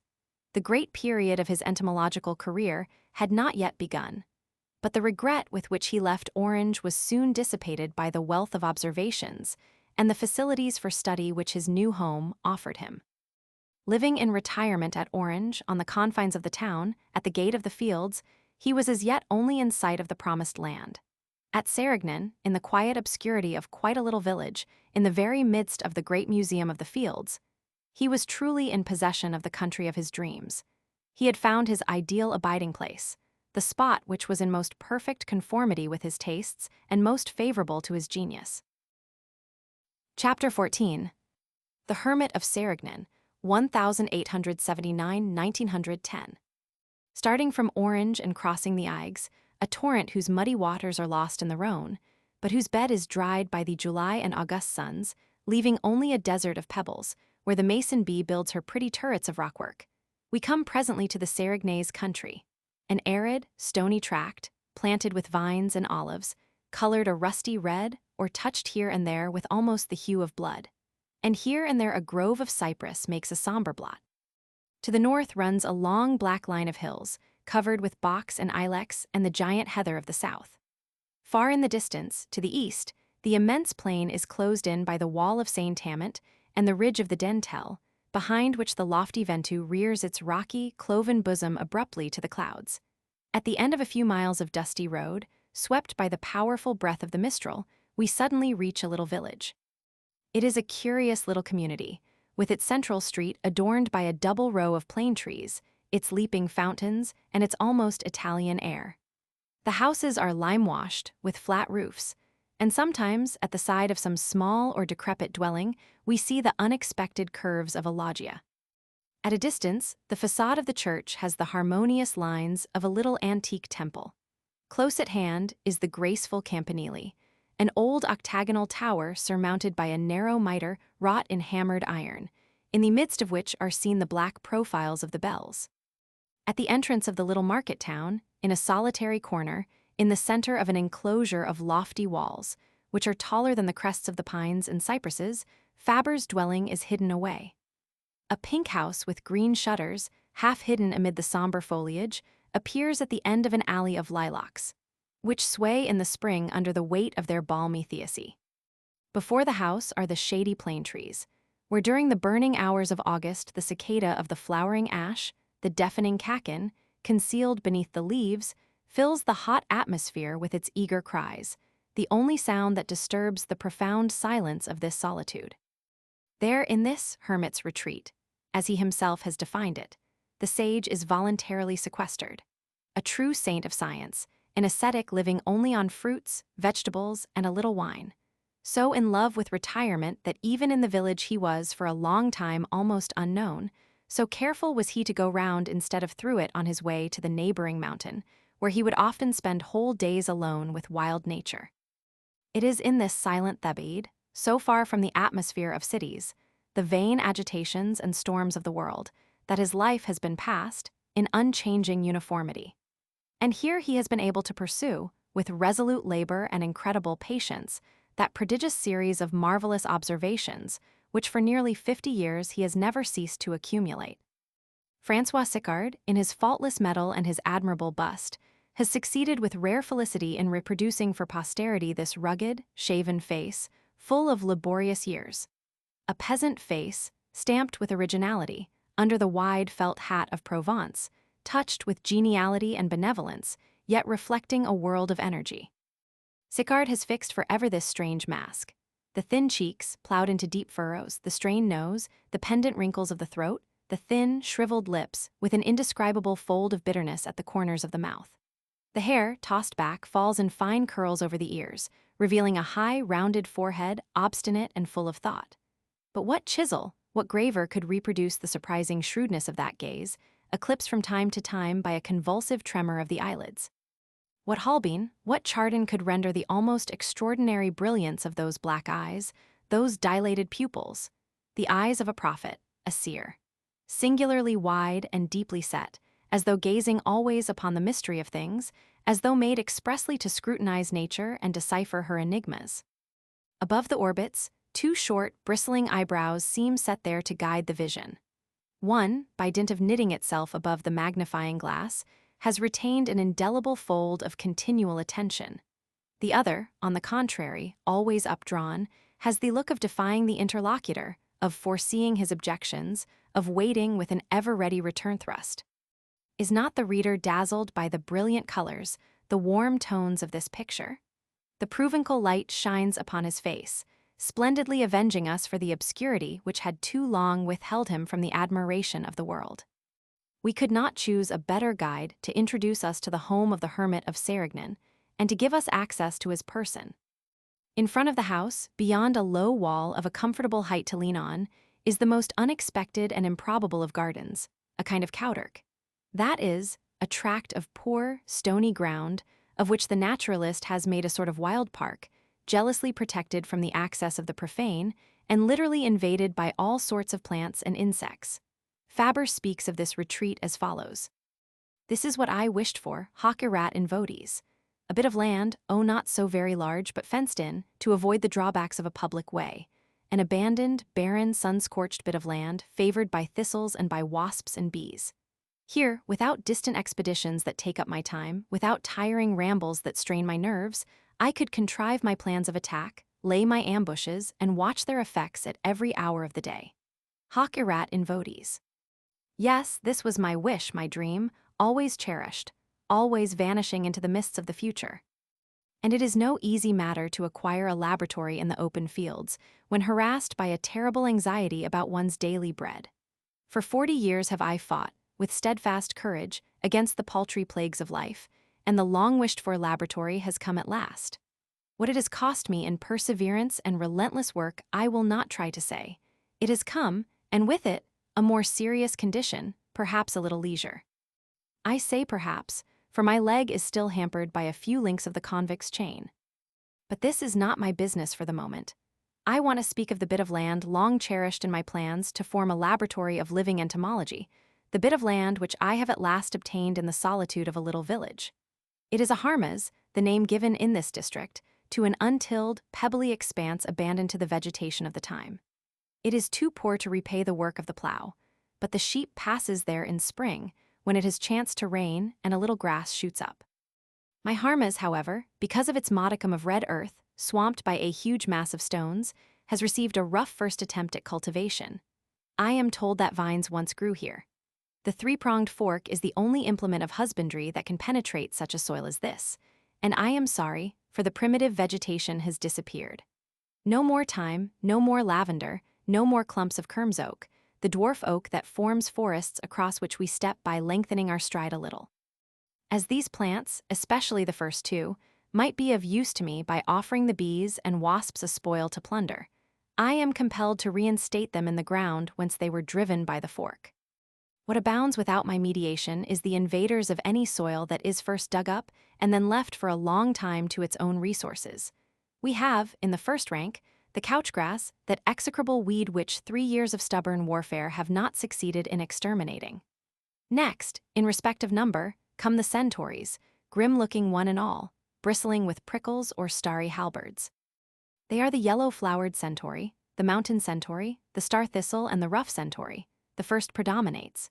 Here and there, amid their inextricable confusion stands, like a chandelier with spreading orange flowers for lights, the fierce Spanish oyster plant, whose spikes are strong as nails.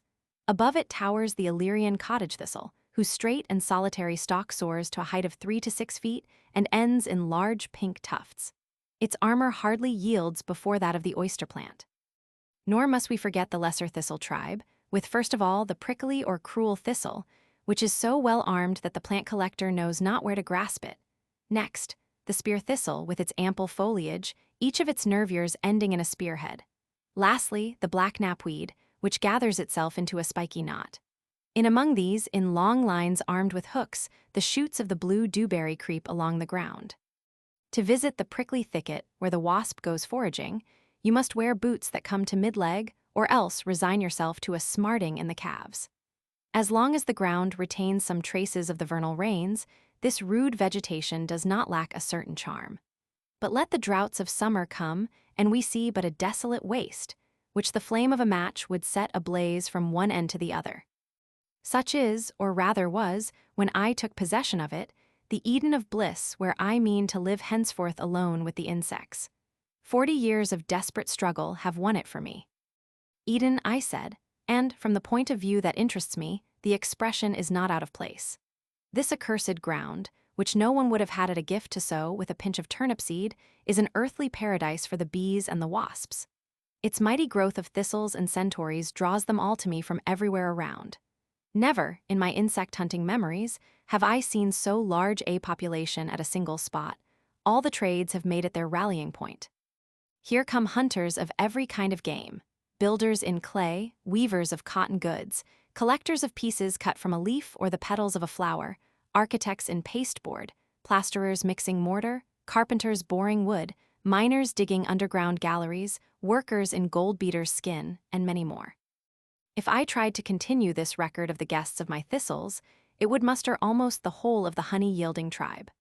A learned entomologist of Bordeaux, Professor Perez, to whom I submit the naming of my prizes, once asked me if I had any special means of hunting, to send him so many rarities and even novelties. The whole secret of my hunting is reduced to my dense nursery of thistles and centauries. What has become of the days when the entomologist lived far from his beloved insects, when he had to seek them in all directions, and even to chase them through fields and vineyards, at the risk of alarming the passers-by or having a crow to pluck with the guard champerter? Today the insects are always there, within reach of his eyes and his hand. He has hardly to look for them nowadays. They come to him, into his garden, and even into his house. All Fabre's preferences are for the insect, but he loves the other creatures also and gladly gives them the rights of citizenship in the harmas. He has a peculiar sympathy for those that are misunderstood and scorned by the vulgar. In front of the house is a large pond, fed by the aqueduct that supplies the village pumps with water. Here, from half a mile and more around, come the frogs and toads in the lovers' season. In May, as soon as it is dark, the pond becomes a deafening orchestra. It is impossible to talk at table, impossible to sleep. We have had a glimpse of the natural wealth of the harmas, but we have no idea as yet of some of the artificial improvements which the inventive industry of the naturalist has introduced. I have wished for a few things in my life, none of them capable of interfering with the common weal. I have longed to possess a pond, screened from the indiscretion of the passers-by, close to my house, with clumps of rushes and patches of duckweed. There, in my leisure hours, in the shade of a willow, I should have meditated upon aquatic life, a primitive life, easier than our own, simpler in its affections and its brutalities. I should have studied the eggs of the planorbis, a glary nebula wherein foci of life are condensed even as suns are condensed in the nebulae of the heavens. I should have admired the nascent creature that turns, slowly turns, in the orb of its egg, and describes a volute, the draft perhaps of the future shell. No planet circles round its center of attraction with greater geometrical accuracy. I should have brought back a few ideas from my frequent visits to the pond. Fate decided otherwise. I was not to have my sheet of water. I have tried the artificial pond between 4 panes of glass. A poor makeshift. A louis has been overlooked in a corner of a drawer. I can spend it without seriously jeopardizing the domestic balance. The blacksmith makes me the framework of a cage out of a few iron rods. The joiner, who is also a glazier on occasion, for in my village you have to be a jack-of-all-trades if you would make both ends meet, sets the framework on a wooden base and supplies it with a movable board as a lid. He fixes thick panes of glass in the 4 sides. Behold the apparatus, complete, with a bottom of tarred sheet iron and a tap to let the water out. Many an inquisitive caller has wondered what use I intend to make of my little glass trough. The thing creates a certain stir. Some insist that it is meant to hold my supplies of oil and to take the place of the receptacle in general use in our parts, the urn dug out of a block of stone. What would those utilitarians have thought of my crazy mind, had they known that my costly gear would merely serve to let me watch some wretched animals kicking about in the water? The delight of my earliest childhood, the pond, is still a spectacle of which my old age can never tire. But even with all the visions which it evokes, how far inferior is the pond of Sérignan to the pond of St. Leon's, the pond with the little ducks on it, so rich in illusions. Such a pond is not met with twice in a lifetime. One needs to be equipped with one's first pair of breeches and one's earliest ideas in order to have such luck.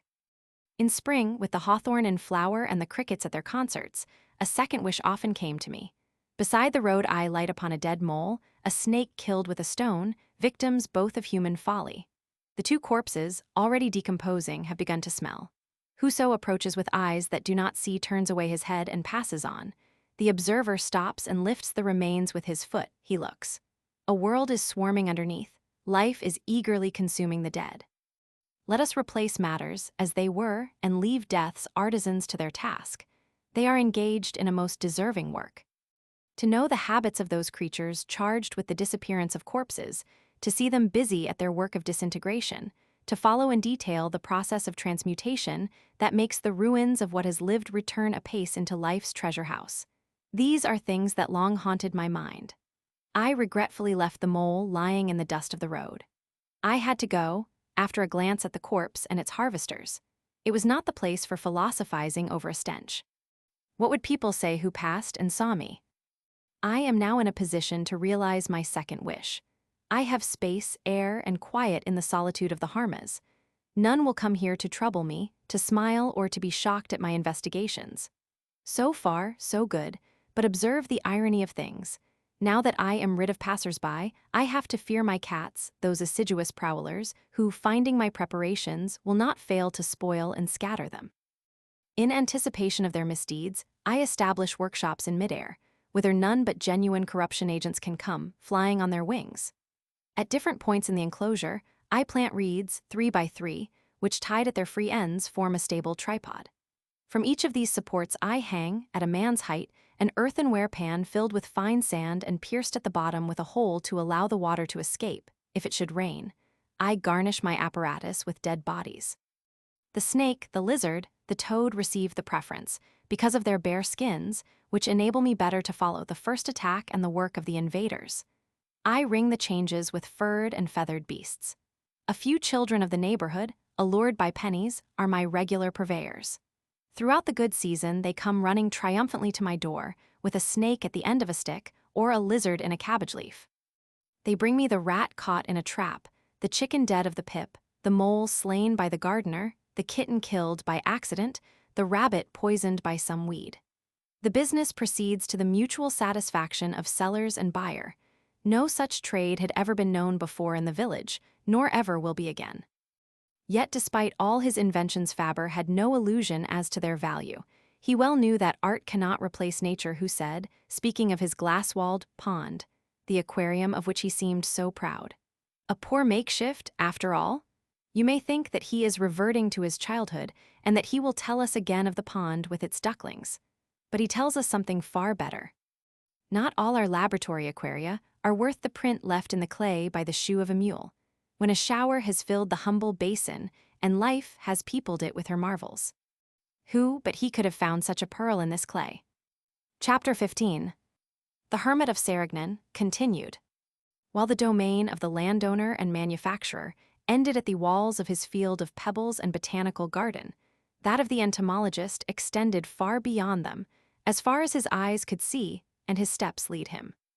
For this reason, a panoramic view of the surrounding country is desirable. With its peaceful plains, its gracious hills, overgrown with strawberry tree and ilex, and the sublime mountain of Provence rising upon the horizon, with its varied outlines and its sun-illumined flanks, the Sérignan landscape gently forces itself upon the spectator's attention. And if the spirit moved him, Fabre had only to raise his head from his apparatus to find all about him something to soothe the eye and refresh the mind. But however keen his feeling for the beauties of nature, it is not so much as artist or dilettante, but as the insect historiographer that he appreciates the value of the landscape, and the wealth of the plains and hills outspread before him. From this point of view, the whole surroundings of his hermitage seem as though created to continue and complete the harmas, and the scientific pleasures which this affords him. The gymnopleurae abound in the pebbly plains of the neighborhood, where the sheep pass amid the lavender and thyme, and, should we wish to vary the scene of observation, the mountain is but a few hundred steps away, with its tangle of arbutus, rock roses, and arborescent heather, with its sandy spaces dear to the bembesses, with its marly slopes exploited by different wasps and bees. We have already made mention of the Aigues, and the time has come to pay it a formal visit, as one of the favorite haunts of the Sérignan hermit. The geographers define the Aigues as a watercourse. As an eyewitness, I should call it rather a stream of flat pebbles. Understand me. I do not mean that the dry pebbles flow of their own accord. The feeble incline would not permit of such an avalanche. But let it rain, then they will flow. Then, from my home, which is more than a mile distant, I hear the uproar of the clashing pebbles. During the greater part of the year, the Aigues is a vast sheet of flat white stones. Of the torrent only the bed is left, a furrow of enormous width, comparable to that of its mighty neighbor, the Rhône. When persistent rains fall, when the snows melt on the slopes of the Alps, the dry furrow fills for a few days, complaining, overflowing to a great distance, and displacing, amid the uproar, its pebbly banks. Return a week later. The din of the flood is succeeded by silence. The terrible waters have disappeared, leaving on the banks, as a trace of their brief passage, some wretched muddy puddles quickly drunk up by the sun. These sudden floods bring 1,000 living gleanings, swept off the flanks of the mountains. The dry bed of the Aigues is a most curious botanical garden. You may find their numbers of vegetable species swept down from the higher regions, some temporary, dying without offspring in a season, others permanent, adapting themselves to the new climate. They come from far away from a great height, these exiles. To pluck certain of them in their actual home, you would have to climb Ventoux, passing the girdle of beeches and reaching the height at which woody vegetation ceases. An insect which is sometimes found by chance in the osier beds of the Aigues, and is by itself worth the journey, is the apodrus of the hazel tree. It tells us also many things, this little red weevil, from the heights rich in hazel bushes, and carried by the storm into the alder thickets of the Aigues. It reminds us, too, of that other emigrant, whose intimate acquaintance it has become. And we are touched by the analogy between its fate and his own. Fabre, too, was a child of the heights rich in hazel bushes. He, too, had to leave the place of his birth, carried away by the storm that tore him from the bosom of his native mountains to bear him into the plains of Provence. He, too, made the voyage with very poor and very fragile equipment. For a long time, terribly tossed by the waves, he was more than once sorely bruised, but was yet not broken upon the stones of the torrent. More than once he was whirled suddenly round, but he nevertheless continued to pursue his aim. And finally he pierced the husk and emerged from the shell, to give his activity free scope, as soon as he was able to free himself and establish his lot in a favorable environment. However, contrary to what occurs in the case of the apodrus, the conditions of his life seem to have been modified as profoundly as those of his geographical habitat. They became perhaps even further removed from those of his origin and his forebears. We know what his paternal ancestors were, and that they had no intimate knowledge of the insect world. His mother's people were equally regardless of, and devoid of affection for the little creatures that so absorbed and delighted him. I did not know my maternal grandfather. This venerable ancestor was, I have been told, a process server in one of the poorest parishes of the Rouergue. He used to engross on stamped paper in a primitive spelling. With his well-filled pen case and inkhorn, he went drawing out deeds up hill and down dale, from one insolvent wretch to another more insolvent still. Amid his atmosphere of pettifoggery, this rudimentary scholar, waging battle on life's acerbities, certainly paid no attention to the insect. At most, if he met it, he would crush it underfoot. The unknown animal, suspected of evil doing, deserved no further inquiry. Grandmother, on her side, apart from her housekeeping and her beads, knew still less about anything.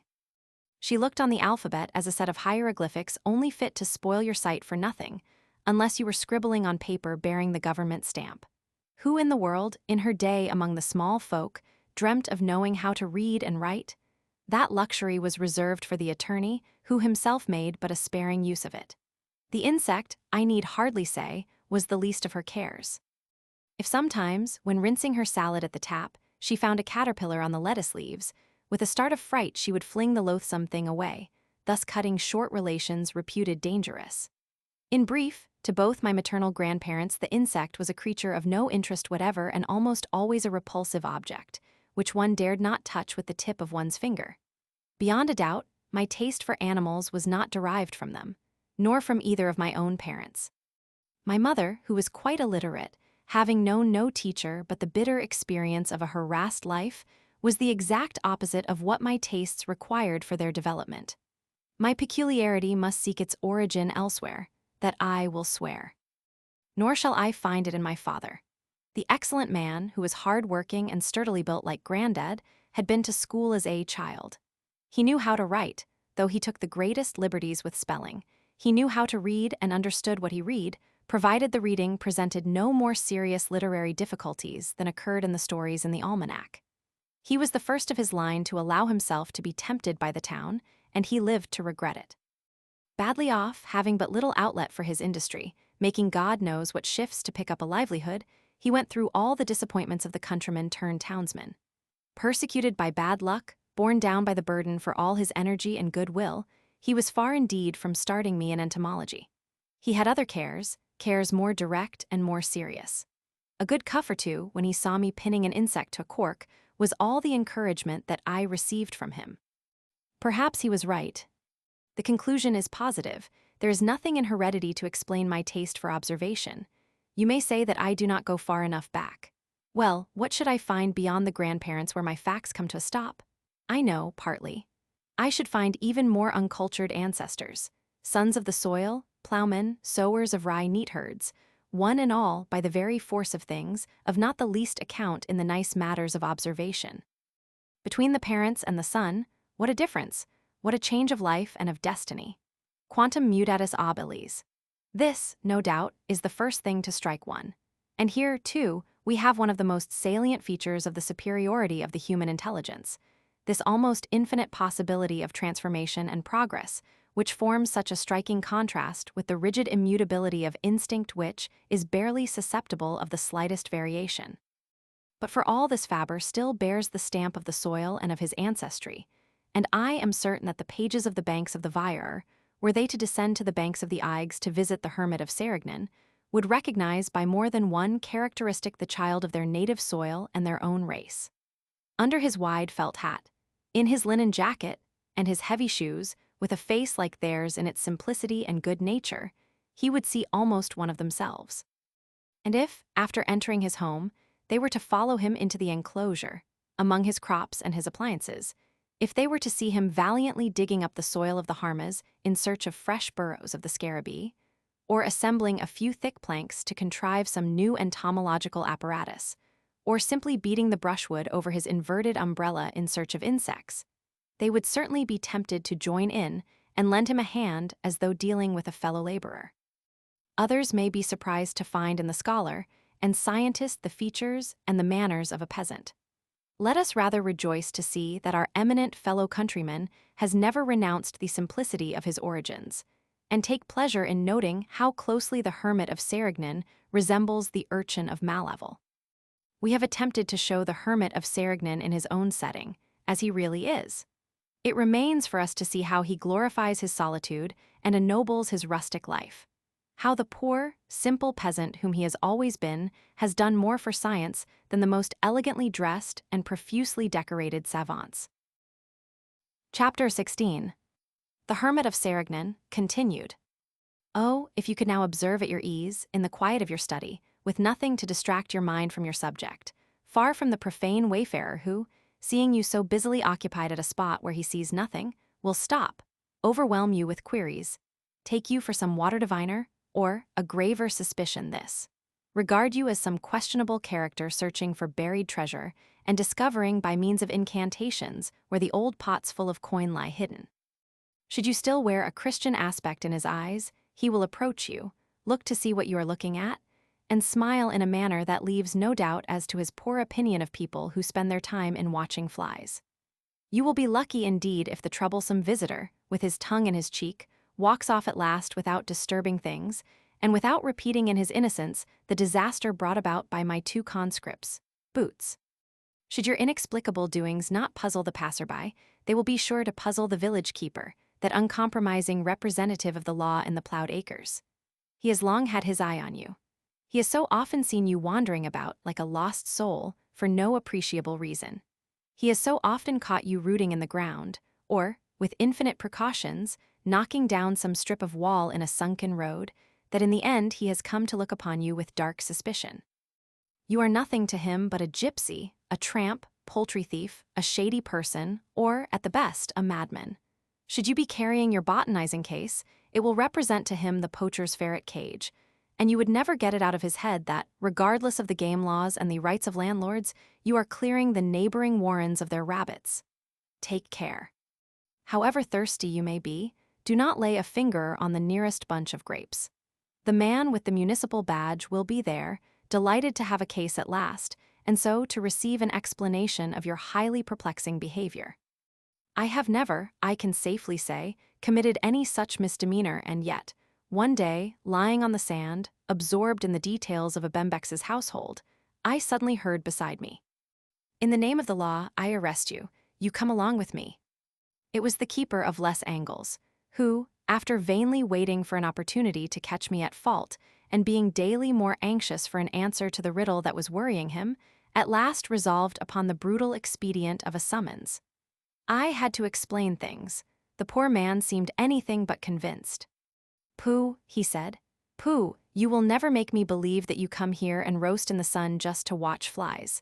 I shall keep an eye on you, mark you, and the first time however, that'll do for the present."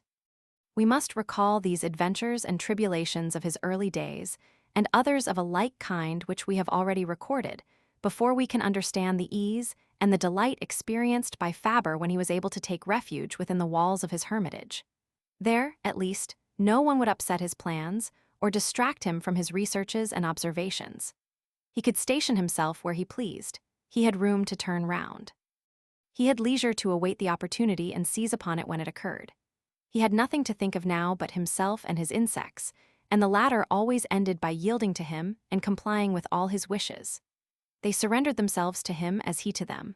The days were over when he had to divide himself, as it were, when they kept him on the rack, maliciously waiting to make overtures or intimate disclosures to him just as he had to leave them, just as the class bell rang or his holiday was over. Now there was nothing like that. He was theirs from morning to night, from night to morning. He was always watching, always listening. His mind was always on the alert where they were concerned. And the veils were lifted, secrets were revealed, confidences followed confidences, and a light was shed upon points which had so far remained impenetrable for a space of 20 or 30 years. In the laboratory of the Harmas, the day begins early. As soon as nature awakens with the first rays of sunlight, directly our hermit hears the call of his vigilant life companions.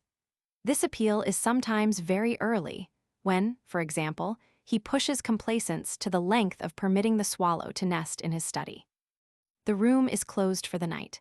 The father lies outside. The mother does the same when the fledglings are a certain size. Then, from the earliest dawn, they are at the windows, greatly troubled by the glass barricade.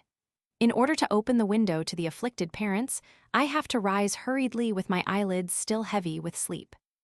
But here is something to repay the valiant naturalist for his early sacrifice, the delights of prayer in the chapel of the lilacs.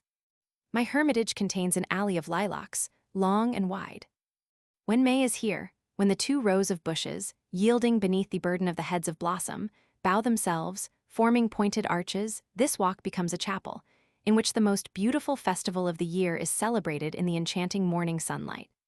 A quiet festival, without flags flapping at the windows, without the burning of gunpowder, without quarrels after drinking. The festival of the simple, disturbed neither by the raucous brass band of the dancers, nor by the shouts of the crowd. Vulgar delights of maroons and libations, how far removed are you from this solemnity? I am one of the faithful in the chapel of the lilacs. My prayer is not such as can be translated by words. It is an intimate emotion that stirs in me gently. Devoutly, I make my stations from one pillar of verdure to the next.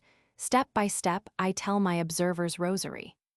His prayer is an O, of admiration, addressed to that creative power who, in his works, is always the geometer, according to Plato's sublime saying, which is that he everywhere sheds order, light, and harmony. Letter 1F00, epsilon, letter 1F76, letter 1F40, theta epsilon omicron sigma, gamma, epsilon omega mu epsilon tau, rho epsilon, letter 1FD6. The contemplation of the living world that is stirring all about him gives him yet further cause to marvel at the wisdom of him who has made the plans on which life is working. It is easy to understand that, for Fabre, the Harmas assumed the colors and the charms of Eden, and that his solitary life therein was like a perpetual ecstasy. For the rest, the scene changes as well as the protagonists. After the Harmas with its breeding cages and its customary inhabitants, the Serignan countryside with its fortuitous encounters. When the weather is propitious, the whole household sets out in a party. But the heat is torrid, and the time of day unsuitable for walking. The naturalist sets out none the less. Bull alone dares to brave with his master the blazing heat of the sun, but even he will not hold out to the end. The goal is reached, but the most difficult thing is not to walk the distance to the post of observation. It is to settle down and remain there, under the scorching sun, waiting for an opportunity that is often slow to occur. Ah, how long the hours seem, spent motionless, under a burning sun, at the foot of a declivity which sends the heat of an oven beating down upon you. Bull, my inseparable companion, has retired some distance into the shade, under a clump of evergreen oaks. He has found a layer of sand whose depth still retains some traces of the last shower. He digs himself a bed, and in the cool furrow, the sybarite stretches himself flat upon his belly. Lolling his tongue and thrashing the boughs with his tail, he keeps his soft, deep gaze fixed upon me. "What are you doing over there, you booby, baking in the heat? Come here under the foliage, see how comfortable I am." That is what I seem to read in my companion's eyes. "Oh, my dog, my friend." I should answer, if you could only understand, man is tormented by a desire for knowledge, whereas your torments are confined to a desire for bones, and from time to time, a desire for your sweetheart. This, notwithstanding our devoted friendship, creates a certain difference between us, even though people nowadays say that we are more or less related, almost cousins. I feel the need to know things, and am content to bake in the heat. You feel no such need and retire into the cool shade. Yes, the hours drag when you lie waiting for an insect that does not come. Yet from his expeditions into the countryside, he almost always brings back some new pensioner who serves to enrich his collection of intimates admitted to the familiarities of cohabitation. For not only the Harmas but his workroom becomes, by such chance means, an entomological museum in which flies, scorpions, caterpillars, spiders, and I know not what else live side by side and in succession. And when their turn is over, when the first comers have to make room for new arrivals, the master parts from his children with regret, dismissing them with the most kindly speeches, embellished by the most salutary advice.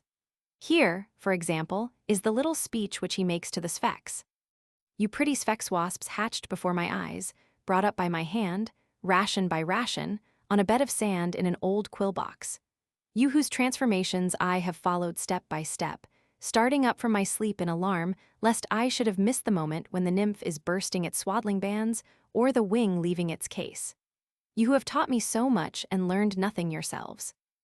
Oh, my pretty sphex wasps, fly away without fear of my tubes, my boxes, my bottles, or any of my receptacles, through this warm sunlight beloved of the cicadae. Go, but beware of the praying mantis, who is plotting your ruin on the flowering heads of the thistles, and mind the lizard, who is lying in wait for you on the sunny slopes. Go in peace, dig your burrows, stab your crickets scientifically, and continue your kind, to procure one day for others what you have given me." The few moments of happiness in my life. One of the great joys of the Serignan hermit is, after supper, to isolate himself in the restful quietude of the Harmas, and there to lend an attentive ear to the least vibrations of sound from that little living world which he can no longer see but can still hear. Nothing will succeed in distracting him from this entomological concert, which is one of his delights. It makes him forget even the rejoicings of the national festival, which is being celebrated close at hand, and the splendors of the starry sky that glitters above his head. This evening in the village, they are celebrating the national festival. While the little boys and girls are hopping around a bonfire whose gleams are reflected upon the church steeple, while the drum is banged to mark the ascent of each rocket, I am sitting alone in a dark corner in the comparative coolness that prevails at 9 o'clock, harking to the concert of the Festival of the Fields, the Festival of the Harvest, grander by far than that which, at this moment, is being celebrated in the village square with gunpowder, lighted torches, Chinese lanterns, and above all, strong drink. It has the simplicity of beauty and the repose of strength.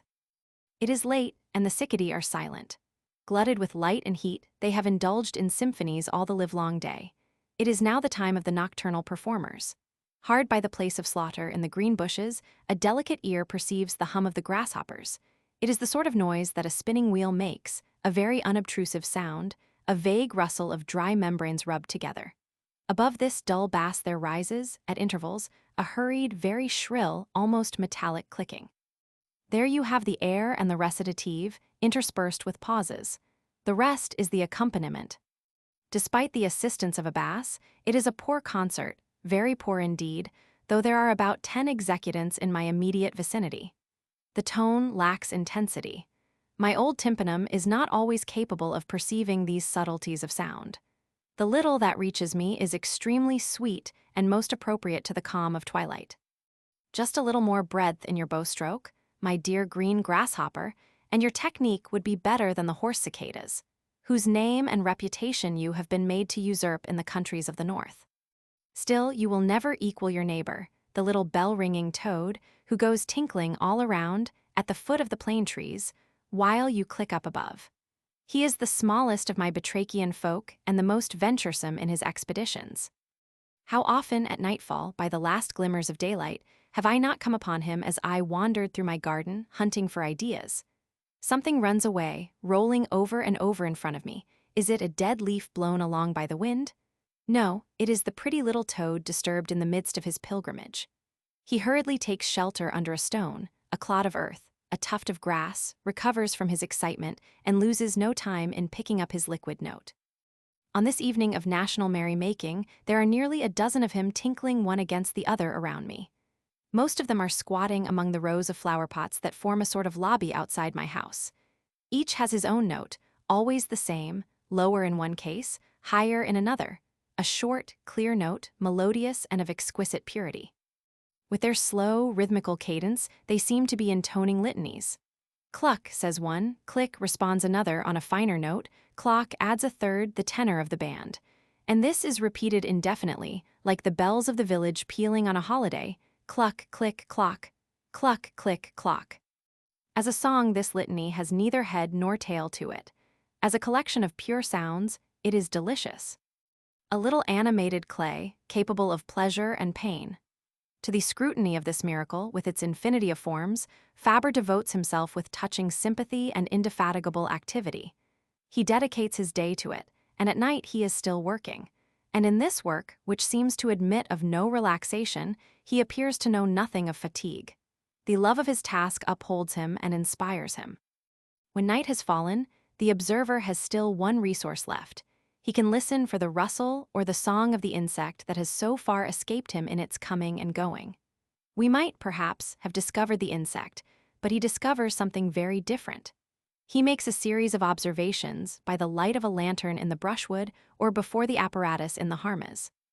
During the 2 hottest months, when the darkness is profound and a little coolness follows the furnace of the day, it is easy for me, with a lantern in my hand, to watch that magnificent spider, the Epeira, in the manufacture of her web.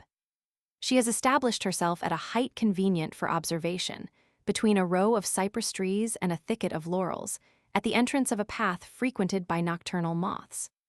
The situation, it seems, is a good one, for the Epeira does not change at all the season, although she renews her net almost every night. When twilight is over, we punctually set out to pay her a family visit. Old and young alike are amazed by her gyrations in the midst of her quivering cordage, and we marvel at her impeccable geometry as her web takes shape. Gleaming in the rays of the lantern, the fabric becomes a fairy rose window which seems to be woven of moonbeams. What a pity that we cannot wait for the completion of a task so artistically begun. But the hour is late, and we have still to pay a visit to the Languedocian scorpion, a lover of darkness who has his own hours for going abroad and rarely shows himself save at night. Accordingly, it has taken time to secure the last word of his history. Rearing the scorpion in a breeding cage will perhaps give better results, and in any case will facilitate nocturnal observations, which alone may shed a little light on the obscure habits of this unsociable hermit. Interrogated by lantern light, the arachnoid will indeed tell us more during a few seconds of stealthy inspection than during days and weeks of diurnal hunting. His operations are, as a matter of fact, such as call for closed doors and would rightly shrink from displaying themselves in broad daylight. I have prepared beforehand the great glass cage, peopled with 25 inhabitants, each with his tile. Every night from the middle of April, as darkness falls, there is great animation in the glass palace. By day seemingly to be deserted, it becomes a cheerful scene. Hardly is supper finished when the whole household hastens thither. A lantern hung upon the glazed window enables us to follow what happens. This is our distraction after the bustle of the day. It is like a visit to the theater. And in this theater the plays are so interesting that, as soon as the lantern is lit, all of us, old and young, come to take our places in the stalls, even down to Tom, the house dog. Indifferent to the affairs of the scorpions, like the true philosopher that he is, Tom lies at our feet and sleeps, but only with one eye, the other being always open upon his friends, the children. Close to the glass panes, in the region discreetly lit by the lantern, a numerous assembly has presently gathered together. Some come from a distance, they solemnly emerge from the shadow, and then, suddenly, with a swift, easy rush like a slide, they join the crowd in the light. They investigate their surroundings, fleeing precipitately at a touch as though they had burned each other. Others, having mixed with their comrades a little, suddenly make off distractedly. They recover themselves in the darkness and return. At moments there is a violent tumult, a confused mass of swarming legs, snapping pincers and coiling, clashing tails, threatening or caressing, one does not quite know which. All take part in the scuffle, large and small. You would think it a deadly battle, a general massacre, but it is only a crazy game, like a scrimmage of kittens. Presently the group disperses. They retire for a little in all directions, without any sign of a wound, without a sprain. What do you think of the saraband of these horrible creatures, so full of mirth and playfulness? Certainly, it has its fascinating side, but it is not equal to the scenes of betrothal and espousal. Now the fugitives are once more assembled beneath the lantern. They pass to and fro, coming and going, often meeting face to face. The one in the greatest hurry walks over the other's back, who allows him to do so without other protest than a movement of the rump. The time has not come for squabbling. At the most, those encountering exchange the equivalent of a punch on the head. That is, a thump of the tail. We have something better here than entangled legs and brandished tails. These are pauses of great originality. Face to face, the claws drawn back, two combatants proceed to stand on their heads. That is, supporting themselves only on the fore part of the body, they raise the hinder part in the air, so high that the thorax reveals the 8 white breathing pockets. The tails, stretched out in a straight line and raised into a vertical position, rub together, slipping over each other, while their extremities are bent into a hook and gently, over and over again, knot themselves together and release themselves. Suddenly the amicable pyramid falls to the ground and each scuttles off without further ceremony. What did these two wrestlers intend by their original posture? Was it the grappling of two rivals? It would seem not, so pacific was the encounter. Subsequent observations tell me that these are the allurements of the betrothal. To declare his passion, the scorpion stands on his head. This reconnaissance, and these first advances, are followed by a sentimental promenade. Two scorpions are face to face, their claws outstretched, their hands clasped. Their tails curved in graceful spirals, the couple wander with measured steps the length of the window. The male goes first, walking backwards smoothly, encountering no resistance. The female follows obediently, held by the tips of her claws, face to face with her leader. The promenade is interrupted by halts which do not in any way modify the method of conjunction. It is resumed, now in this direction, now in that, from one end of the enclosure to the other. Nothing indicates the goal for which the strollers are making. They loiter, musing and assuredly exchanging glances. Thus in my village, on Sunday, after Vespers, the young people stroll along by the hedges, 2 by 2. Often they turn to one side. It is always the male who decides the fresh direction to be followed. Without releasing his companion's hands, he gracefully turns about, placing himself side by side with his companion. Then, for a moment, with his tail lying flat, he caresses her back.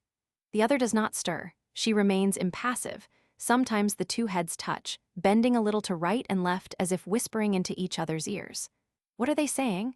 How translate into words their silent epithalamium? Sometimes, too, their foreheads touch and the two mouths meet with tender effusiveness. To describe these caresses, the word kisses occurs to the mind. One dare not employ it, for here is neither head, face, lips, or cheeks. Truncated as though by a stroke of the shears, the animal has not even a snout. Where we should look for a face are two hideous jaws like a wall, and this for the scorpion is the height of beauty.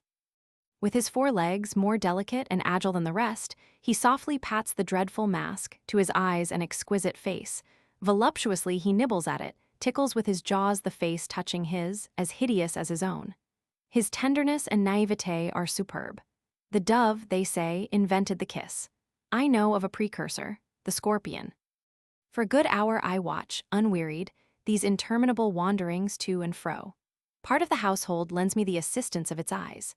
Despite the lateness of the hour, our combined attention allows nothing essential to escape us. We admire the curious yoking of the couples which our presence does not disturb in the least. We find it almost graceful, and the expression is not exaggerated. Semi-translucid and gleaming in the light of the lantern, the happy pair seem carved from a block of yellow amber. With arms outstretched and tails coiled into graceful spirals, they gently stroll about with measured paces. At last, about 10 o'clock, a separation takes place. The male has come across a potsherd whose shelter appears to him suitable. He releases one of his consort's hands, but only one, and still holding her firmly by the other, he scratches with his legs and sweeps with his tail. A grotto opens. He enters it, and gradually, without violence, he draws the patient female into it. Presently both have disappeared. A little bank of sand closes their dwelling. The couple are at home. To disturb them would be a blunder. I should intervene too soon, at an inopportune moment, if I attempted to see at once what is happening down there. The preliminaries will possibly last the greater part of the night, and long vigils are beginning to tell upon my 80 years. My legs give way and sand trickles into my eyes. Let us go to bed. All night I dream of scorpions. They run under my blankets, they pass over my face, and I am not greatly disturbed thereby. Such remarkable things do I see in my imagination.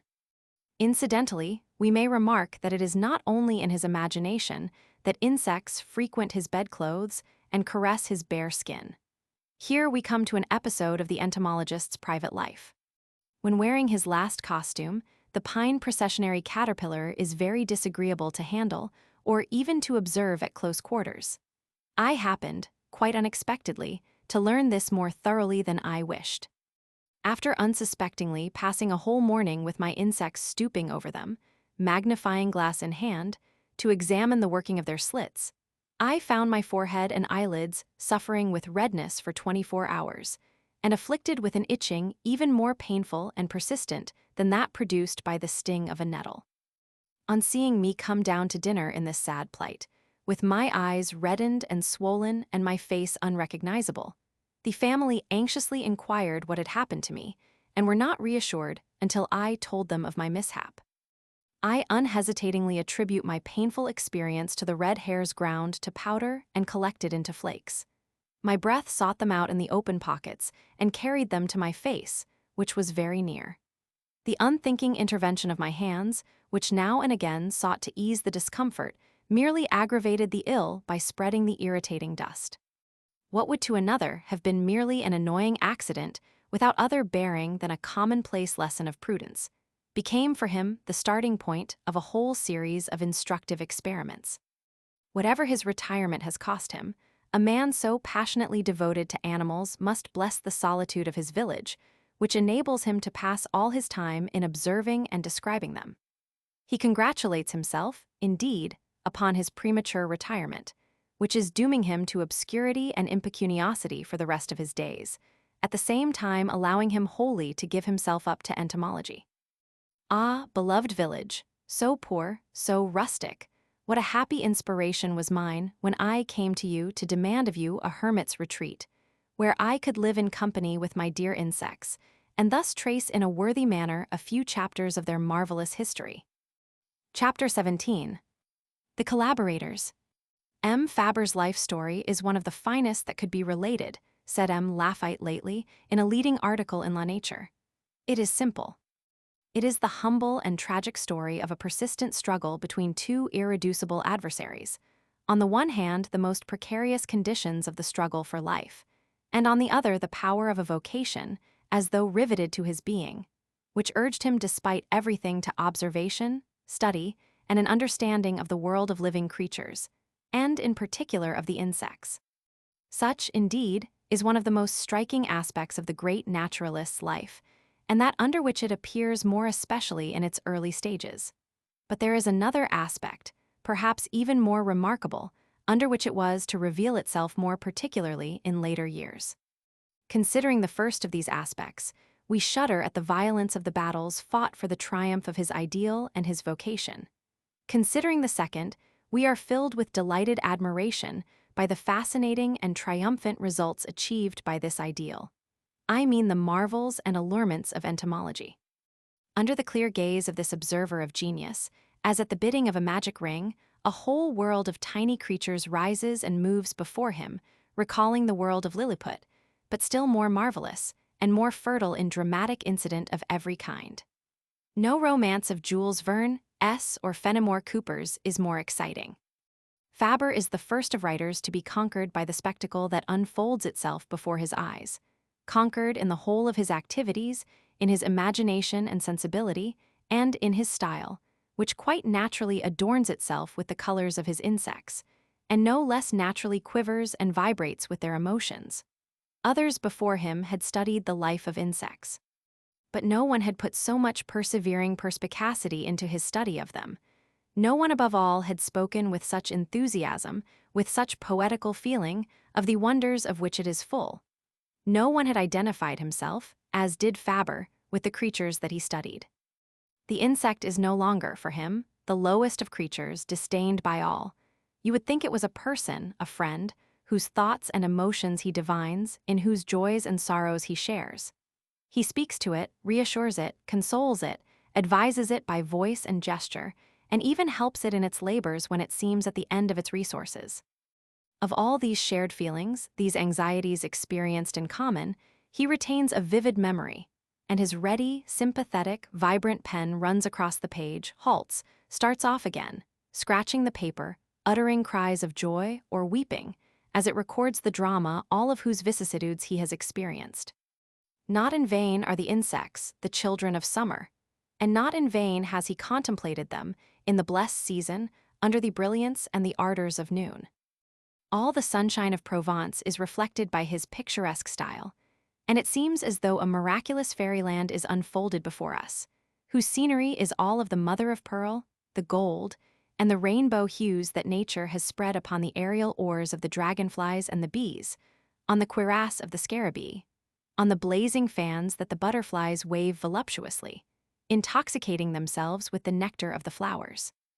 Nothing in all this is far-fetched or deliberate. Henri Fabre has never plumed himself on his literary achievements. It is his real self. It is his whole mind that expresses itself in his souvenirs, the mind of an ardent and passionately interested but precise observer, a mind open to every emotion, and sensitive to all the impressions received from all these little lives that have no secrets from him. This mind and these lives, intimately and sincerely mingled and ingenuously reflected in the pages of his books. This is the secret of the most vital, the most picturesque, and the least conventional style that can be imagined. Thus, it is that, aiding his imagination and his sensibility, the insects themselves became the entomologist's foremost collaborators. Was not this the most graceful way of recognizing the services which he has rendered them, and of repaying the love which he has always borne them? If they have received much, they have also given much. So much that we may well ask who can have gained the most, they or the entomologist, by this exchange of benefits. Were one of their number aware of the merits of their partnership, he would doubtless consider that they have contributed to his fame no less than he has magnified theirs. Conquered himself without reservation by the unexpected beauties of entomology, Fabre was fortunate enough to see a like fascination exerting itself, as a result of his teaching and example, in those about him, his neighbors and his friends, just as it now exerts itself through his books upon all his readers. When we attempted discreetly to lift the veil of his first retirement from Orange, which seemed to us peculiarly characteristic of his private life, we had occasion to note the eminently domestic nature of his life and work, and the assiduous collaboration in the common task of the firstborn of his children. We have seen Antonia, Claire, Jules, and Émile rivaling one another in their eagerness to assist in their father's observations, and this charming devotion outlived the youthful ardor of the early springtide of life. Sometimes, too, the children anticipate their father's entomological desires. For example, his son Émile sends him from the neighborhood of Marseille a nest of resin-working hymenoptera. His daughter Claire sends him, from another part of Provence, an entomological document of such value that it reawakened all the enthusiasm of his early years. It related to one of his favorite insects, another hymenopteran, the nest-building Audinurus. It was the end of February. The weather was mild, the sun was kind. Setting out in a family party, with food for the children, apples, and a piece of a loaf in the basket, we were going to see the almond trees in flower. When it was time for lunch, we halted under the great oak trees, when Anna, the youngest of the household, always on the lookout for small creatures with her new 6-year-old eyes, called to me at a few paces distance from our party. "An animal," she said, 2, 3, 4, and pretty ones. "Come and see, Papa, come and see." This was one of the rarest discoveries, a dozen specimens of the pearly trocs, which were making a meal off a little rabbits down which some fox's stomach had been unable to exploit. There is every sort of taste in this world, so that nothing shall be wasted. And not once or twice, but every moment almost, little Paul, Marie Pauline, and Anna enliven the narrative by their delightful appearances and their inventive activity. Little Paul, above all, is an auxiliary of the highest value, who deserves to be introduced to the reader as an acknowledged collaborator. I speak of my son Paul, a little chap of 7. My assiduous companion on my hunting expeditions, he knows better than anyone of his age the secrets of the cicada, the locust, the cricket, and especially the dung beetle, his great delight. 20 paces away, his sharp eyes will distinguish the real mound that marks a burrow from casual heaps of earth. His delicate ears catch the grasshopper's faint stridulation, which to me remains silent. He lends me his sight and hearing, and I, in exchange, present him with ideas, which he receives attentively, raising wide, blue, questioning eyes to mine. Little Paul's exploits are innumerable, and nothing deters him. He will gather handfuls of the most repulsive caterpillars with no more apprehension than if he were picking a bunch of violets. Several times a day, he scrupulously inspects the undersides of the dead moles placed for purposes of observation in the harmas, takes note of the labors of the necrophori, and without more ado, seizes upon the fugitives and returns them to their workshop. He alone of the household ventures to lend his assistance in such a disgusting task. Little Paul is always equal to the circumstances. If he is cool, he is no less enthusiastic, but it is a well-directed enthusiasm. For proof, I need only cite the night of the great peacock, the honor of which was due almost wholly to little Paul. It was a memorable night, the night of the great peacock. Who does not know the magnificent moth, the largest in Europe, clad in maroon velvet with a necktie of white fur? The wings, with their sprinkling of gray and brown, crossed by a faint zigzag and edged with smoky white, have in the center a round patch, a great eye with a black pupil, and a variegated iris containing successive black, white, chestnut, and purple arcs. Well, on the morning of the 6th of May, a female emerges from her cocoon in my presence, on the table of my insect laboratory. I forthwith cloister her, still damp with the humors of the hatching, under a wire gauze bell jar. For the rest, I cherish no particular plans. I incarcerate her from mere habit, the habit of the observer always on the lookout for what may happen. It was a lucky thought. At 9 o'clock in the evening, just as the household is going to bed, there is a great stir in the room next to mine. Little Paul, half undressed, is rushing about, jumping and stamping, knocking the chairs over like a mad thing. I hear him call me. "Come quick," he screams. "Come and see these moths, big as birds, the room is full of them." I hurry in. There is enough to justify the child's enthusiastic and hyperbolical exclamations, an invasion as yet unprecedented in our house, a raid of giant moths. 4 are already caught and lodged in a bird cage. Others, more numerous, are fluttering on the ceiling. At this sight, the prisoner of the morning is recalled to my mind. "Put on your things, laddie," I say to my son. "Leave your cage and come with me, we shall see something interesting." We run downstairs to go to my study, which occupies the right wing of the house. In the kitchen, I find the servant, who is also bewildered by what is happening and stands flicking her apron at great moths whom she took at first for bats. The great peacock, it would seem, has taken possession of pretty well every part of the house. What will it be around my prisoner, the cause of this incursion? Luckily, one of the 2 windows of the study had been left open. The approach is not blocked. We enter the room, candle in hand. What we see is unforgettable. With a soft flick-flack, the great moths fly around the bell jar, alight, set off again, come back, fly up to the ceiling and down. They rush at the candle, putting it out with a stroke of their wings. They descend on our shoulders, clinging to our clothes, grazing our faces. The scene suggests a wizard's cave with its whirl of bats. Little Paul holds my hand tighter than usual to keep up his courage. How many of them are there? About a score. Add to these the number that have strayed into the kitchen, the nursery, and the other rooms of the house, and the total of those who have arrived from the outside cannot fall far short of 40. As I said, it was a memorable evening, this great peacock evening. Coming from every direction and apprised I know not how, here are 40 lovers eager to pay their respects to the marriageable bride born that morning amid the mysteries of my study. How could the news of the joyful event have reached them? No doubt by some mysterious wireless telegraphy which has not yet found its Branly. A few days later, the miracle was repeated before the wondering eyes of the naturalist and his faithful acolyte, by another moth, which in this case celebrated its nuptials by daylight in the bright sunshine. Let us hasten to say that the entomological zeal of this little moth hunter did not fade with the feverish activity of the very young. As we see him in 1897, at the age of 7, so we find him at 15 in 1906. The importance and value of his services had only increased as his capacities increased, and as the vigor and muscular activity of his beloved father diminished. He lent him his limbs for excursions by day and by night. What will he not do to please his father? As eagerly as he lends him his legs on his long expeditions, he lends him his arms for all the tasks that are forbidden his 80 years. For example, the excavation of the deep galleries of certain burrowing insects. The rest of the family, including the mother, being no less zealous, commonly accompanies us. Their eyes are none too many when the trench grows deep, and the tiny details uncovered by the spade have to be scanned from a distance. What one does not see, another does. Huber, having grown blind, studied bees through the meditation of a sharp-sighted and devoted servant. I am better off than the great Swiss naturalist.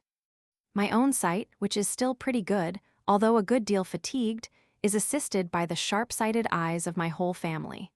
If I am still able to pursue my investigations, I owe it to them. Let me thank them duly. This man must be something of a sorcerer, and his science must have something of magic in it, thus to mobilize his wife and children around the burrow of an insect, to keep them there a whole morning without recking of the heat and fatigue, and to bring them to their hands and knees before the apparition of a dung beetle. This magic power of entomology, or let us rather say this demoniacal proselytism of the entomologist in favor of his beloved science, was exerted not only upon his family, but upon all persons liable to be subjected to his influence or capable of serving his projects. It was upon children that he fixed his choice in the first place. Fabre had always made children so welcome, had always treated them so graciously, that he was assured beforehand of their enthusiastic support of his proposals, even if he was not forestalled by their offers of service. Allured by the coin or the slice of bread and jam, or the sugar plums, and also, we may say, stimulated by the evident good faith of the master and the delightful drollery of his enterprises, all the juvenile unemployed of Serignan vie with one another as purveyors to the entomological laboratory. They zealously keep the larder of the scarabee supplied, without neglecting that of the sexton beetles and tutti quanti. Thanks to them, not a creature in the entomological laboratory goes hungry. The most difficult to provide for have always a well-spread table, although this is not always easy to ensure. One has to allow for the thoughtlessness of children and the hazards of the chase. But in spite of their heedlessness, and because of their very ingenuousness, there are connections in which the child is an incomparable helper, difficult or even impossible to replace. This Fabre was often to prove. To continue an investigation into the olfactory faculties of insects, a moth is required which is rather rare and difficult to capture. Can he obtain this moth? Yes, I shall find him. Indeed, I have him already. A little chap of 7, with a wide-awake face that doesn't get washed every day, bare feet, and a pair of tattered breeches held up by a bit of string. A boy who comes regularly to supply the house with turnips and tomatoes, arrives one morning carrying his basket of vegetables. After the few sous due to his mother for the greens have been counted one by one into his hand, he produces from his pocket something which he found the day before, beside a hedge while picking grass for the rabbits. "And what about this?" he asks, holding the thing out to me. "What about this? Will you have it?" "Yes, certainly, I'll have it. Try and find me some more, as many as you can, and I'll promise you plenty of rides on the roundabout on Sunday. Meanwhile, my lad, here's a penny for you. Don't make a mistake when you give in your accounts. Put it somewhere where you won't mix it up with the turnip money." The precious discovery was none other than the cocoon from which would presently emerge the desired moth, vainly sought after during 20 years, residence in Serignan. Of all children, Fabre must have had a weakness for the most rustic specimens, for those who, by virtue of their situation and by inclination, lived more nearly in contact with nature and the animal creation. If they are ever so little wide awake, they are at once, for him, friends whose society he seeks and helpers whose assistance he appreciates. Such is the young shepherd, a friend of the household, who is without a peer in catching the pill-rolling beetles, so greatly does he excel in profiting by the truly exceptional advantages which the pastoral calling offers from this point of view. In such company, insect hunting is so engaging and profitable that our naturalist decides to accompany him. Among these memorable mornings, there is one which deserves particular mention, for it was truly a historic occasion. The young shepherd who had been told in his spare time to watch the doings of the sacred beetle came to me in high spirits, one Sunday in the latter part of June, to say that he thought the time had come to begin our investigations. He had detected the insect issuing from the ground, had dug at the spot where it made its appearance, and had found, at no great depth, the queer thing which he was bringing me. Queer it was, and calculated to upset the little that I thought I knew. In shape, it was exactly like a tiny pear that had lost all its fresh color and turned brown in rotting. What could this curious object be, this pretty plaything that seemed to have come from a turner's workshop? Was it made by human hands? Was it a model of the fruit of the pear tree intended for some children's museum? One would say so. The shepherd was at his post by daybreak. I joined him on some slopes that had been lately cleared of their trees, where the hot summer sun, which strikes with such force on the back of one's neck, could not reach us for 2 or 3 hours. In the cool morning air, with the sheep browsing under Sultan's care, the two of us started on our search. A sacred beetle's burrow is soon found. You can tell it by the fresh little mound of earth above it. With a vigorous turn of the wrist, my companion digs away with the little pocket trowel which I have lent him. Incorrigible earth scraper that I am, I seldom set forth without this light but serviceable tool. While he digs, I lie down, the better to see the arrangement and furniture of the cellar which we are unearthing, and I am all eyes. The shepherd uses the trowel as a lever, and, with his other hand, holds back and pushes aside the soil. Here we are, a cave opens out, and in the moist warmth of the yawning vault, I see a splendid pear lying full length upon the ground. No, I shall not soon forget this first revelation of the scarab's maternal masterpiece. My excitement could have been no greater had I been an archaeologist digging among the ancient relics of Egypt and lighting upon the sacred insect of the dead, carved in emerald, in some pharaonic crypt. Oh, ineffable moment, when truth suddenly shines forth. What other joys can compare with that holy rapture? The shepherd was in the 7th heaven, he laughed in response to my smile, and was happy in my gladness. There was truly good reason for the naturalist and his young friend to exult. Henri Fabre had just discovered what he had vainly been seeking for more than 30 years. He now knew the secret of the sacred beetle's nest. He knew that the loaf of the future nursling was not in the least like that which the insect rolls along the ground for its own use. He was now in a position to correct the error of centuries which he himself had accepted on the word of the masters. And thanks to whom? Thanks to a shepherd barely brightened by a little reading, who had acted as his assistant. The poet was indeed right who said, "On a souvent besoin d'un plus petit quesoy, of those less than ourselves we oft have need." So much the worse for the proud who refused to realize this. Fabre was not of their number, and more than once it was greatly to his advantage that he was not.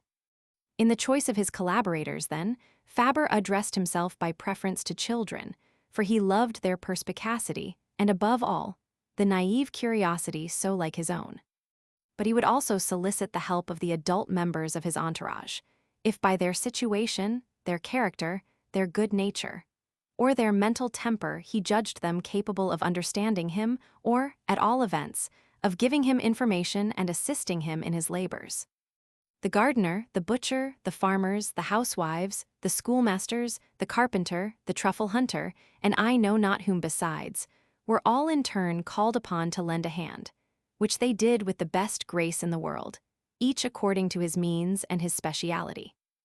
It is amusing to see the worthy villagers of Serignan wondering at the naturalist's questions, and ostensibly flattering themselves that they know more than he does of worm-eaten vegetables. On the other hand, they often consult him, thereby making amends and affording a practical recognition of his knowledge concerning plants and little creatures. A late frost came during the night, withering the leaf buds of the mulberry trees just as the first leaves were unfolding. On the following day, there was a great commotion in the neighboring farmhouses. The silkworms were hatched, and suddenly there was no food for them. They must wait until the sun repaired the disaster. But what were they to do to keep the famished, newly born caterpillars alive for a few days? They knew me as an expert in the matter of plants. My cross-country harvesting expeditions had won me the reputation of a medical herbalist. With the flower of the poppy I prepared an elixir which strengthened the sight. With borage I made a syrup sovereign against whooping cough. I distilled chamomile. I extracted the essence of wintergreen. In short, my botany had given me the reputation of a quacksalver. That was something, after all. The housewives came seeking me from all directions. With tears in their eyes, they explained how matters stood. What could they give their grubs while they were waiting for the mulberry to leaf again? A serious affair this, well deserving of commiseration. One was counting on her litter to buy a roll of linen for her daughter who was about to get married. Another confided to me her plan of buying a pig, which she would fatten for the following winter. All deplored the handful of 5-franc pieces, which, placed at the bottom of the secret hiding place in the wardrobe, in an old stocking, would have afforded relief in difficult times. Full of their woes, they unfolded before my eyes a scrap of flannel on which the little creatures were swarming. Regardes mausu, venonispelli et ren per leur dauna, a pecire. Poor people, what a hard life is yours, honorable above all, but of all the most uncertain. You exhaust yourselves with labor, and when you are almost within sight of its reward, a few hours of a cold night, which has come upon you suddenly, have destroyed the harvest. To help these afflicted women would, it seemed to me, be a very difficult task. However, I tried, guided by botany, which recommended me to offer, as a substitute for the mulberry, the plants of related families, the elm, the nettle tree, the nettle, the pellitory. Their budding leaves, chopped small, were offered to the silkworms. Other experiments, much less logical, were tried according to individual inspiration. None of them succeeded. One and all, the newly born larvae starved to death. My fame as a quack must have suffered somewhat from this failure. But was it really my fault? No, it was the silkworms, too faithful to its mulberry leaf. Larvae that live on a vegetable diet will not by any means lend themselves to a change of food. Each has its plant or group of plants, apart from which nothing is acceptable. Science, as this great naturalist understands it, is amiable and by no means pedantic. Full of sympathy with the humble, since he himself has never ceased to be one of them, he does not disdain to consider their least preoccupations, and to become, by turns, their master and their disciple. Chapter 18. The Collaborators, continued. Not all the naturalists' experiments are dedicated to practical folk, some are reserved rather for the intellectual. Let us proceed to the facts. Today is Shrove Tuesday, a reminiscence of the ancient Saturnalia. I am meditating, on this occasion, a fantastic dish which would have delighted the gourmets of Rome. There will be 8 of us. First of all my family, and then 2 friends, probably the only persons in the village before whom I could permit myself such eccentricities of diet without jocular comment upon what would be regarded as a depraved mania. One of these is the schoolmaster. Since he permits it and does not fear the comments of the foolish, if by chance the secret of our feast should be divulged, we will call him by his name, Julian. A man of broad views and reared upon science, his mind is open to truth of every kind. The second, Marius Guin, is a blind man who, a carpenter by profession, handles his plane and saw in the blackest darkness with the same sureness of hand as that of a skillful-sighted person in broad daylight. He lost his sight in his youth, after he had known the joys of light and the wonders of color. As a compensation for perpetual darkness, he has acquired a gentle philosophy, always smiling, an ardent desire to fill, as far as possible, the gaps in his meager primary education, a sensitiveness of hearing able to seize the subtle delicacies of music, and a fineness of touch most extraordinary in fingers calloused by the labors of the workshop. During our conversations, if he wishes to be informed as to this or that geometrical property, he holds out his widely opened hand. This is our blackboard. With the tip of my forefinger, I trace on it the figure to be constructed, accompanying my light touches with a brief explanation. This is enough. The idea is grasped, and the saw, plane, and lathe will translate it into reality. On Sunday afternoons, in winter especially, When 3 logs flaming on the hearth form a delicious contrast to the brutalities of the Mistral, they meet in my house. The 3 of us form the village Athenaeum, the rural institute, where we speak of everything except hateful politics. At such a meeting, the delight of my solitude today's dinner was devised. The special dish consists of the cassis, a delicacy of great renown in ancient times. When he had eaten a sufficient number of nations, the Roman, brutalized by excessive luxury, began to eat worms. Pliny tells us, Romanes in hoc luxuria esse coepit, pregrandesque roborum verms delicatir sunt in cibo, cassos vocent. The Romans have reached such a degree of luxury at the table that they esteem as delicious titbits the great worm from the oak tree known as cassis. I do not know with what sauce the cassis was eaten in the days of the Caesars, the Apicius of the period having left us no information on this point. Ortolans are roasted on a spit. It would be profaning them to add the relish of complicated preparation. Let us proceed in the same manner with the cassis, these ortolans of entomology. Spitted in rows, they are exposed on the grill to the heat of live embers. A pinch of salt, the necessary condiment of our dish, is the only addition made to it. The roast grows golden, softly sizzling, weeps a few oily tears which catch fire on contact with the coals and burn with a white flame. It is done. Let us serve it hot. Encouraged by my example, my family bravely attack their roast. The schoolmaster hesitates, the dupe of his imagination, which sees the great grubs of a little while ago crawling across his plate. He has taken for himself the smaller specimens, as the recollection of these disturbs him less. Less subject to imaginary dislikes, the blind man ruminates and savors them with every sign of satisfaction. The testimony is unanimous. The roast is juicy, tender, and extremely tasty. One recognizes in it a certain flavor of burnt almonds which is enhanced by a vague aroma of vanilla. In short, the vermicular dish is found to be highly acceptable, one might even say excellent. What would it be if the refined art of the gourmets of antiquity had cooked it? If I have made this investigation, it was certainly not in the hope of enriching the bill of fare. The rarity of the great grubs and the repugnance which all kinds of vermin arouses in most of us will always stand in the way of my discovery becoming a common dish. As far as I am concerned, it was still less the desire for a dainty mouthful that actuated me. My sobriety is not easily tempted. A handful of cherries pleases me better than the preparations of our kitchens. My only desire was to elucidate a point of natural history.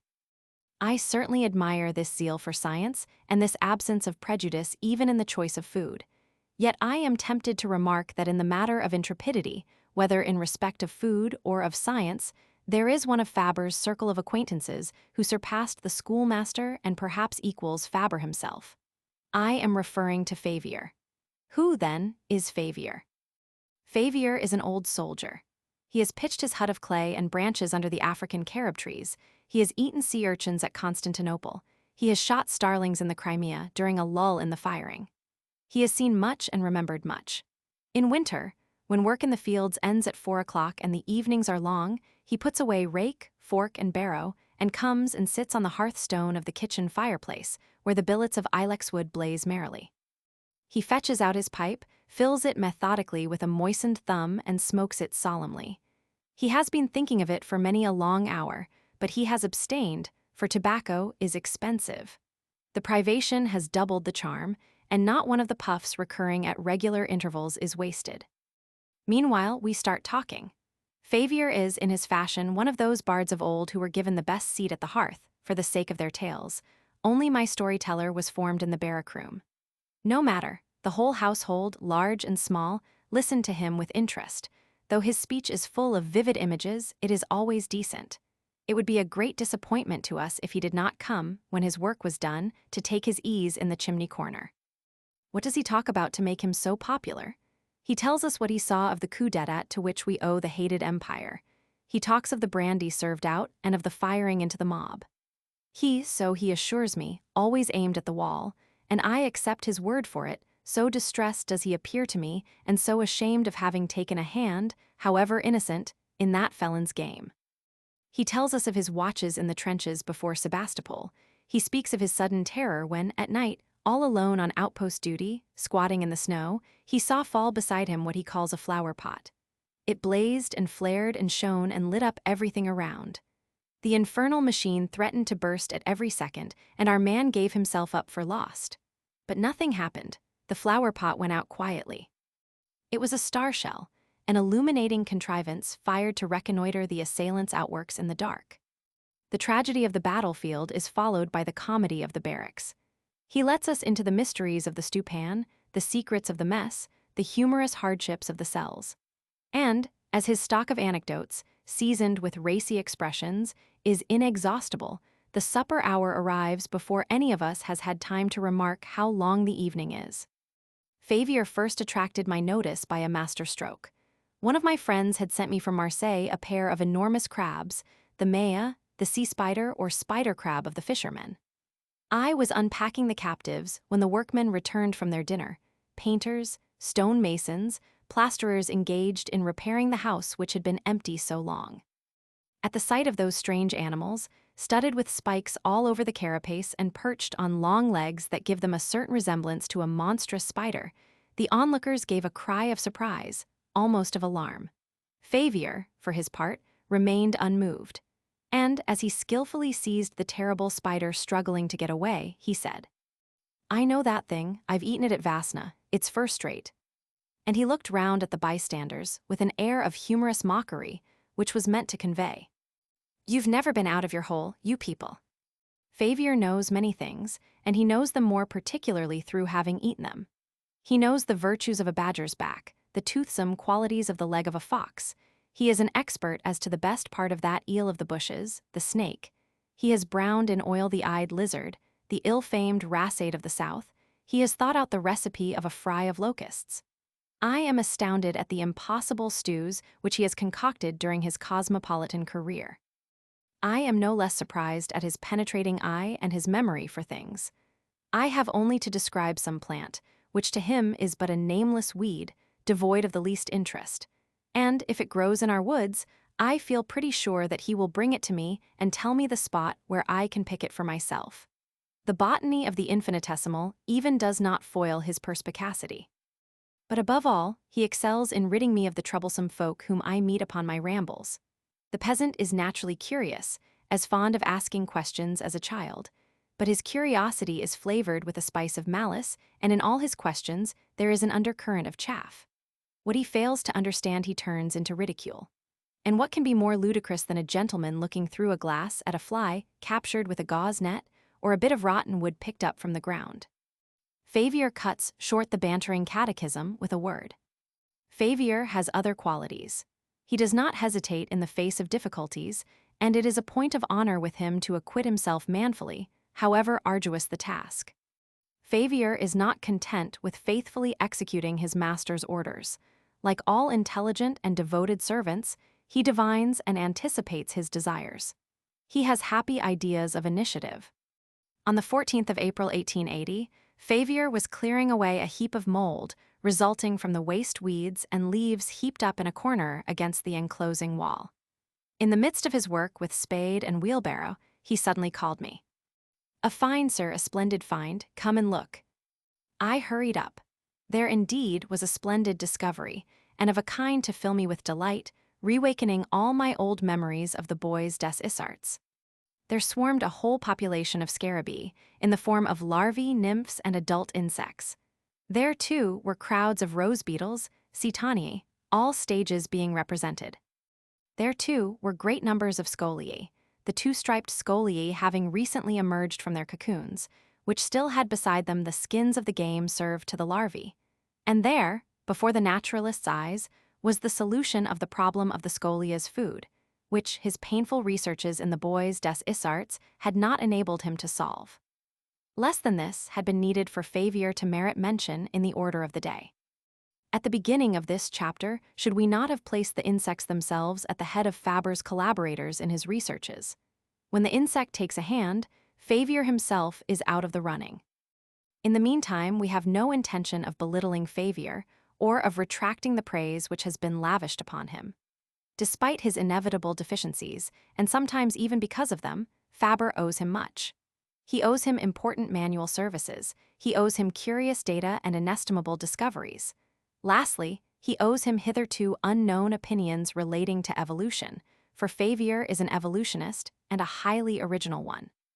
For him, the bat is a rat that has grown wings. The cuckoo is a sparrowhawk that has retired from business. The slug, a snail which, through advancing age, has lost its shell. The nightjar, the betrayachogrepwu as he calls it, is an old toad which, having developed a passion for milk, has grown feathers in order to enter the folds and milk the goats.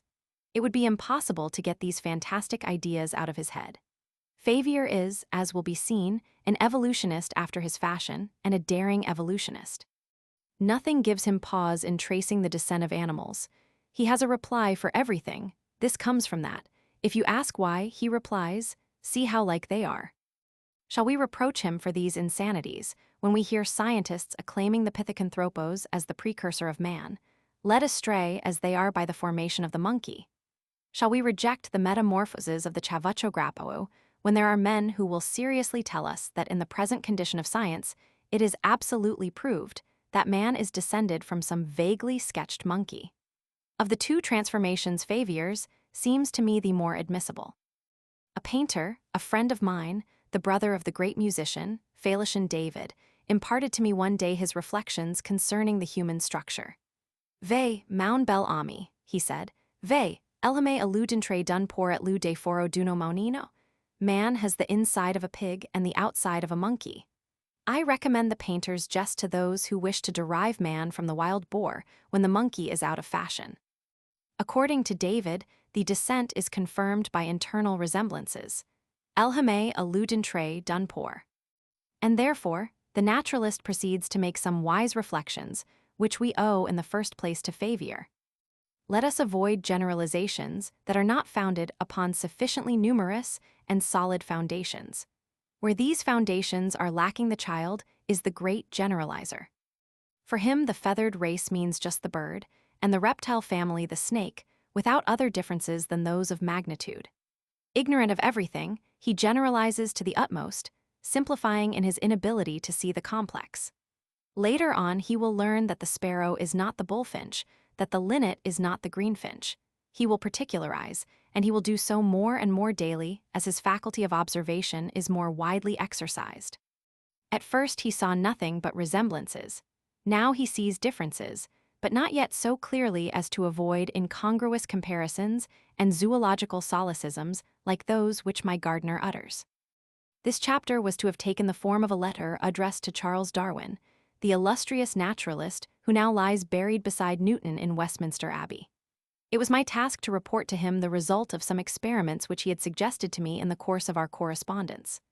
A very pleasant task, for though facts, as I see them, disincline me to accept his theories, I have none the less the deepest veneration for his noble character and his scientific honesty. I was drafting my letter when the sad news reached me. Darwin was dead. After searching the mighty question of origins, he was now grappling with the last and darkest problem of the hereafter. This is what we need at the head of the 7th chapter of the 2nd volume of the Souvenirs. Especially coming after what has gone before them, these few lines shed a more brilliant light upon Fabre's secret attitude toward those very thinkers whose ideas he opposes most keenly than could any number of lectures. We have here the practical exemplification of that beautiful profession of faith inspired by St. Augustine, which he has recorded elsewhere. I wage war boldly upon those ideas that I believe untrue, but God preserve me from ever doing so upon those who maintain them.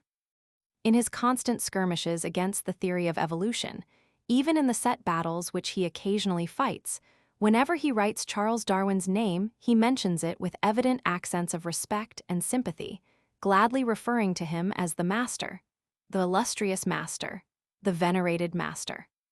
On his part, the English scientist does full justice to the French scientist's incomparable mastery in the study of insects.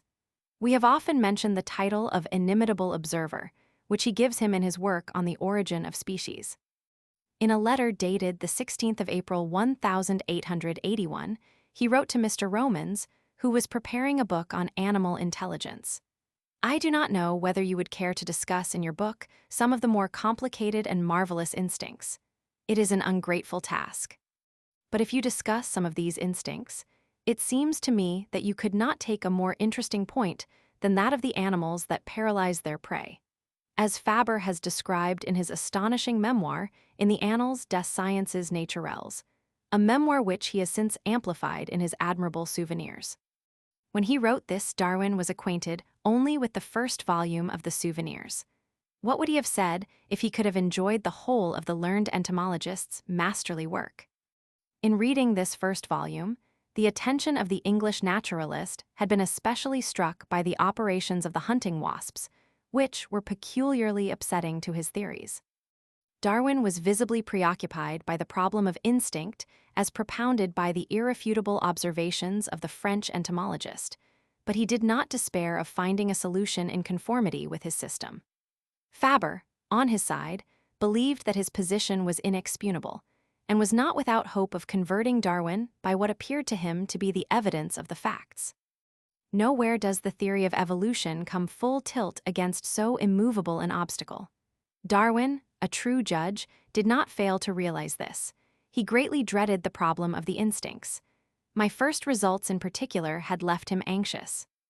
If he had known the tactics of the hairy Ammophila, the mantis-hunting Tacitus, the Philanthus opivorus, the Calicurgus, and other predatory insects which have since been investigated, his anxiety, I believe, would have become a frank avowal of his inability to get instinct to enter the world of his formula. Alas! The philosopher of Down left us when the discussion was only just beginning, with experiment to fall back upon, a method superior to all arguments. The little that I had published at that period left him still some hope of explanation. In his eyes, instinct is always an acquired habit.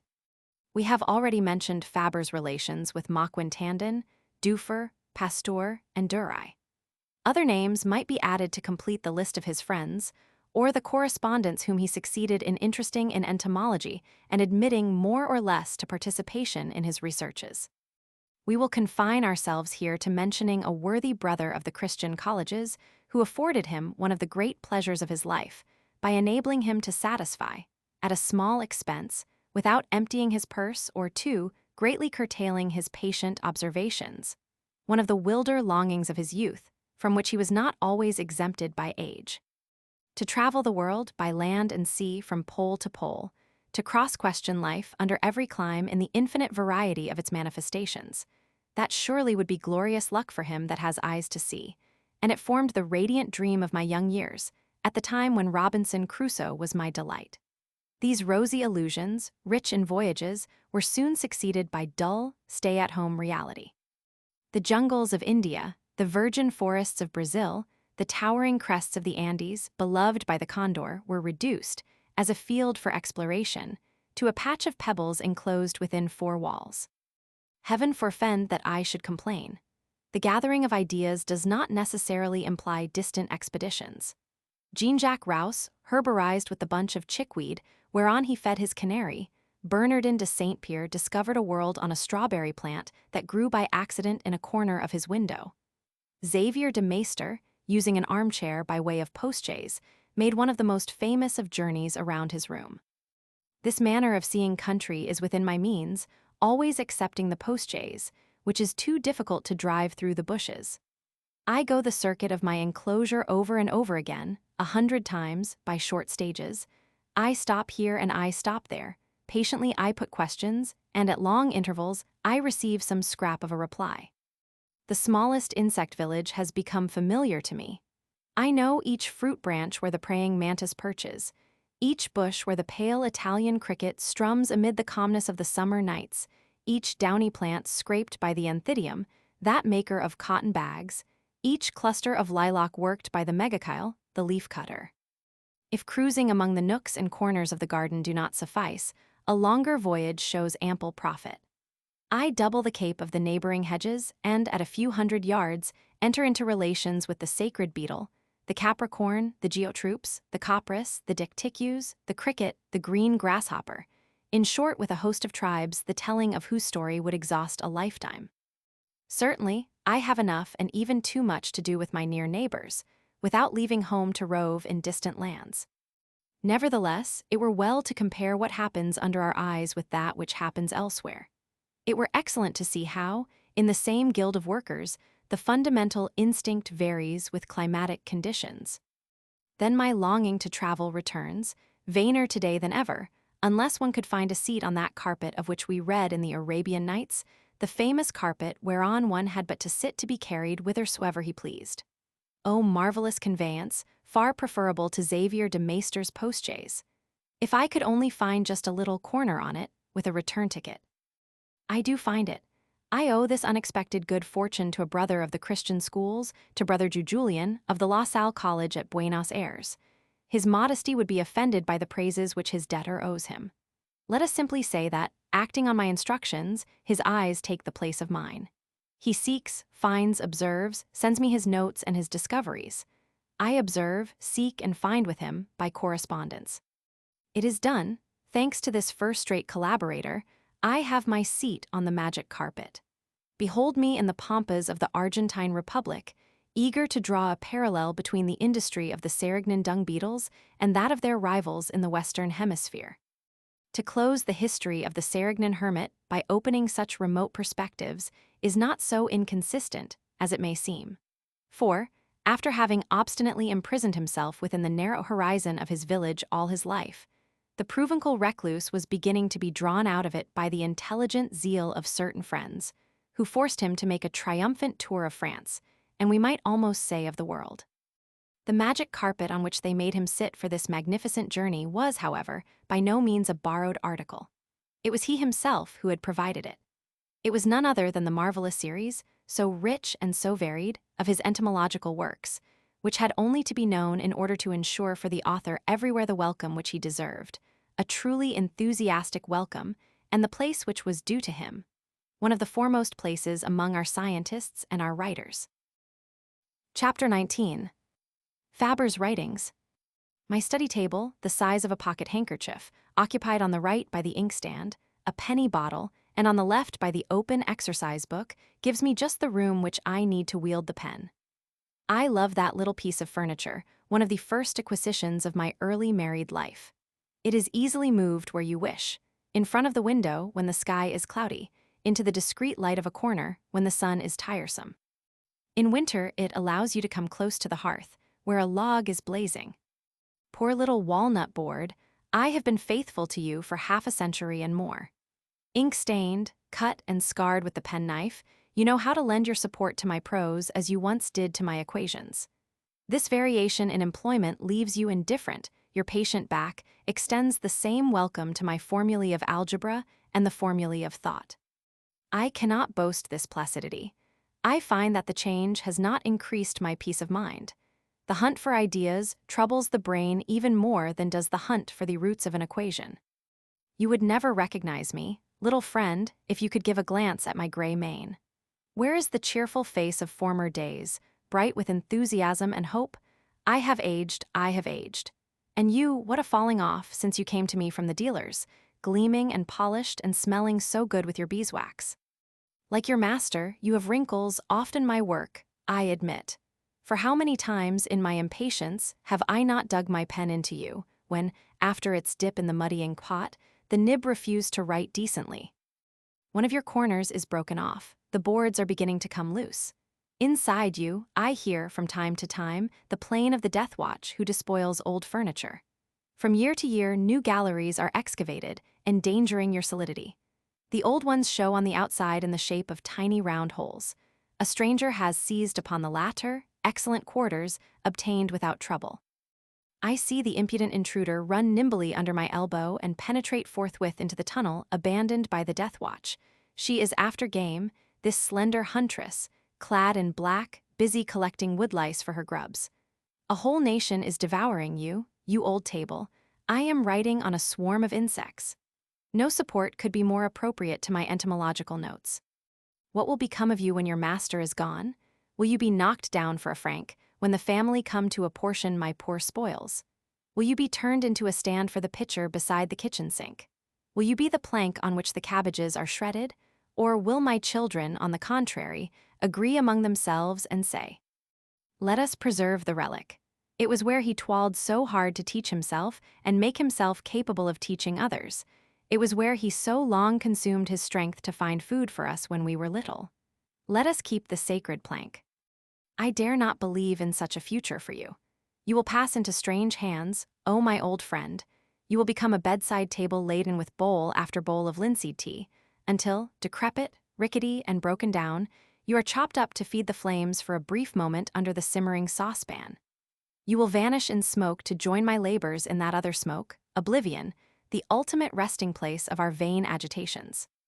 The little table protests today. It has no desire whatever to go up in smoke with the labor in which it has borne its part. It flatters itself, on the contrary, with the hope that having shared in the toilet may also have some chance of sharing the honor.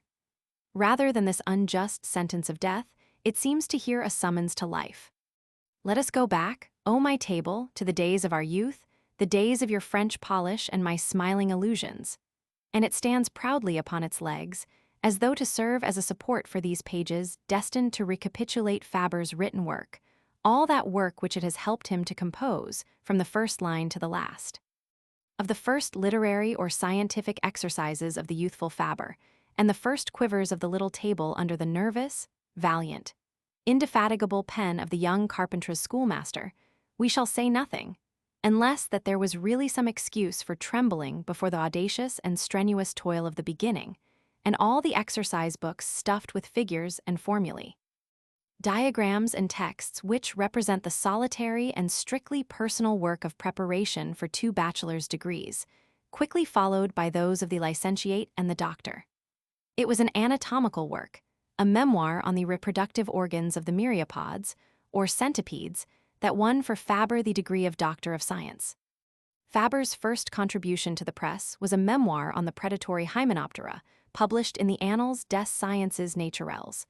This attracted great attention among the masters of science. The Institute of France awarded him a prize for experimental physiology. Darwin, then at the height of his fame, saluted him with amazed and rather uneasy admiration. Léon Dufour, the patriarch of entomology in those days, wrote the author a most eulogistic and encouraging letter. Happy to have directed his researches toward discoveries which he himself had not suspected, the venerable scientist emphatically exhorted his young friend to continue his journey along the path that was opening before him, a path so full of promise. Some time after this, he published another entomological work, which was by no means calculated to disappoint the hopes aroused by the first. It dealt with an insect related to the cantharides, the Sitaris humoralis, and it contained matter no less unsuspected and no less astonishing than the first.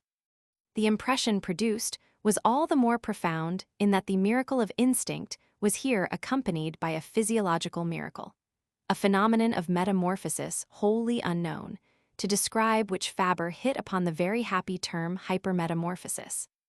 To the ordinary series of transformations through which the insect passes in proceeding from the larval condition to that of the nymph and the perfect insect, this strange little beast adds another as a prelude to the first, so that the larva of the Sitaris passes through 4 different forms, known as the primary larva, the secondary larva, the pseudochrysalis, and the tertiary larva.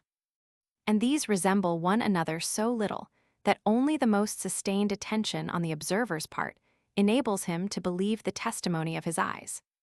All these revelations keenly stimulated the curiosity and emulation of the specialists, and set them on the track of the history, hitherto mysterious, of the cantharides and all the insects resembling them.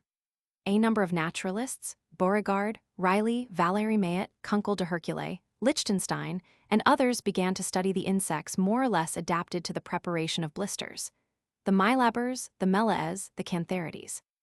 Lichtenstein even carried the larvae of the cantharides in his watch pocket, enclosed in small glass tubes, so that he could keep them warm and observe them at any moment. It was by reading the memoir on the peregrinations and metamorphoses of the Sitaris that M. Perrier made the acquaintance of Fabre's work, of which he was to become one of the most competent judges and fervent and eloquent admirers. He referred to this essay last year in his speech at the Sérignan Jubilee. It was in 1868. I had only just left the higher normal college and was a very youthful assistant naturalist at the museum. I can still see myself on the box seat of an omnibus, crossing the Place de la Concorde, with an open book on my knees. I was reading the history of the Sitaris humoralis, I was marveling at its complicated metamorphoses and its ruses for making its way into the nest of the solitary bee. These early essays were followed by many others, also published in the Annales des Sciences Naturelles, and were always received with the same favor by all the notable scientists of the time.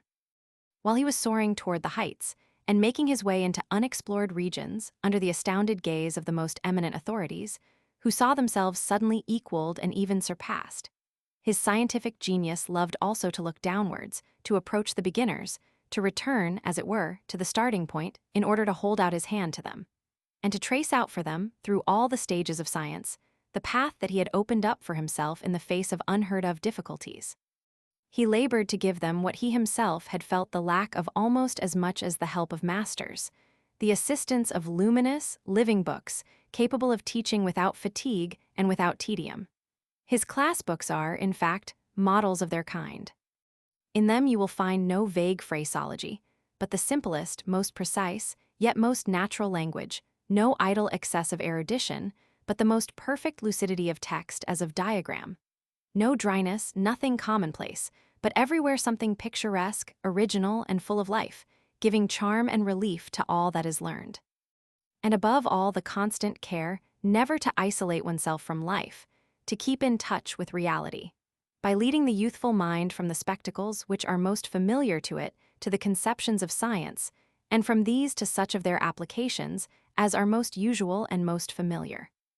To sum up, a rare talent for simply and clearly expounding the most difficult theories in such a way as to render them accessible to the youngest minds. A wonderful power of capturing the attention from all sides, of breaking down the watertight partition which too often exists between the mind and the heart, between science and life, between theory and practice. Such are the essential characteristics which earned Fabre the title of the incomparable popularizer. About 1866 and 1867, at the Normal College of Rodez, one of our professors used to read to us and teach us to admire certain little books by our as yet but little-known compatriot, J. H. Fabre, who was born at St. Leon's, so he told us, and had graduated from the Normal College of Aveyron. Such is the information recently given us by M. François Fabre, as a detail that might perhaps give us pleasure, and which proves, in any case, that not all the inhabitants of the Rouergue, as was mistakenly said of late, were ignorant of the name, origin, and talent of J. H. Fabre. We are, indeed, glad to think that if he was unduly overlooked at a later time, he was at least known and admired at an early period in Aveyron, and that as early as 1866 his class books were especially recommended to the attention of our young schoolmasters at the Normal College of Rodez. They could have had none better conceived or compiled. Would to heaven our public schoolmasters had always been as happily inspired or as well advised in the choice of their textbooks. Would to heaven that, instead of the dismal and misleading suggestions of materialism and impiety, there were still a place in the manuals of science, put in the hands of our children, for reflections as sane and as lofty as these. By their practical side, the sciences verge upon agriculture, medicine, and industry, but they have before all a moral advantage which is not shared in the same degree by any other branch of human knowledge. In that, by giving us a knowledge of the created universe, they uplift the soul and nourish the mind with noble and salutary thoughts. The study of the heavenly bodies in particular has this inestimable result. The things that we are told by stellar astronomy overwhelm the understanding and leave no room in our minds, except for an impulse of religious wonder at the author of these marvels, the God whose unlimited power has peopled the abysses of space with immeasurable heaps of suns. But the divine work perhaps appears more marvelous still in the infinity of littleness than in the infinity of magnitude. Magnus in magnis, it has been said of God, maximus in minimis. This fine saying is verified and more or less explicitly confirmed in 1,000 passages of the Souvenirs. Fabre's works of popularization are very numerous. They include no less than 70 to 80 volumes. They embrace all the elements of the sciences learned and taught by the author: arithmetic, algebra, geometry, trigonometry, mechanics, physics, chemistry, etc. But their principal aim was to teach the natural sciences, which furnish the material of more than 50 volumes intended for the primary or secondary degree of education. In his favorite domain of the natural sciences, as in that of the other sciences, the practical tendency of his teaching was by preference directed toward agricultural applications, as is shown by the very titles of many of his books. Elements usuels des sciences physiques et naturelles, avec applications à l'hygiène et à l'agriculture, le livre des champs, les auxiliaires, les ravageurs, arithmétique agricole, chimie agricole. Indeed, it was with the last volume that he inaugurated his series of initiatory textbooks. For the use of young girls and future housewives, he published books on le ménage, hygiene, and economie domestique. And all these little books are presented in a picturesque and attractive form. The very titles have nothing austere about them. Entretien de l'oncle Paul avec ses neveux sur les choses d'agriculture chimie de l'oncle Paul. There is also the livre de Maître Paul, the Histoire des Berts, the Lekins des choses, the livre de Histoires, and the livre des champs. Under different titles, the other volumes evoke, like these, a sort of family atmosphere. They display the same concrete style of narrative and the same lifelike charm of dialogue. Evidently, Fabre was not one of these whose life was strangled, and his initiative stifled by the springes of university methods and the programs beloved of the bureaucrats. On every side, there was little but disdain for animals and plants, and it was these above all that he strove to popularize. When they are studied, it is only to dissect them or reduce them to abstract formulae, but he considers them rather as they are in themselves and in their relations with human life. And while others speak of them as dead objects or as indifferent objects to indifferent readers, Fabre speaks of them with sympathy and feeling, with the tenderness and geniality of an uncle speaking to his nephews, and he excels in communicating to his hearers the sacred fire which inspires him, the passionate love which he feels for all natural things. It was Fabre's fine independence that made him a pioneer. Certain of his manuals may no longer be sufficiently up to date, but his methods and his tendencies are precisely those that best respond to the needs and aspirations of the present time. For a wave of serious public opinion is revealing itself in favor of a renewal of our public education. A time will come, let us hope, when the schools will be less artificial and removed from real life, and will no longer systematically ignore religion, the family, the country, and the vocation of the pupils. When that time comes, the schoolmasters will turn again to the classic Fabre handbooks, or at all events to books modeled upon his, in order to teach the little peasant boys to love their fields, their beasts, their agricultural and pastoral labors. To teach them also sometimes to lift their heads from the furrows in order to look up at the returning stars. Begun in 1862 by the publication of a book on agricultural chemistry, Fabre's work of popularization was continued until the appearance in 1879 of his first volume of the Souvenirs. It forms, as it were, a preface to the great entomological masterpiece.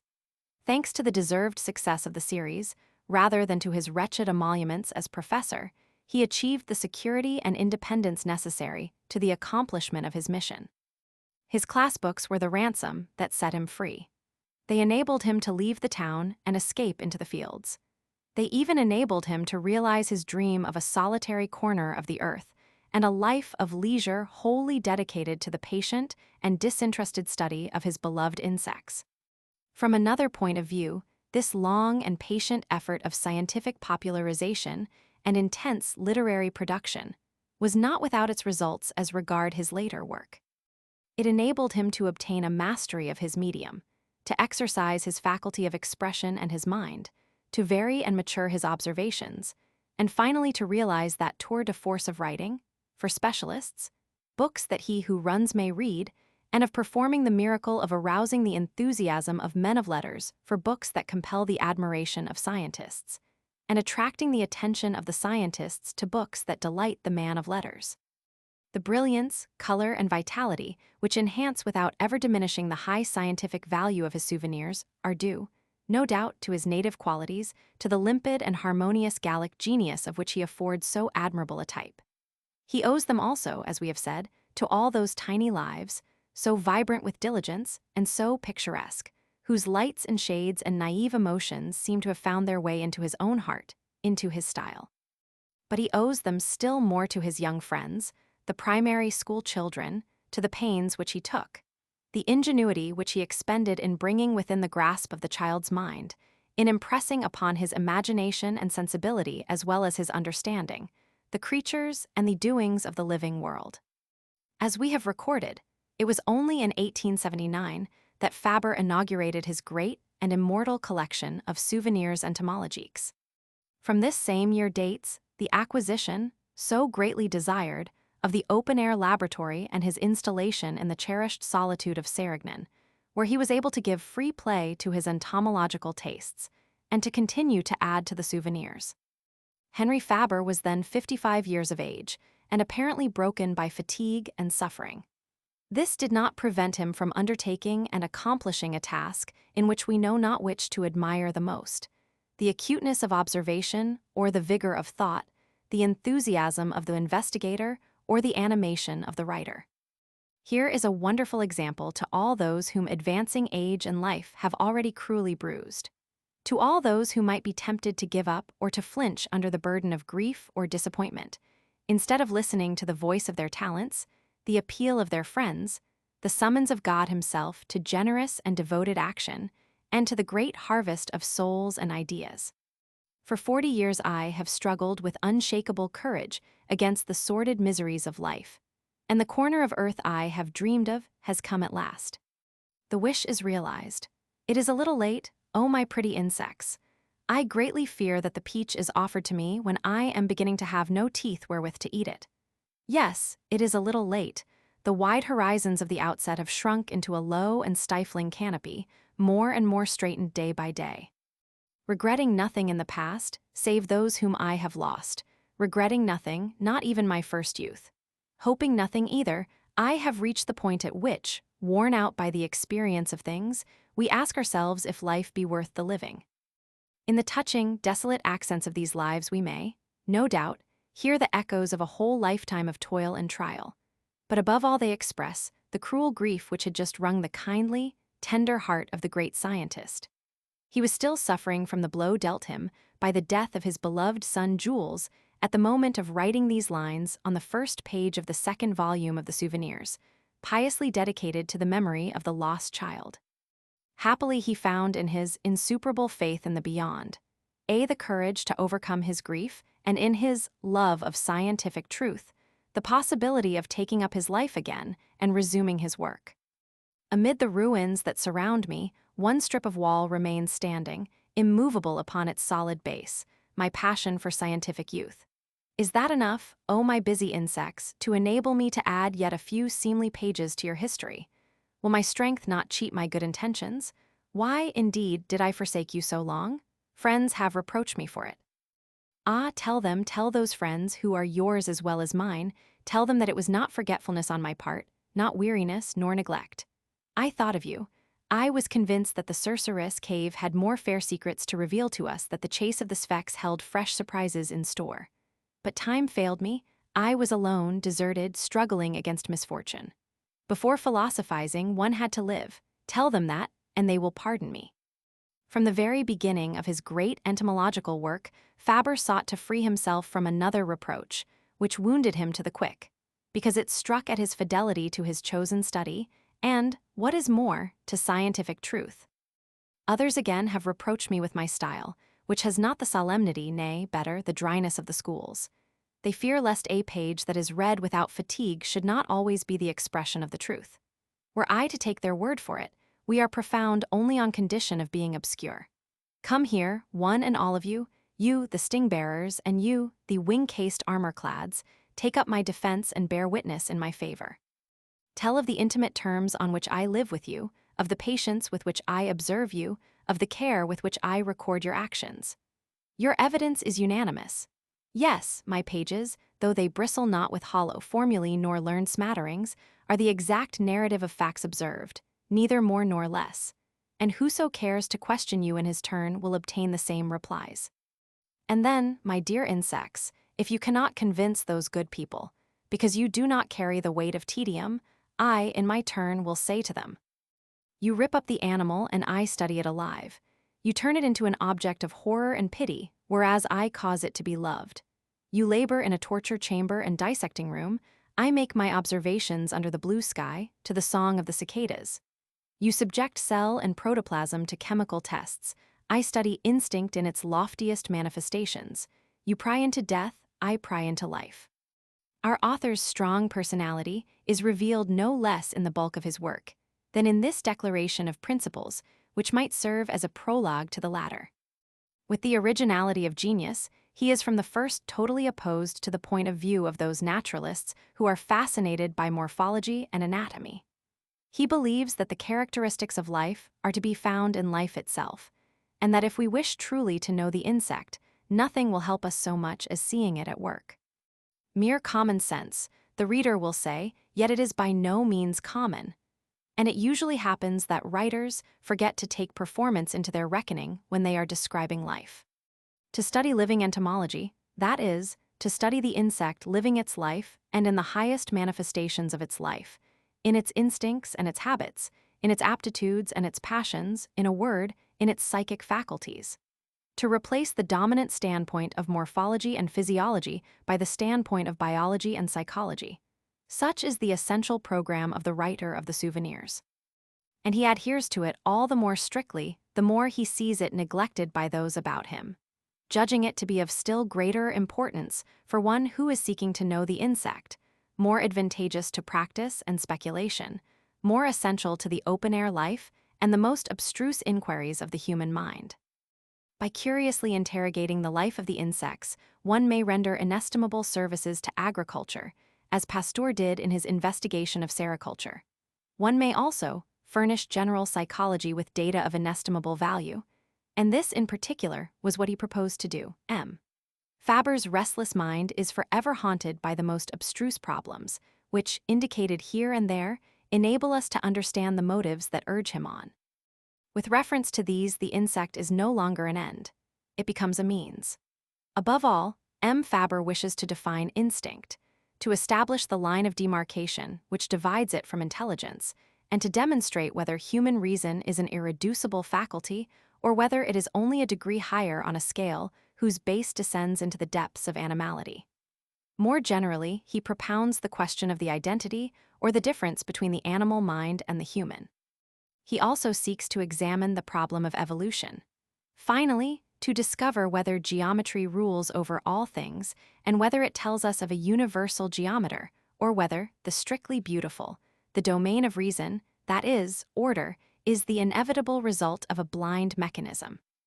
And to tell the whole story in a few words, the essential object, the general impulse of this curious and powerful mind, which refuses to divide science from philosophy, is to consider the insect, how it lives, to note its actions and its movements, to reach its inner from its outer life, its inward impulse from its external action, and then to climb upwards from the insect to man and from man to God. Fabre never attempts to solve the problems which he propounds a priori. Before thinking as a philosopher, he observes as a scientist. His method is strictly experimental. To observe the crude fact, to record it, then to ask what conclusion may be based upon this solid foundation, such is Fabre's only rule, and if we oppose him with arguments, he demands observations. See first, you can argue afterwards. The precise facts are alone worthy of science. They cast premature theories into oblivion. He always makes direct for the facts as nature presents them. The books fail him or are not to his liking. Most of them dissect the insect. He wants it alive and acting. The best contain but the shadow of life. He prefers life itself. If he happens to quote them, it is usually to deplore their deficiencies or to correct their errors, or perhaps to do homage to a precursor or a rival, but not to borrow from them the history of an insect. This history he wishes to take from life, and he refuses to write except according to nature and the data provided by the living subject. His narratives are always the result of strictly conscientious and objective inquiries. He records nothing that he has not seen, and if he has sometimes heightened his pictures by somewhat vivid hues, he has only given his style the relief and the color of his subject. The danger of such scientific records when they are written by a man of letters, and a poet like Fabre into the bargain, is that there is a danger of their being written with more art than exactitude. And it is apparently this that causes so many scientists to distrust science that also claims to be literature. Fabre was not always immune from this species of discredit, which the writer may so easily cast upon the scientist. But this unjust accusation was long ago withdrawn, and today all are agreed as to the absolute truthfulness of his portraits and his records.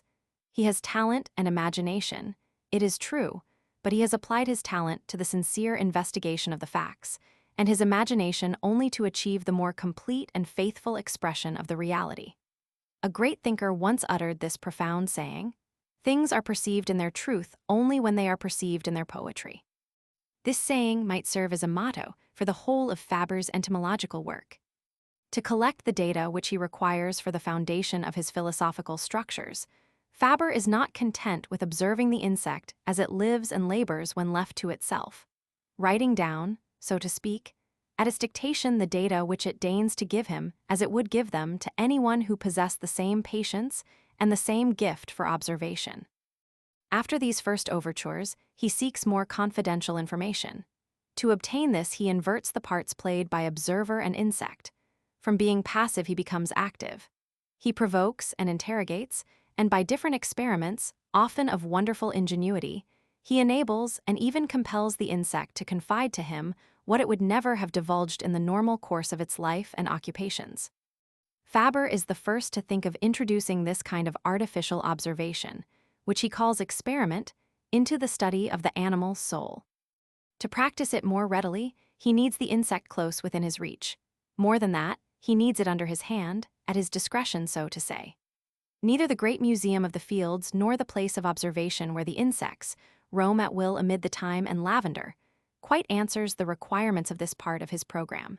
So, at various points of the harmas, all those appliances which we have already described were set up. Rustic achievements, clumsy combinations of trivial things. In addition to these appliances in the open air, there are those inside the house. Some are installed in the study, so that the experimenter can see his insects working on the very table upon which he is writing their history. Others are arranged in a separate room known as the animal laboratory. It is a great, silent, isolated room, brilliantly lighted by 2 windows facing south, upon the garden, one of which at least is always open that the insects may come and go at liberty. The middle of the room is entirely occupied by a great table of walnut wood, on which are arranged bottles, test tubes, and old sardine boxes, which Fabre employs in order to watch the evolution of 1,000 nameless or doubtful eggs, to observe the labors of their larvae, the creation and hatching of cocoons, and the little miracles of metamorphosis, after a germination more wonderful than that of the acorn which makes the oak. Covers of metallic gauze resting on earthenware saucers full of sand, a few carboys and flower pots or sweetmeat jars closed with a square of glass. These serve for observation or experimental cages in which the progress and the actions of these tiny, living machines can be investigated. Fabre reveals a consummate skill in this difficult and delicate art of experimentation and inducing the insect to speak. The smallest incident, insignificant to a mind less alert than his, suggests further questions or gives rise to sudden intuitions and preconceived ideas which are immediately subjected to the test of experiment. But it is not enough to question the insect. One must understand its replies. It is not enough to collect or even to provoke data. One must know how to interpret them. And here truly we come to the prodigy. For his sympathy for animals gives M. Fabre a sort of special sense, which enables him to grasp the meaning of its actions, as though there were between it and himself some actual means of communication, something in the nature of a language. But there is something even more remarkable than this penetration and certainty of analysis. It is the prudence with which he goes forward step by step, without leaving anything vague or doubtful. The reserve with which he pronounces upon all that goes beyond the obvious meaning of the facts. The frankness and modesty with which he admits that he hesitates or does not know. It often happens that this scrupulous spirit leads to doubt.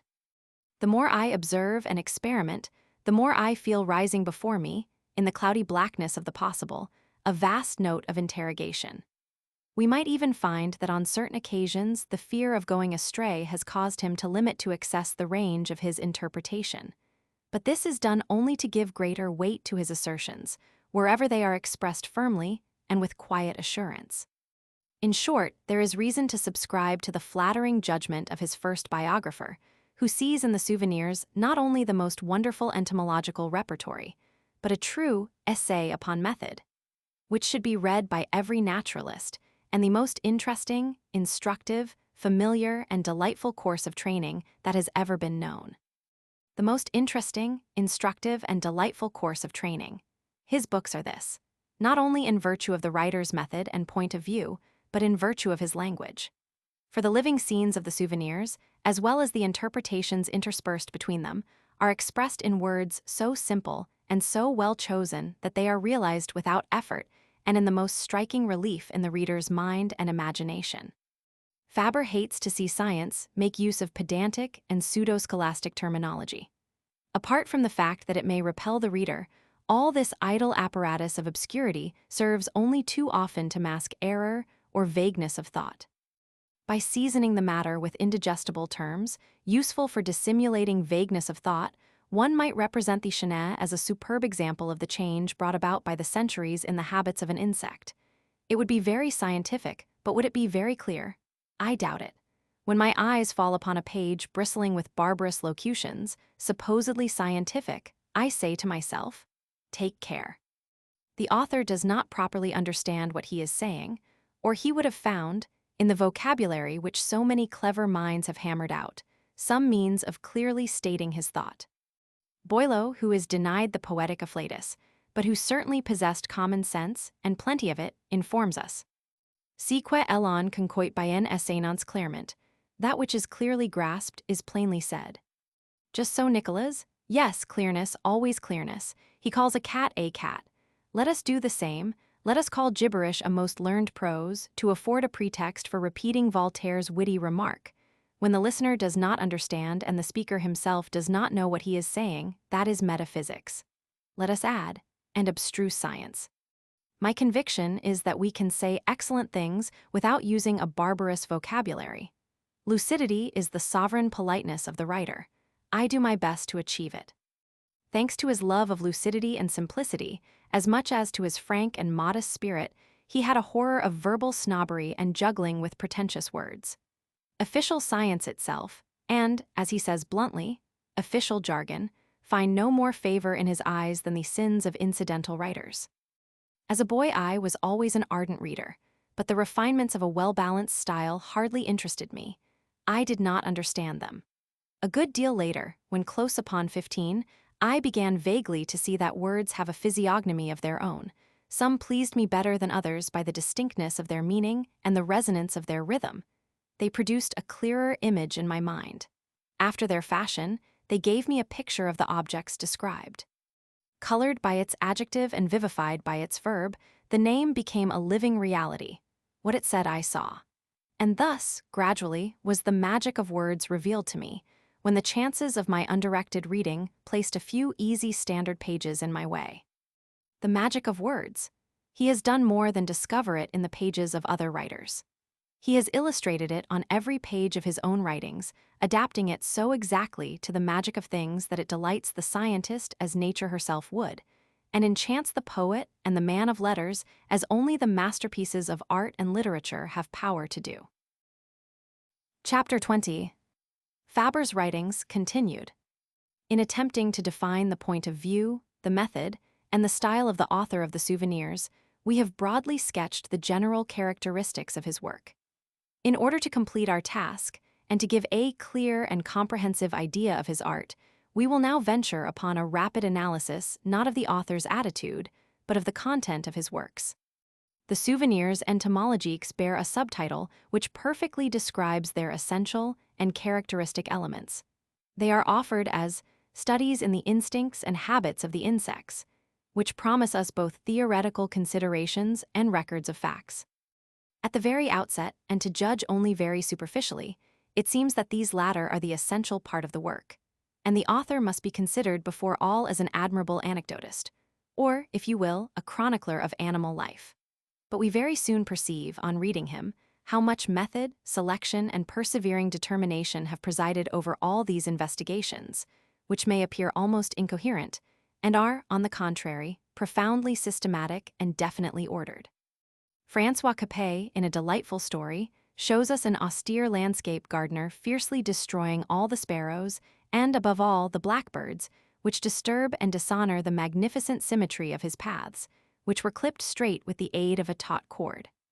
Our gentleman does not leave a single one alive.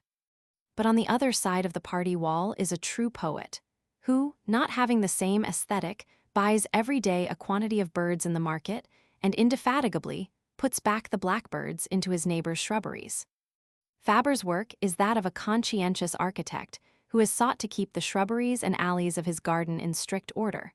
But the racial poet lurking behind the architect has released so many blackbirds that he seems to have destroyed the tidiness of the garden. Just at first, the souvenirs produce somewhat the same impression as the harmas, where the 1,000 actors of the rural stage follow one another, appear and reappear at varied intervals, at the will of opportunity or caprice, without premeditated order. But the observer is not always master of his encounters and discoveries, and Fabre wished to give us, in his books, the faithful record of his observations, and afford us the pleasure in our turn of those unexpected encounters, those marvelous discoveries which made his life an enchantment, and which lend his narrative an interest equal to that of the most dramatic romance. Yet there has been a selection, a definite arrangement of the vast collection of data collected in the 10 volumes of the souvenirs. But this arrangement and this selection are by no means inspired by the official classifications. We may attempt, as many eminent naturalists have done, to class his various monographs in the classic manner. We shall then say, with M. Perrier, that he is not greatly occupied with the Lepidoptera, that he studies more particularly the Hymenoptera, Coleoptera, and Orthoptera, without neglecting the arachnoids, which are arthropods, not insects properly so called.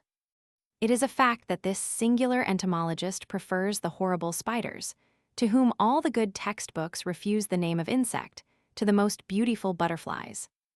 It is true that he is especially attracted by the four-winged flies, the wasps and wild bees, the dung beetles and necrophori, the mantes, grasshoppers, and scorpions.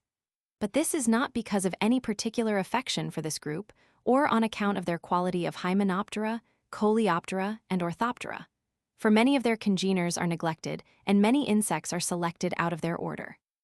This is bound to be the case, for the official classification is conceived on totally different lines to his own, going by the form of the insect without heeding its actions and its habits. It is much the same with the official nomenclature. If, by chance, an amalgam of Greek or Latin gives a meaning which alludes to its manner of life, the reality is very often in disagreement with the name, because the classifier, working over a necropolis, has outstripped the observer, whose attention is fixed upon the community of the living. So the historian of the insects takes the greatest liberties with official science and the official language. A spider is not an insect, according to the rules of classification, and as such the epera seems out of place here. A fig for systems, it is immaterial to the student of instinct whether the animal have 8 legs instead of 6 or pulmonary sacs instead of air tubes. Above all, Fabre is interested in the study of instinct. It is this that determines his choice of the species and the data with which he occupies his leisure and entertains his readers. Led by this purpose, allured by this vision, he turns by preference to the most richly endowed species, disdaining the inept, though they may be the most beautiful and the most resplendent, like the butterflies, and he is often attracted by creatures, great or small, which have scarcely anything in common with the insects save their habits. Thus the ferocity of the spiders will justify their taking rank next to the scorpions, the mantes and the grasshoppers, the cruelest and most ancient of terrestrial creatures.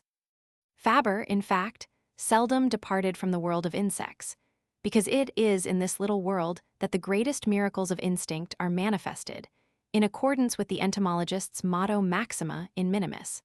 And, as though to increase this prodigious contrast, it often happens that the most remarkable instincts are allotted to the smallest and most despised of insects. Among the insects, it is often the case that one well known to all is a mere simpleton, while another, unknown, has real capacity. Endowed with talents worthy of attention, it remains misunderstood. Rich in costume and imposing in deportment, it is familiar to us. We judge it by its coat and its size, as we judge our neighbor by the fineness of his clothes and the place which he occupies. The rest does not count. Certainly, in order to deserve historical honors, it is as well that the insect should possess a popular reputation. It reassures the reader, who is at once precisely informed. Further, it shortens the narrative, rids it of long and tedious descriptions. On the other hand, if size facilitates observation, if grace of form and brilliance of costume captivate the eye, we should do wrong not to take this outward show into account. But far more important are the habits, the ingenious operations, which give entomological studies their serious attraction. Now it will be found that among the insects the largest, the most splendid, are usually inept creatures, a contradiction which is reproduced elsewhere. What can we expect from a carabas, all glittering with metallic lights? Nothing but feasting in the slime of murdered snail. What of the Cetania, escaped, one would think, from a jeweler's showcase? Nothing but drowsing in the heart of a rose. These splendid creatures do nothing, they have no art or craft. But on the other hand, if we are seeking original inventions, artistic masterpieces, and ingenious contrivance, let us apply to the humblest, more often than not unknown to all. And let us not be repulsed by appearances. Ordure reserves for us beautiful and curious things of which we should not find the like upon the rose. So far the minotaur has enlightened us by her family habits.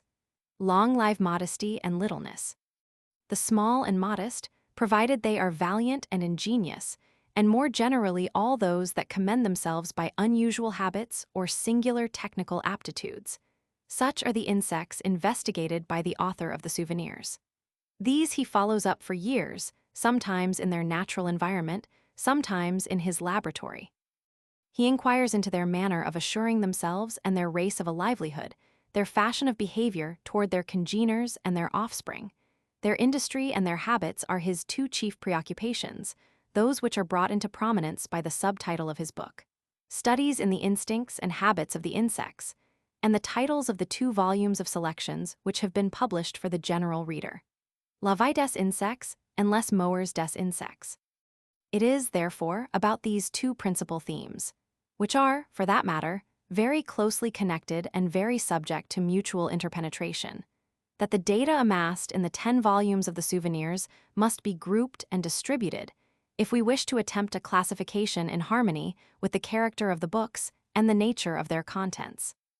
By thus assuming the point of view of the author himself and adopting the principle and the form of his classifications and denominations, we shall discover, in this little entomological world, which seems to have been staged a little at random, a society as rich and varied as our own, in which almost all trades and all characters are represented, all the industries and habits of humanity.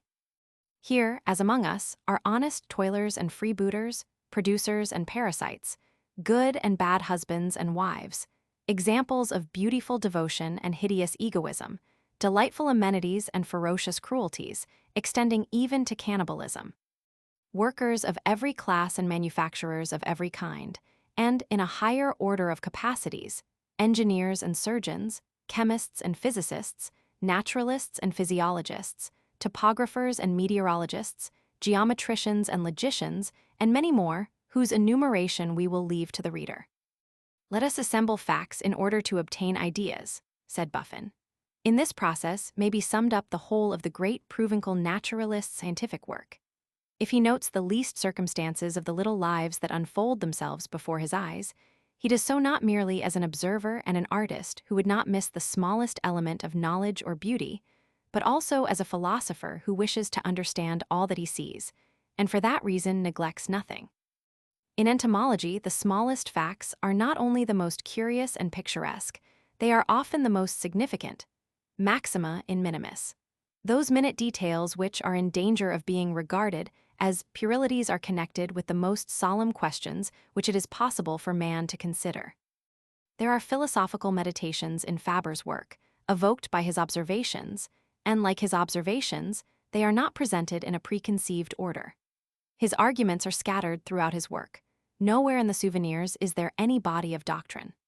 They contain only studies of the habits of individual insects, and it is only when he has gathered certain data or made certain experiments that the author gives us his conclusions or explanations or attacks the errors of the theories in vogue.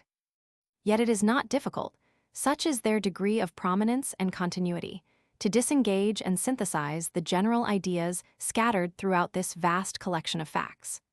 We shall make the attempt in order to give the reader at least a glimpse of the writer's attitude toward the problems of science and of life. From the achievements and actions of the insects, the philosophically mind of the naturalist first of all deduces, very clearly, the general laws of their activity. What strikes us at once is the wonderful degree of knowledge presupposed by certain of their actions, for all that instinct impels the insect to do is marked by perfect wisdom, comparable and even superior to human wisdom. This first law of instinct is brought into especial prominence by the author of the Souvenirs in his study of the hunting wasps. These wasps, which are themselves purely vegetarian, know that their larvae must have animal food, fresh, succulent flesh still quivering with life. Some, like the common wasp, which watches over the growth of its offspring, feed the larvae from day to day, as the bird brings beakfuls of food to its nestlings, and these kill their prey, which they are thus able to serve to their larvae perfectly fresh. But the majority do not watch over the hatching or the growth of their larvae. They are forced, therefore, to lay up a store of food beforehand. They know this and are not found wanting. But here they are confronted by a most difficult problem. If the prey carried to the nest is dead, it will quickly putrefy. It cannot possibly keep fresh, as it must, for the weeks and months of the larva's growth. If it is alive, it cannot easily be seized by the larvae and will represent a menace or even a deadly danger. The wasp must discover the secret of producing, in her victims, the immobility of death together with the incorruptibility of life. And the wasps have discovered this secret, for the prey which they provide for their larvae remain at their disposal to the end, without movement and without deterioration. Do these tiny creatures know intuitively the secrets of asepsis, which Pasteur discovered with so much difficulty? Such was the conclusion with which Dufour was forced to content himself. He presumed the existence, in the hunting wasps, of a virus which was at once a weapon of the chase and a liquid preservative for the immolation and conservation of the victims. But even if aseptic, a dead insect would shrivel up into a mummy.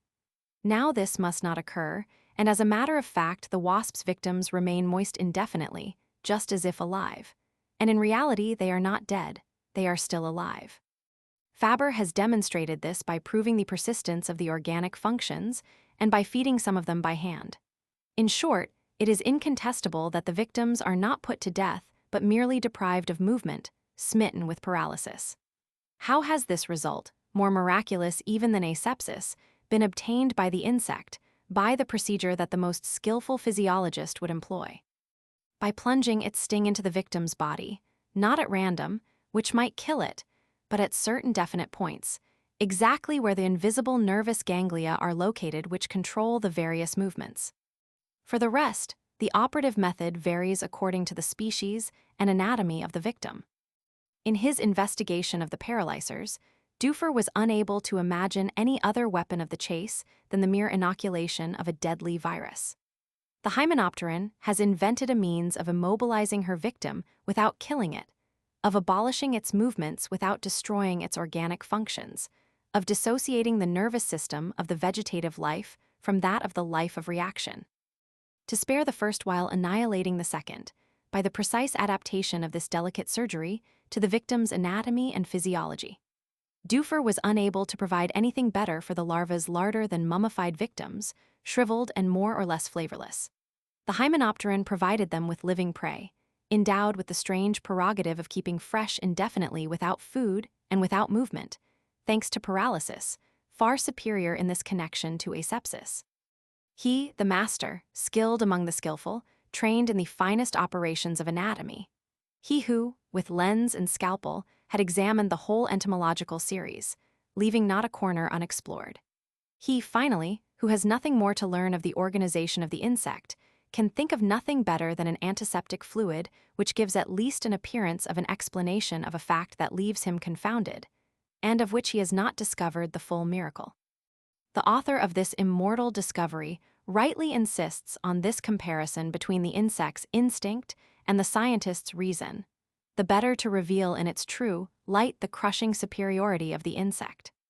As though to give yet another verification of the words so justly applied to entomology, Maxime Miranda in Minimis, The larva's science is perhaps even more disconcerting than that of the perfect insect.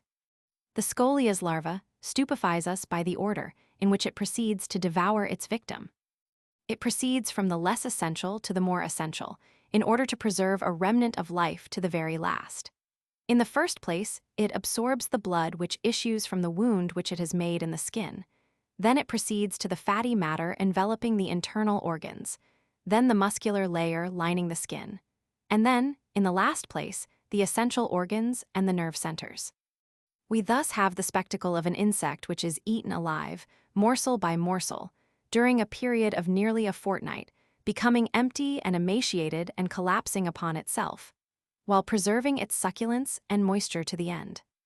Starting with these typical facts, which testify to an infallible foresight and a perfect adaptation of the means to the end, the list might be indefinitely prolonged with the aid of Fabre's memoirs. But these are enough to show us that what instinct tells the animal is marvelously like what reason tells us, so that we find nothing unnatural in Fabre's exclamation when he is confronted by the profound knowledge of the hymenopteron and the sublime logic of her stings. Proud science, humble yourself. All this presumes, in short, in the microscopic little creatures, an astonishingly rational inspiration, which adapts means to the end with a logic that confounds us. And all this would be very much to the credit of the insect, and to the disadvantage of man if there were not a reverse side to the medal. But the same insect that confounds us by its knowledge and wisdom also disconcerts us by its ignorance and stupidity. The best endowed insect cannot do anything outside the narrow circle of its attributions. Every insect displays, in its calling in which it excels, its series of logically coordinated actions. There it is truly a master. Apart from this, it is utterly incapable. And even within the cycle of its attributions, apart from the customary conditions under which it exercises them, the ineptness of the insect surpasses imagination. Let us consider the facts. One of these hymenoptera whose impeccable science we were admiring just now, a Languedocian sphex, is busy closing the burrow in which she has laid her egg with its store of game. We brush her aside and plunder her nest before her eyes. Directly the passage is free, she enters and remains for a few moments. Then she emerges and proceeds to stop up the cell, as though nothing were the matter, as though she had not found her burrow empty, as though the work of closing the cell had still a motive. The mason bee, excellently endowed in the matter of boring, emerges from her nest of mortar by piercing the earthen dome which covers it. Let us cover the nest from which the bee is about to emerge with a little paper bag. If the bag is placed in contact with the nest so as to make one piece with it, so to speak, the bee perforates it and liberates herself. If it is not in contact with the nest, she remains imprisoned and will let herself die without perforating the bag.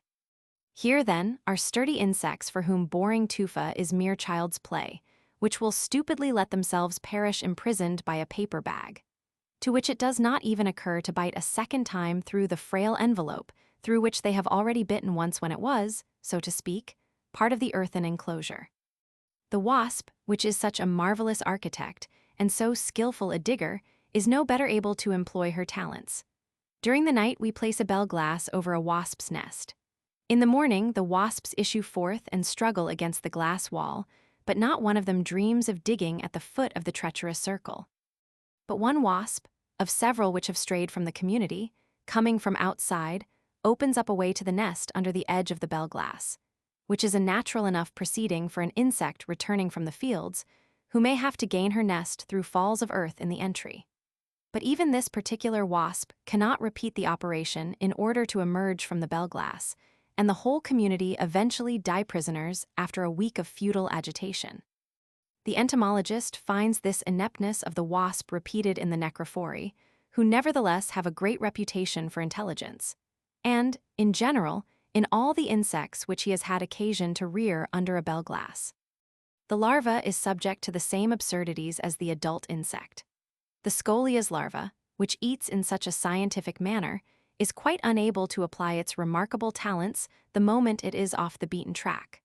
Placed on the victim's back at a spot which is not the normal point of attack, placed on a Cetania grub that is immobilized without being paralyzed, or merely removed for a moment from its position, it is no longer able to do anything right. By a strange contradiction, characteristic of the instinctive faculties, profound knowledge is associated with an ignorance no less profound. For instinct, nothing is difficult, so long as the action does not diverge from the immutable cycle laid down for the insect. For instinct, again, nothing is easy if the action has to diverge from the paths habitually followed. The instinct which amazes us, which terrifies us by its supreme lucidity, astonishes us by its stupidity a moment later, when confronted with the simplest situation which is alien to its ordinary practice. Instinct knows everything in the invariable tracks which have been laid down for it. Nothing went off this track. Sublime inspirations of science and amazing inconsequences of stupidity are both its heritage, accordingly as it is acting under normal or accidental conditions. It would be interesting to pursue this inquiry into the general laws of instinct, and to give, as a pendant to the antithesis of its wisdom and stupidity, the no less singular antithesis of its automatism and its variations. But that we may not beyond all measure enlarge the proportions of this monograph, we will pass on at once to the determination of the causes of instinct, as related by our naturalist philosopher. The laudator temporis acti is untimely, for the world progresses. Yes, but backwards at times. In my young days, in the twopenny classics, we were taught that man is a reasoning animal. Today, in learned volumes, it is demonstrated that human reason is only a higher degree upon a scale whose base descends into the depths of animality. There is the more and the less, and all the intermediate degrees, but nowhere a sudden solution of continuity. It begins at 0 in the albumen of a cell and rises to the mighty brain of a Newton. The noble faculty of which we were so proud is a zoological attribute. This is an assertion of grave significance. Assuredly, we have need of ingenuousness in entomology. Without a good dose of this quality, sheer wrong-headedness in the eyes of practical folk who could trouble himself about insects. Yes, let us be naive without being childishly credulous. Before making the animal reason, let us reason a little ourselves. Above all, let us consult the experimental test. Facts gathered at random, without a critical selection, cannot constitute a law. And the prudent naturalist sifts all the anecdotes and records of habits, all the rational or sentimental achievements which the writers of books and the glorifiers of the animal pass from hand to hand, showing clearly that all the facts alleged in proof of the intelligence of animals are ill-observed or wrongly interpreted. Having shown in its true light one of these fabricated facts related by Clairville, he cries, "Yet one more of the fine arguments in support of the animal's reasoning powers that takes to flight in the light of experiment. I admire your candid faith, my masters, you who take seriously the statements of chance observers richer in imagination than in veracity. I admire your credulous enthusiasm when, without criticism, you support your theories on such stupidities." Fabre has no greater faith in the virtue of animals than in their reason, since one cannot exist without the other. It is true that the copris, the most richly endowed of insects in respect of the maternal instinct, does not differentiate between the care which she lavishes on strangers and that which she gives to the children of her household, but the pitiless observer shows that this is because she cannot distinguish between them. It is not the function of impartial history to maintain a given thesis. It follows where the facts lead it. The historian of the insects simply confronts the facts of the entomological world, which he has explored under all its aspects. To speak with certainty, we must not depart from what we really know. I am beginning to know the insect passably well after 40 years of intercourse with it. Let us question the insect, not the first comer, but the best endowed, the hymenopteron.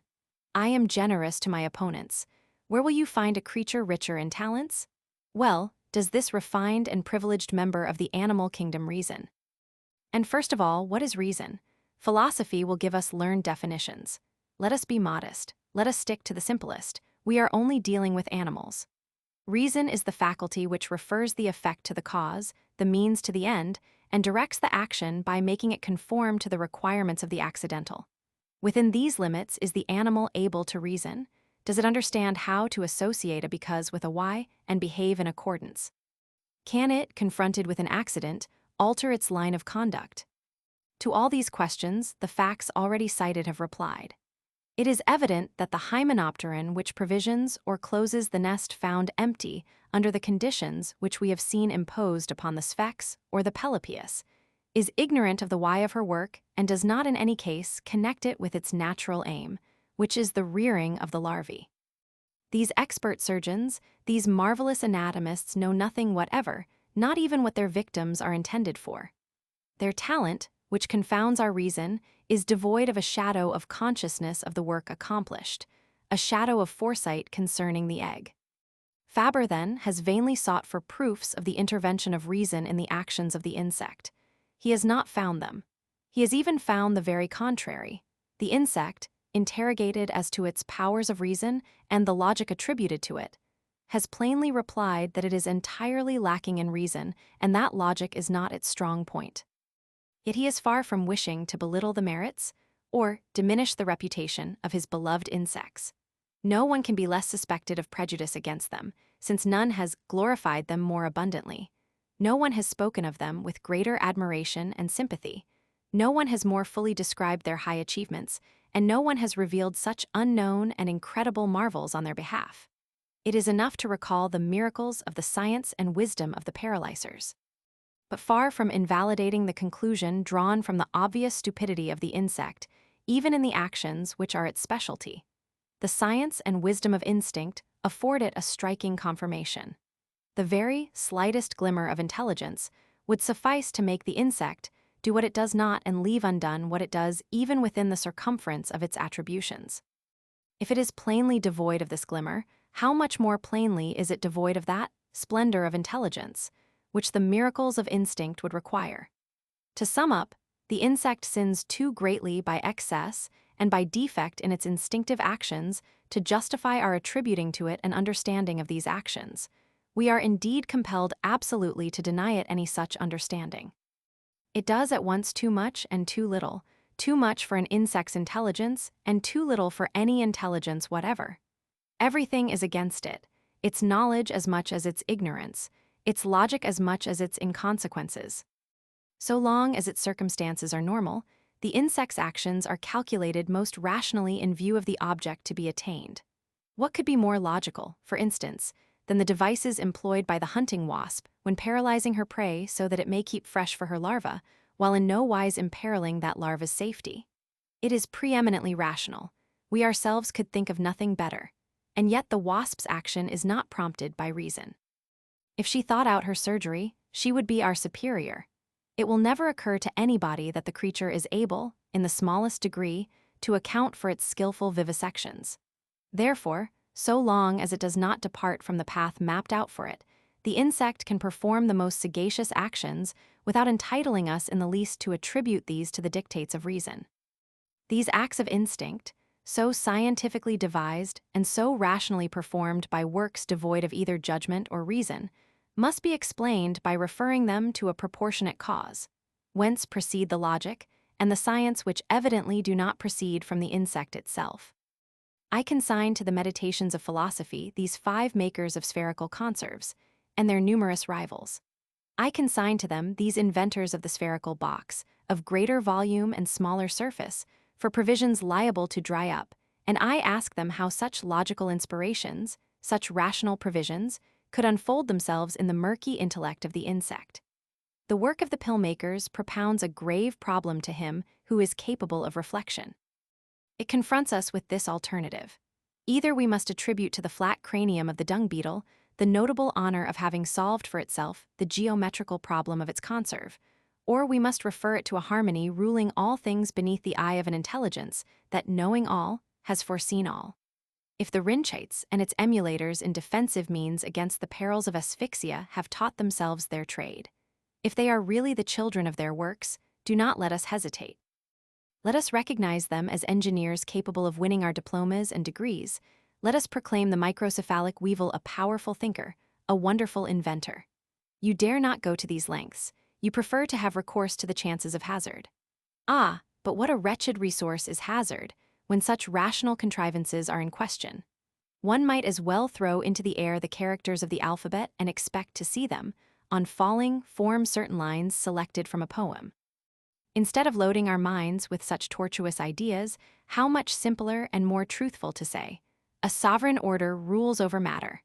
This is what the slow weevil tells us in its humility. We heard the same language, uttered perhaps even more persuasively, from the hairy Ammophila, among many others, one day when, as a beginner in entomology, he considered her performing her delicate and expert operations, bending over a bank on the tableland of less angles, in company with a friend. The wasp acts with a precision of which science would be jealous. She knows what man hardly ever knows. She understands the complex nervous system of her victim. I say, she knows and understands. I ought to say, she acts as though she knew and understood. Her act is all inspiration. The insect, without having any conception of what it is doing, obeys the instinct that impels it. But whence comes this sublime inspiration? For me and my friend, this was and has remained one of the most eloquent revelations of the ineffable logic that rules the world and guides the unconscious by the laws of its inspiration.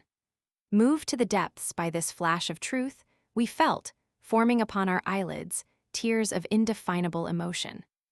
The more he sees, the more he reflects, the more radiantly clear does the meaning of these facts appear to him.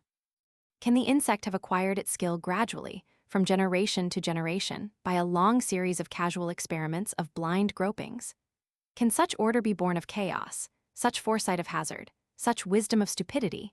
Is the world subject to the fatalities of evolution, from the first albuminous atom which coagulated into a cell, or is it ruled by an intelligence? The more I see and the more I observe, the more does this intelligence shine behind the mystery of things. I know that I shall not fail to be treated as an abominable, final causer. Little do I care. A sure sign of being right in the future is to be out of fashion in the present.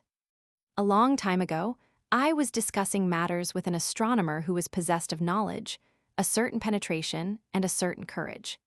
He pushed this penetration and this courage to the length of declaring, before the Academy of Sciences, that the laws of nature form a harmony and reveal a plan. I had an opportunity of congratulating him, and he was good enough to express his satisfaction. I profited by this to suggest that he was doubtless ready to develop his conclusions yet further, and that since he recognized the existence of a plan, he admitted, at the origin of things, a mind. In short, an intelligent being. Suddenly, my astronomer turned up his nose, without offering me any argument capable of any sort of analysis. In vain did I explain that to deduce the existence of an intelligent being, because one has discovered the existence of a plan, is, after all, to continue the train of reasoning which deduces the existence of a plan after observing that there is a system of laws. In vain, I pointed out that I was merely making use of his own argument. My astronomer refused to go any further along the path upon which he had entered. There he would have met God, and that was what he was unwilling to do.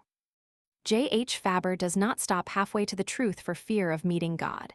He is logical, loyal, and courageous to the end. He argues from the facts to laws and from laws to causes, and from them to the cause of causes, the reason of reasons, concerning which, says M. Perrier, he has not the pedantic feebleness of grudging it the name of God. If Fabre so briskly attacks the theory of evolution, it is not so much because of the biological results which it attributes to the animal far neat, as because it offers such a convenient pretext for that sort of intellectual laziness that willingly relies upon an explanation provided beforehand, and readily exonerates itself from the difficult task of searching more deeply into the domain of facts as well as that of causes. If the explanation were not notoriously insufficient, one might overlook the abuses which it covers, innocently enough, but to speak only of the insect, all its analyses, were they admissible, leave the problem of instinct untouched. How did the insect acquire so discerning an art? An eternal problem if we do not rise above the dust to dust of evolution. At all events, as it is presented, it is merely, we repeat, a convenient pillow for the man who has not the courage to investigate more deeply. For him, he has this courage and this power of ascension, and he readily spreads his wings to rise above matter and the night of this world and soar to those radiant heights where divinity reveals itself, together with the supreme explanation of the light, which lightens this darkness, and the life that inspires this matter. We have said enough to show that Fabre is decidedly of the race of those great men who soar high above the vulgar prejudices, pedantries, and weaknesses, and whose wonderful discoveries bring them nearer to God as they uplift them above the common level of humanity. Having written the harmony of the world, and casting a final glance at the charts of the heavens, and also at the long labor of his life, Kepler offered his God this homage. O thou, who by the light of nature hast caused us to sigh after the light of grace, in order to reveal unto us the light of thy glory, I thank thee, my Creator and my God, that thou hast permitted me to admire and to love thy works. I have now finished the work of my life with the strength of the understanding which thou hast vouchsafed me. I have recounted to men the glory of thy works, in so far as my mind has been able to comprehend their infinite majesty. Praise the Creator, O my soul. It is by him and in him that all exists, the material world as well as the spiritual world. All that we know and all that we do not know as yet, for there remains much for us to do that we leave unfinished. Uniting the point of view of exegesis with that of natural science, one of the greatest and broadest minds of antiquity, Origen, has written these noble words. The providential action of God manifests itself in the minute corpuscles of the animals as well as in the superior beings. It directs with the same foresight the step of an ant and the courses of the sun and the moon. It is the same in the supernatural domain. The Holy Spirit, which has inspired our sacred scriptures, has penetrated them with its inspiration to the last letter. Divina sapientia, omnum scripturam divitis datum velidunam usque literulum attigit. The reader will doubtless pardon a professor of exegesis, whose admiration for the prince of entomologists has made him his biographer, for terminating this analysis of the naturalists' philosophical and religious ideas by a synthetic view which brings him into closer communion with his hero. All things are linked together, as he himself has said, and the study of the Holy Scriptures, if he could have devoted himself thereto, would certainly have led this noble and penetrating mind to render the same testimony to the truth of Christ and the Church as that which it has rendered to the truth of the soul and God. Chapter 21. A Great Preparation. The title which we have given this chapter is that which M. Perrier, the eminent director of the Museum of Natural History, lately inscribed at the head of a remarkable article in the Revue Hebdomadaire. In this, the author showed how just and how far inferior to his deserts are the honors so tardily accorded to the man whose life and labors we have sketched. We assuredly cannot say that Fabre's name and his work have until lately remained unknown or even undervalued. At an early period, he was honored by the admiration and friendship of such men as Dufour and Duray. On several occasions, his works have been crowned by the highest awards of the Institute. Not content with belonging to the Zoological Society and the Entomological Society of France, and with being elected in 1887 corresponding member of the Academy of Sciences, he has also been granted, as though in emulation, the title of honorary member by the most famous foreign academies, the Scientific Societies of Brussels, Geneva, etc., and the Entomological Societies of London, Stockholm, and St. Petersburg. If it is true, as someone has said, that posterity begins at the frontier, these numerous and flattering distinctions, coming from all points of the horizon, are full of promise for the immortality of his work. It is undoubtedly the case that foreigners benefit by a degree of remoteness which is favorable to sane judgment. For that matter, as far as Fabre is concerned, the favorable verdict of his peers is surrounded by hardly fewer guarantees of impartiality in France than abroad. For this worthy son of the Rouergue has never been of those who seek to obtain honors by any of the means that achieve success through intrigue or influence, and we may without paradox say that it is farther from his village to Paris than from Paris to London. From obscurity in his village to fame in Paris, than from fame in Paris to fame in London and other capitals. Nevertheless, legitimately acquired and well-founded though it might be, Fabre's great scientific reputation had hardly extended beyond the limits of the academies and the somewhat restricted circle of professional biologists and naturalists, or that of a few amateurs who were better informed than their fellows, or more perspicacious in the choice of their reading. Was it not just to exhibit, beyond this circle of initiates, achievements that belonged to all and had all the qualities requisite for popularity? Was it not right to draw this great man out of the obscurity in which he had so long shut himself up, and at last to place this distinguished figure on the magnificent pedestal built up by half a century's work of the highest value, and the greater part of a century of a poor and laborious life? So thought the friends and admirers of the Hermit of Sérignan, who organized, last year, the celebration of his jubilee, and, in the press, cited him in the order of the day. These celebrations took place in the familiar rustic setting so dear to the aged scientist. It was a morning of April, in the little village of Vaucluse, which we need not name, at the edge of the enclosure, where for more than 40 years he has kept rendezvous with his insects, on the threshold of the house that shelters his studious retirement. The venerable naturalist was there, surrounded by the members of his beloved family, his constant collaborators, with whose names he loved to sprinkle the pages of his books. To greet him came the worthy folk of Sérignan, justly proud of him, his friends from far and near, and the delegates of the learned societies of France and foreign countries, with whom the representatives of the state, the sub-prefect of Orange and the prefect of Aveyron, had the good taste to associate themselves. At the moment when an unexpected ray of sunlight filtered through the clouds like a caress, and a benediction from heaven upon the head of the old scientist, ever faithful to the call of the power on high, France and Sweden, to mention only the most eager, joined in crowning him with laurels. France offering him a magnificent gold plaque in the name of the Academy of Sciences, and Sweden the Linnean Medal in the name of the Royal Academy of Stockholm.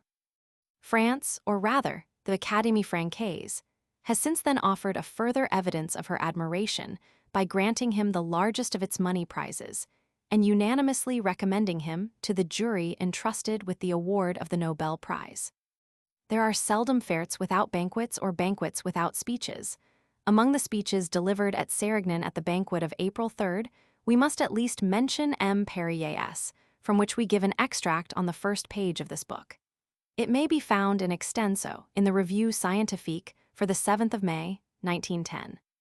The series of toasts was followed by the reading of numerous telegrams of congratulation, the most loudly applauded of these being that of M. Edmund Rostand, which ran as follows: "Prevented from being in your midst, I am nevertheless in spirit with those who are today honoring a man worthy of all admiration, one of the purest glories of France, the great scientist whose work I admire, the profound and racy poet, the Virgil of the insects, who has brought us to our knees in the grass, the hermit whose life is the most wonderful example of wisdom, the noble figure that, under its black felt hat, makes Sérignan the complement of Mélène."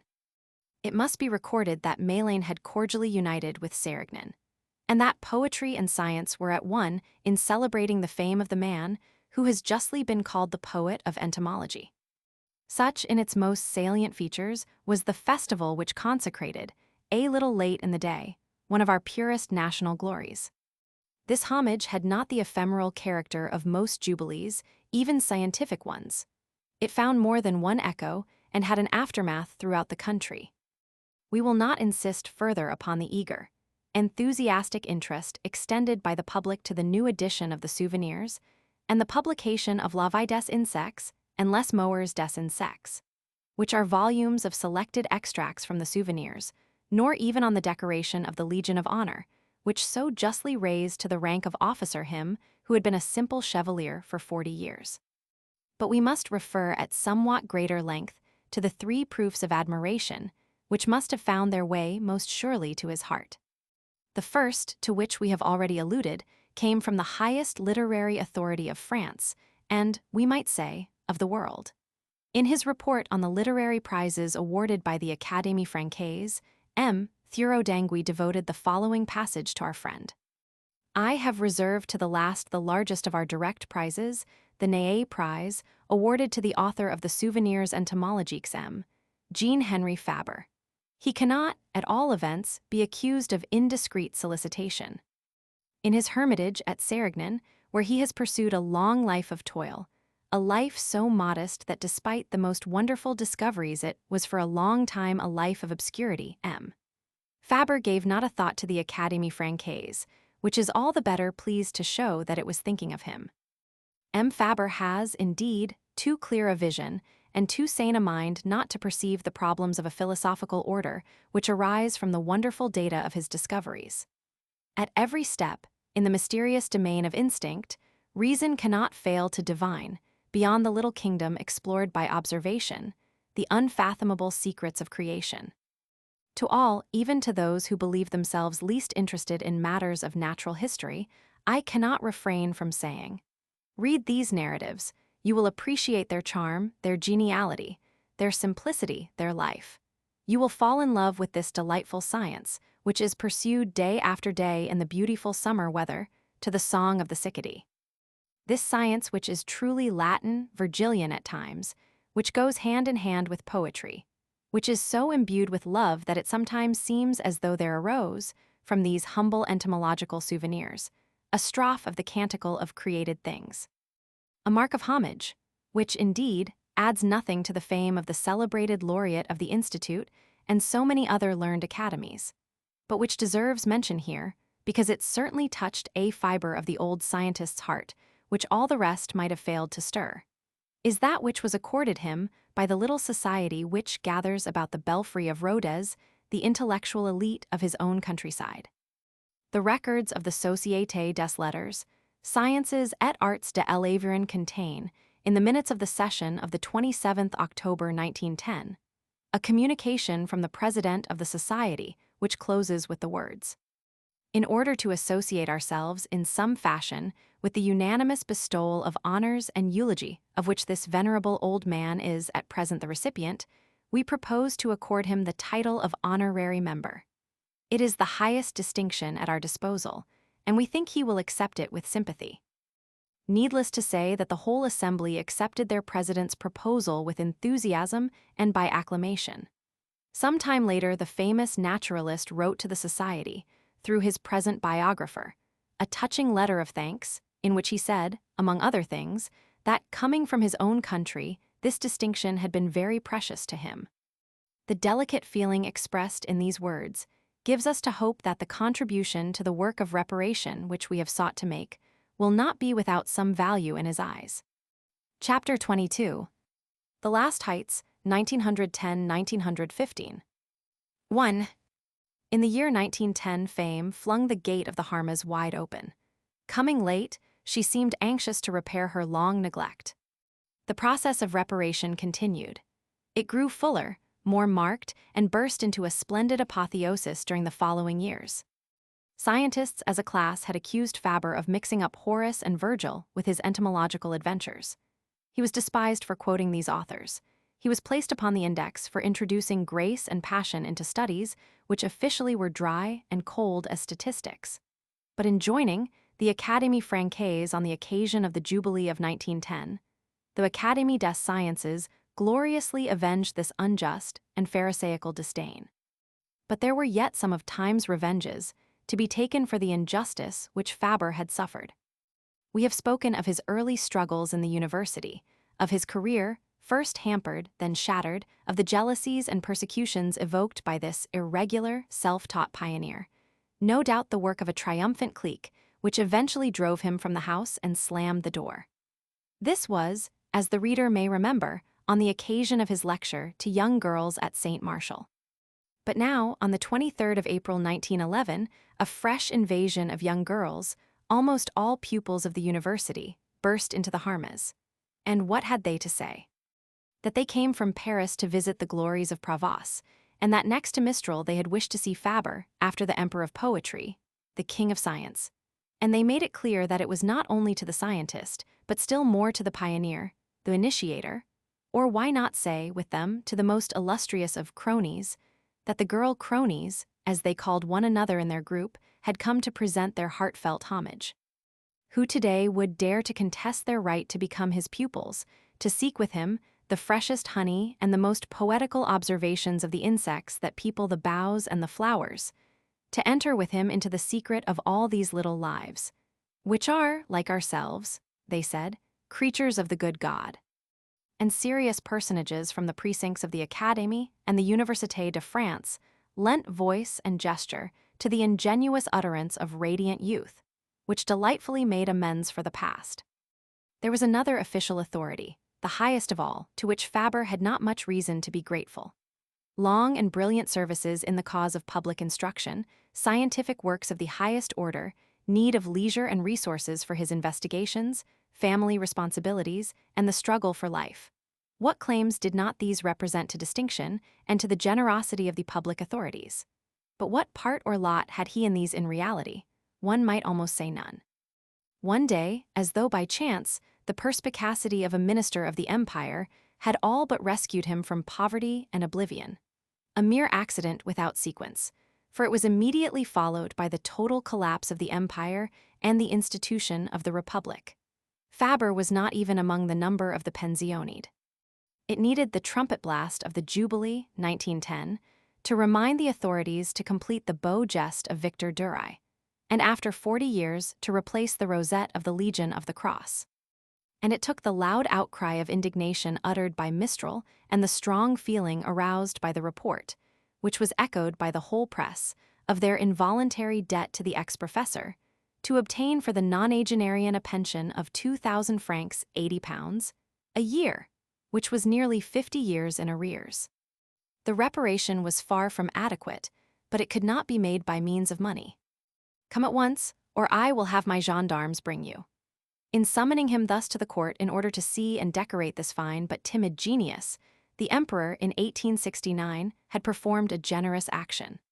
The president of the republic did still better when, in 1913, in the course of his tour through Provence, he sought to honor by his visit him who had so greatly honored his mother country and his native and adopted provinces. Fabre, who was then in his 90th year and could no longer stand upright, awaited M. Poincaré sitting in a chair before the threshold of his house, surrounded by his family. On his right hand stood the sister who was watching over his welfare. A week before the president's visit, I went to Sérignan to see my distinguished relative and to bless the marriage of his son Paul Henry. In the familiar intimacy of this family celebration, he told me, as a piece of good news, "It is possible that I shall soon receive a visit from Monseigneur the Archbishop of Aveyron." He said this with a marked satisfaction which was very unlike his usual detachment. I understood at once that his mind was harking back to the evil days of 1870 and contrasting them with the present. What did not happen in that disastrous year? Victor Duruy had just instituted courses of lectures for adults in order to make up for the deficiencies of popular education. Young girls were especially invited to these lectures. On the pretext of opening the golden doors of science to them, it was hoped, no mystery has been made of the matter since, to emancipate them from the tutelage of the clergy, to remove them from, or to dispute, the influence of the Church.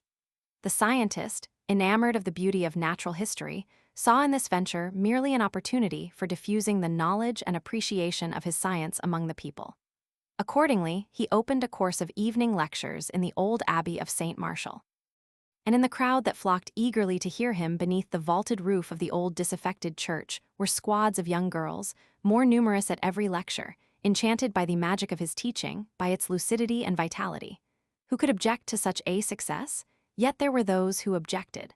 A perfect crossfire of criticism and complaint arose from the church and the university. Fabre replied fearlessly, not without a touch of offended pride. The quarrel became embittered. Some went so far as to denounce him publicly and to point out, from the vantage of the pulpit, the dangers of his teaching. Shortly afterwards, the municipality dismissed him from his office as conservator of the Musée Requien, without regard to his family responsibilities, which were then considerable.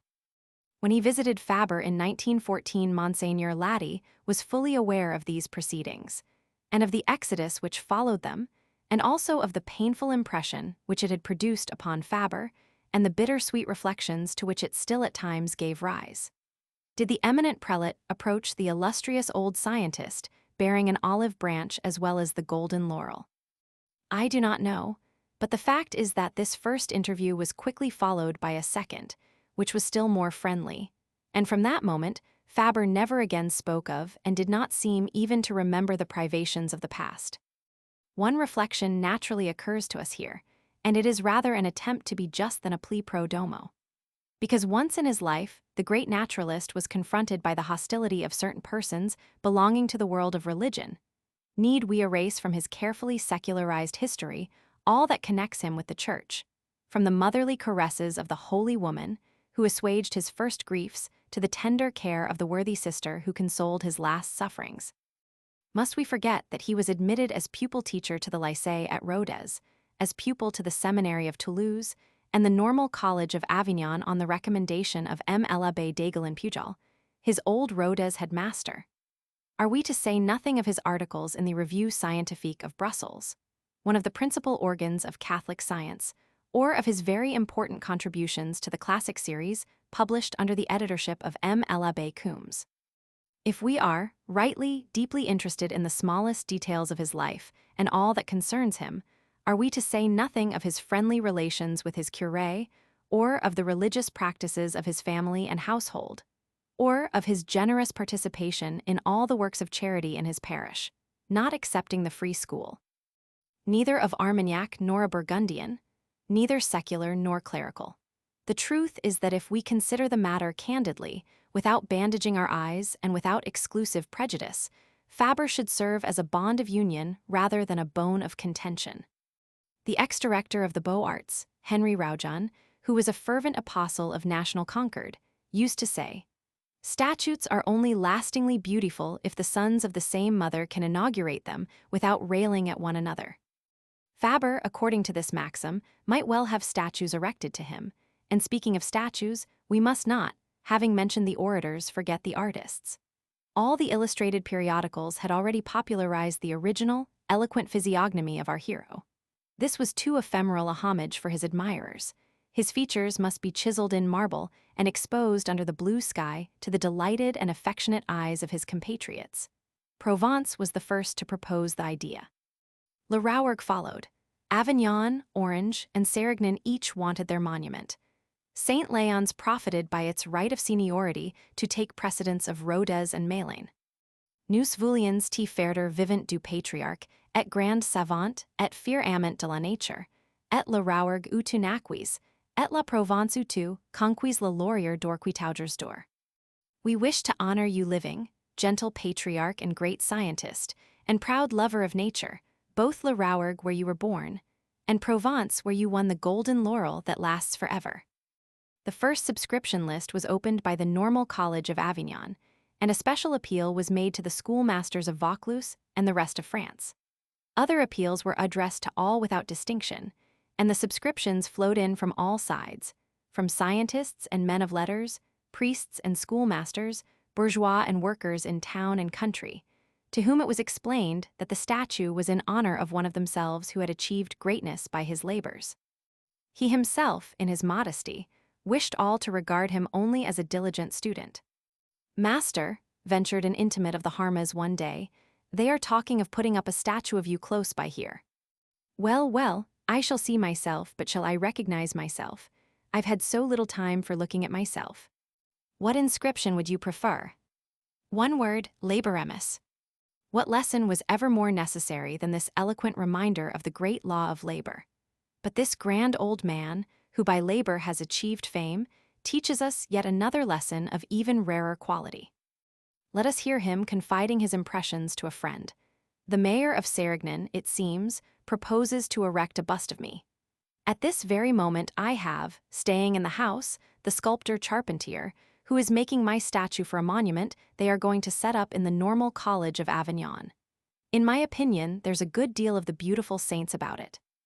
This reminds us of a remark whispered into a neighbor's ear on the occasion of the Jubilee celebrations, in the midst of all the fashionable folk by whom he was surrounded. "I must be very queer to look at." Here is a more sober if not more weighty remark. One day someone was reminding him, in my presence, of all the marks of honor lavished upon him during his last 2 days.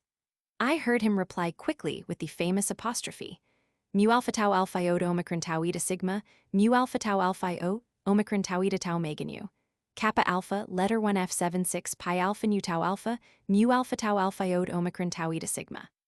He had another manner, perhaps still more expressive, of rendering the same idea. He would puff into the air a cloud of smoke from his pipe, which never left him, and before the blue vanishing spiral. "That," he would say, "is human glory." Here we recognize the man whom Rostand represented as follows in the verses inscribed upon a bas-relief, which makes his collection of sonnets, entitled Fabre des Insects, as it were the pendant of Charpentier's monument. "Si un homme incliné, modeste et magistral, pensif, car dans ses doigues il attenu des ailes poursuivant les honneurs moins que les sauterelles." A man who stoops, modest and magisterial, thoughtful, for in his fingers he has held wings, pursuing honors less than the grasshoppers. 2. The fine and unusual qualities of Fabre's career consist in this. He has attained fame while seeking nothing but truth. And what a truth! The truth concealed in the humblest of created things. Before Fabre's time, entomology was a poor little science, with no savor of life or freshness about it, without a ray of sunshine, without a soul. Like those poor little insects under glass or stuck on pins, which it was its mission to study. In his hands and in his books, as though by magic, entomology became truly a living science, provided with wings, the wings of imagination and poetry, of thought and philosophy.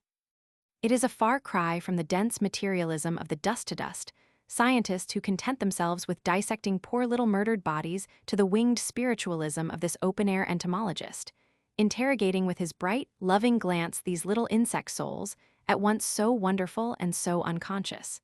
And they all tell him the same thing: ips fecit nos et non ipsi nos. It is he that hath made us, and not we ourselves.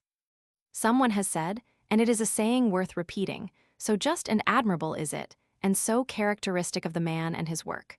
With Fabre we have every moment, so to speak, the feeling, the surprise, of rising toward the infinitely great while stooping over the infinitely little.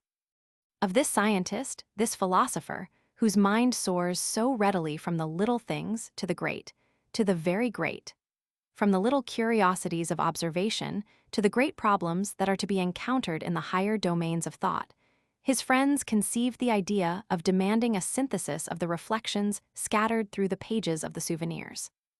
This was his reply: because I have shifted a few grains of sand upon the shore, am I in a position to understand the abysmal depths of the ocean? Life has unfathomable secrets. Human knowledge will be erased from the world's archives before we know the last word concerning a gnat. Thus the Homer, the Plato of the insects, he is utterly unassuming. He will not allow his admirers to impose upon him.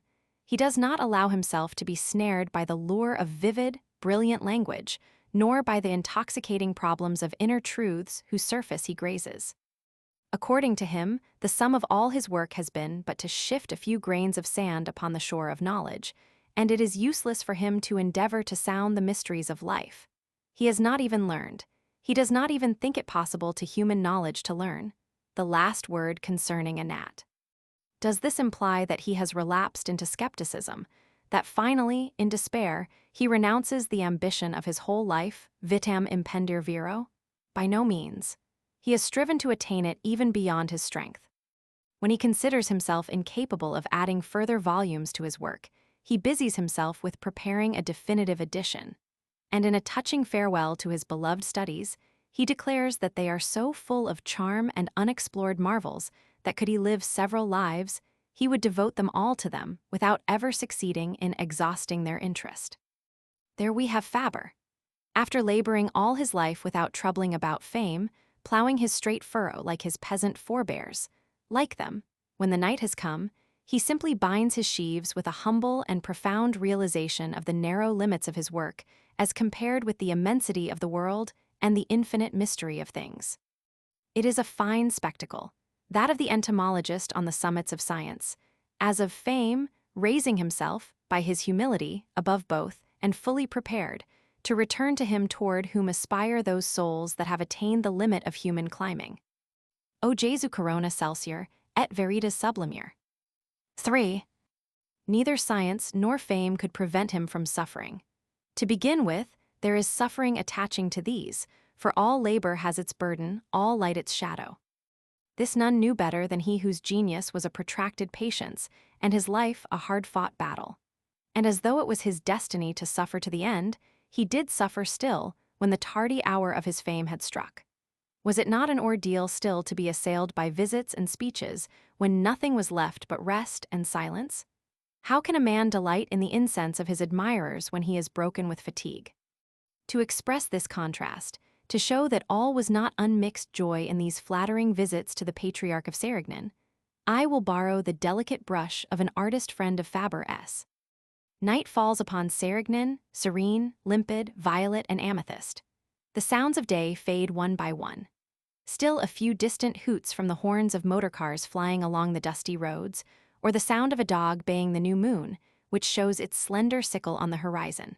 Sometimes, too, as though to eclipse the first stars, a rocket roars, a prelude to the fireworks which are about to conclude the apotheosis. J.H. Fabre, the hero of the ferret, the lover of the sphex, the mantis, the dung beetle, is very tired. Think of it, 90 years of age and almost 90 years of labor, and a worldwide reputation to sustain, and visits to receive. Today it was the visit of a minister and all the flies on the ministerial wheel. And he had to return thanks, feeling upon him the eyes of the reporters and the photographer's lens. What an ordeal! Fabre can hold out no longer. Do you not feel that the harvest of fame at 90 years of age, and after almost 90 years of labor, is perhaps even more painful than the harvest of science in the ardor of youth? Meditating upon his history, with its full days and hours, Fabre, in a delightful flight of imagination, shows us the harassed entomologist escaping from the past to find himself alone with his thoughts and his beloved insects. He slips silently to the gate of his harmas. There he lies down on a bank thickly carpeted with lavender and withered couch grass. A few moments pass. His children intervene. He is relaxing himself, stretching himself, soothed, happy as a little child. But, Father, you aren't thinking, when the dew is falling. Ah, my children, why did you wake me? I was having such a beautiful dream. For in his sleep he had entered into conversation with the crickets of his native countryside. Fatigue of the body, weariness of the mind, and a breaking heart, suffering pressed closely upon him at the close of his days. It is better to be loved than to be celebrated, said Aveyron, the delicate poet of Aveyron. As long as Fabre had beside him his beloved brother, his adored wife, and his darling children, he was at least conscious of a kindly atmosphere of memories, and of tenderness that made up for what he lacked and helped him to endure his afflictions with serene resignation. But now, little by little, there came a void about him. Death has its surprises and life its demands. With the death of his wife, in July 1912, half his own soul died. With that of his brother in 1913, his life was almost wholly shattered, crushed, buried in the tomb.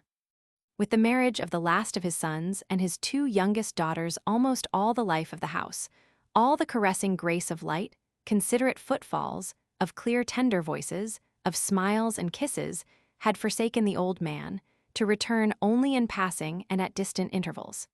His isolation became more and more complete. Was all over? No, this was hardly the beginning of his afflictions. In the great silence of the harmas, there burst of a sudden the terrible thunderclap of war, which roused to a protest of intolerable grief the uttermost fibers of his being. The whole man suffered. The Frenchman, to see his beloved country the victim of the brutal and underhand aggression of a predatory nation. The father to see his dear children, a son and two sons-in-law, cast into the furnace. The idealist and the great-hearted man who had held war to be a relic of barbarism, doomed to disappear from the annals of the human race, to see war declared, and spreading with the violence of a conflagration, surpassing in horror all that history tells us of the armed conflicts of the past. Before the bloody vision of the battlefields, how should he not feel shaken to the depths of his being by the tremors of a terrible anger and a vast pity, he who had never been able to see an insect suffering without a pang at the heart? True, in his incomparable Iliad, the Homer of the insects had often described creatures that hunt one another, kill one another, devour one another with indescribable ardor and ferocity, and he knew that he had only written a chapter of that struggle for life, which is to be found on every step of the biological ladder, with the same disregard of weakness and suffering. But he would fain have seen man assert his superiority over the animals by repressing these instincts, which come from below, by the free flight of the aspirations vouchsafed from above, by the progressive subordination of the brute power of force to the spiritual power of justice and love. While these distressing problems were filling his mind, and while, in protest against happenings so utterly contrary to his ideas, he would thump his fist upon his famous little table, a woman was moving gently to and fro, playing the parts, alternately, with the same calm countenance, of Martha and of Mary. And when he asked her secret, she showed him her crucifix and read the gospel to him, as though to wring from his heart the cry that was uttered by the poet of la bonne souffrance. Vingt cycles de bonté, sans sorties de ces misters, Croix entoi Jesus. In moments of affliction, Fabre is even closer to the truth than on the heights of knowledge and fame. For we are never nearer the God of the gospel than when we most feel the want of him.